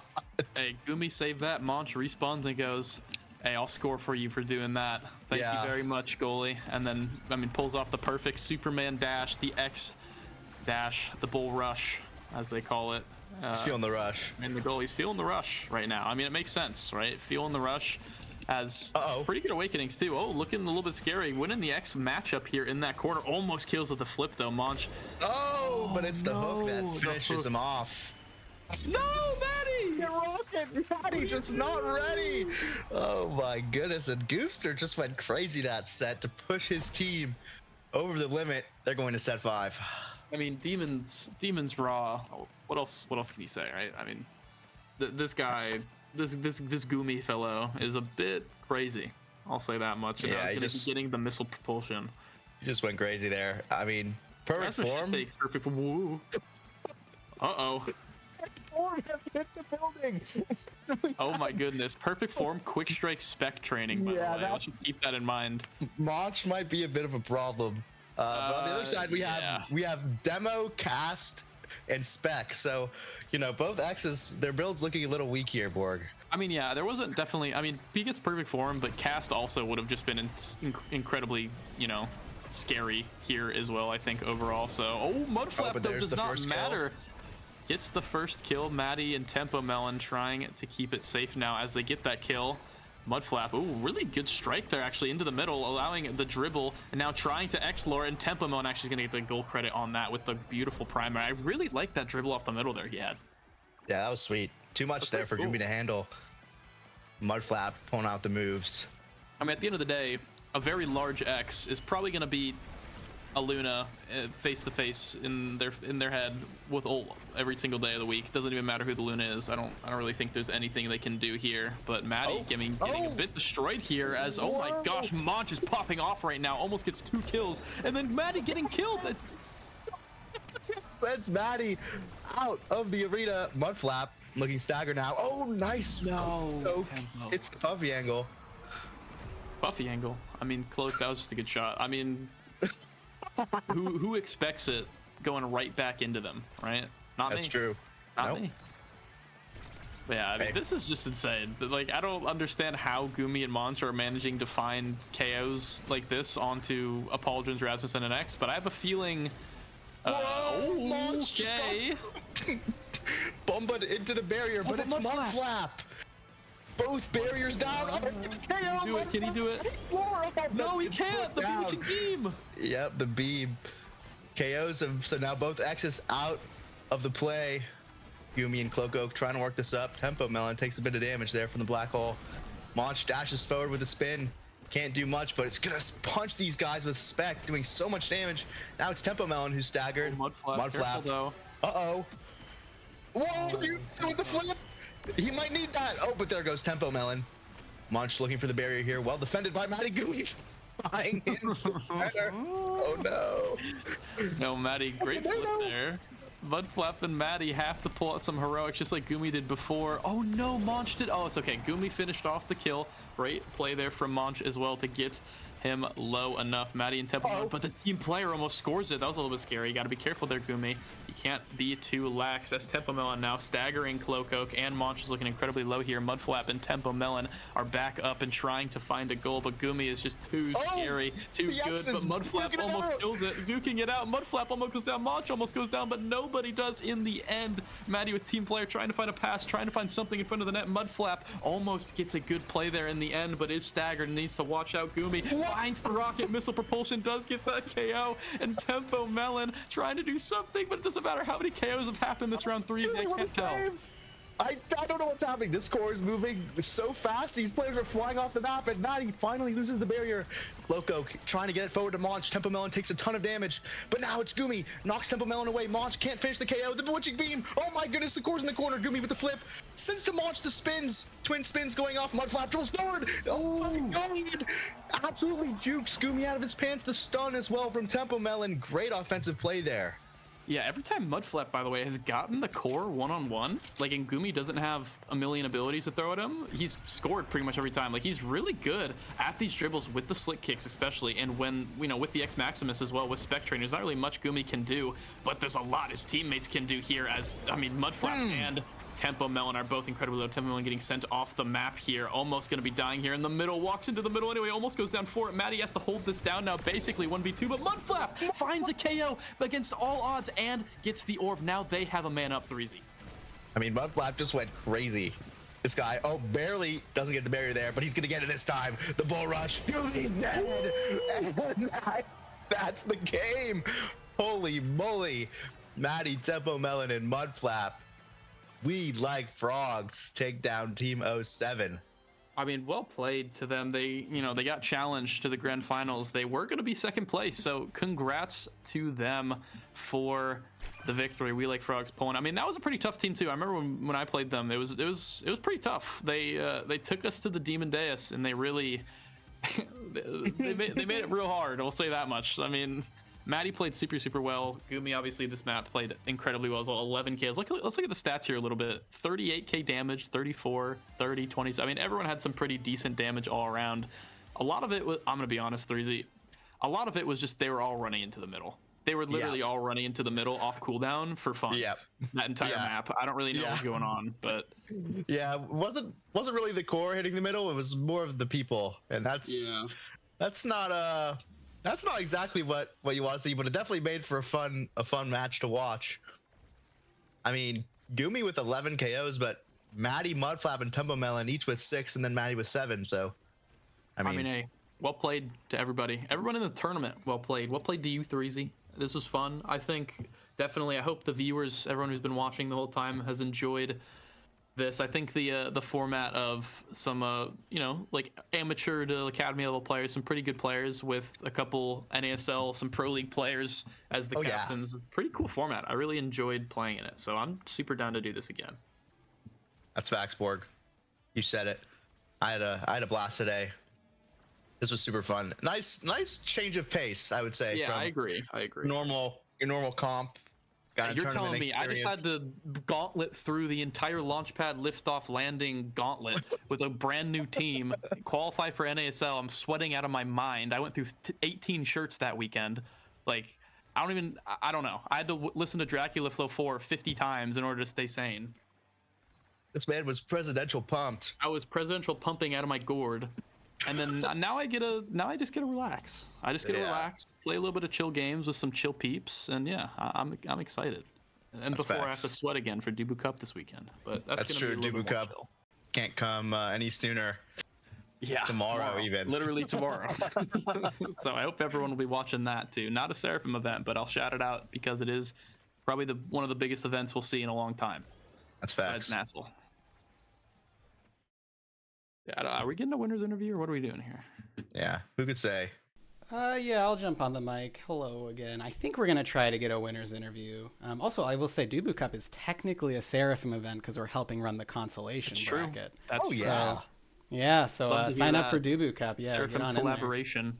Seraphim Borg gives his approval. Hell yeah. As I am called now. Seraphim Borg. Did Appa start that or what? I mean, like, I guess it's not wrong technically, but close enough. Whatever. I don't mind. Yeah, we're gonna grab them for a winners interview. You guys are welcome to drop if you want. I just want to talk to the winners, or you can stick around, whatever you guys are feeling. Yeah, we'll chill out for a little bit. All right, sick. So let's see. Maddie said we're grabbing him. Where are you, Maddie? Let's drag them in here. Get them in here. Why are they at the bottom of the... Hey, yo, Maddie's team, join a channel higher up. My screen's not big enough to drag you in. That's crazy. I'm zooming out in Discord. Okay, here we go. Hello. Gentlemen. Welcome, everyone. Seraphim Borg? Seraphim Borg? Seraphim board? All right. Yeah. Hi, everyone. I just wanted to bring you in for a winner's interview. I don't know. Congrats. You guys won. You guys are technically winning the Sony W now. Oh, yeah. Yeah. Enjoy. Hell yeah. Yo, Maddie, do you have one of those yet? Yeah, I got one from the Yeah. Come on now. Come on now. I'm joking. Hey, Yo, well mad played. respect. Although, let it be known, unfortunately, have not won with PPL yet. Unfortunately. It's all right. Yet. Maybe you should. I mean, you got two people right here that you played pretty well with. I don't know. Oh shit! Shoot! Larry's got to There's watch some his new- spot. That's all I'm saying. Some new princess pals in town. I mean, this Our Tempo guys Melon are guy. more I mean, I've heard he's been getting some. I guess this is the first question, right? I mean, how have you been? You've been grinding a lot lately. How you feeling getting into the competitive scene, playing in some of these games too? How'd you feel the level was? Do you feel like you could keep up? I mean, obviously you won, right? But how are you feeling? Yeah. It's been really great. The only downside is people are noticing my own barriers a lot more the higher I get up. A lot more people mentioning it. Hey, can I chime in? He own goaled on me 3 times in the last match. Bell Ranger's a good ability, okay? Just sometimes it goes backwards. We might have held out 2v3 for 10 seconds and I own gold on Mudflaps clear out, but that's besides the point. Okay. Only the good X's Bell Ranger backwards. That's so real. Alright.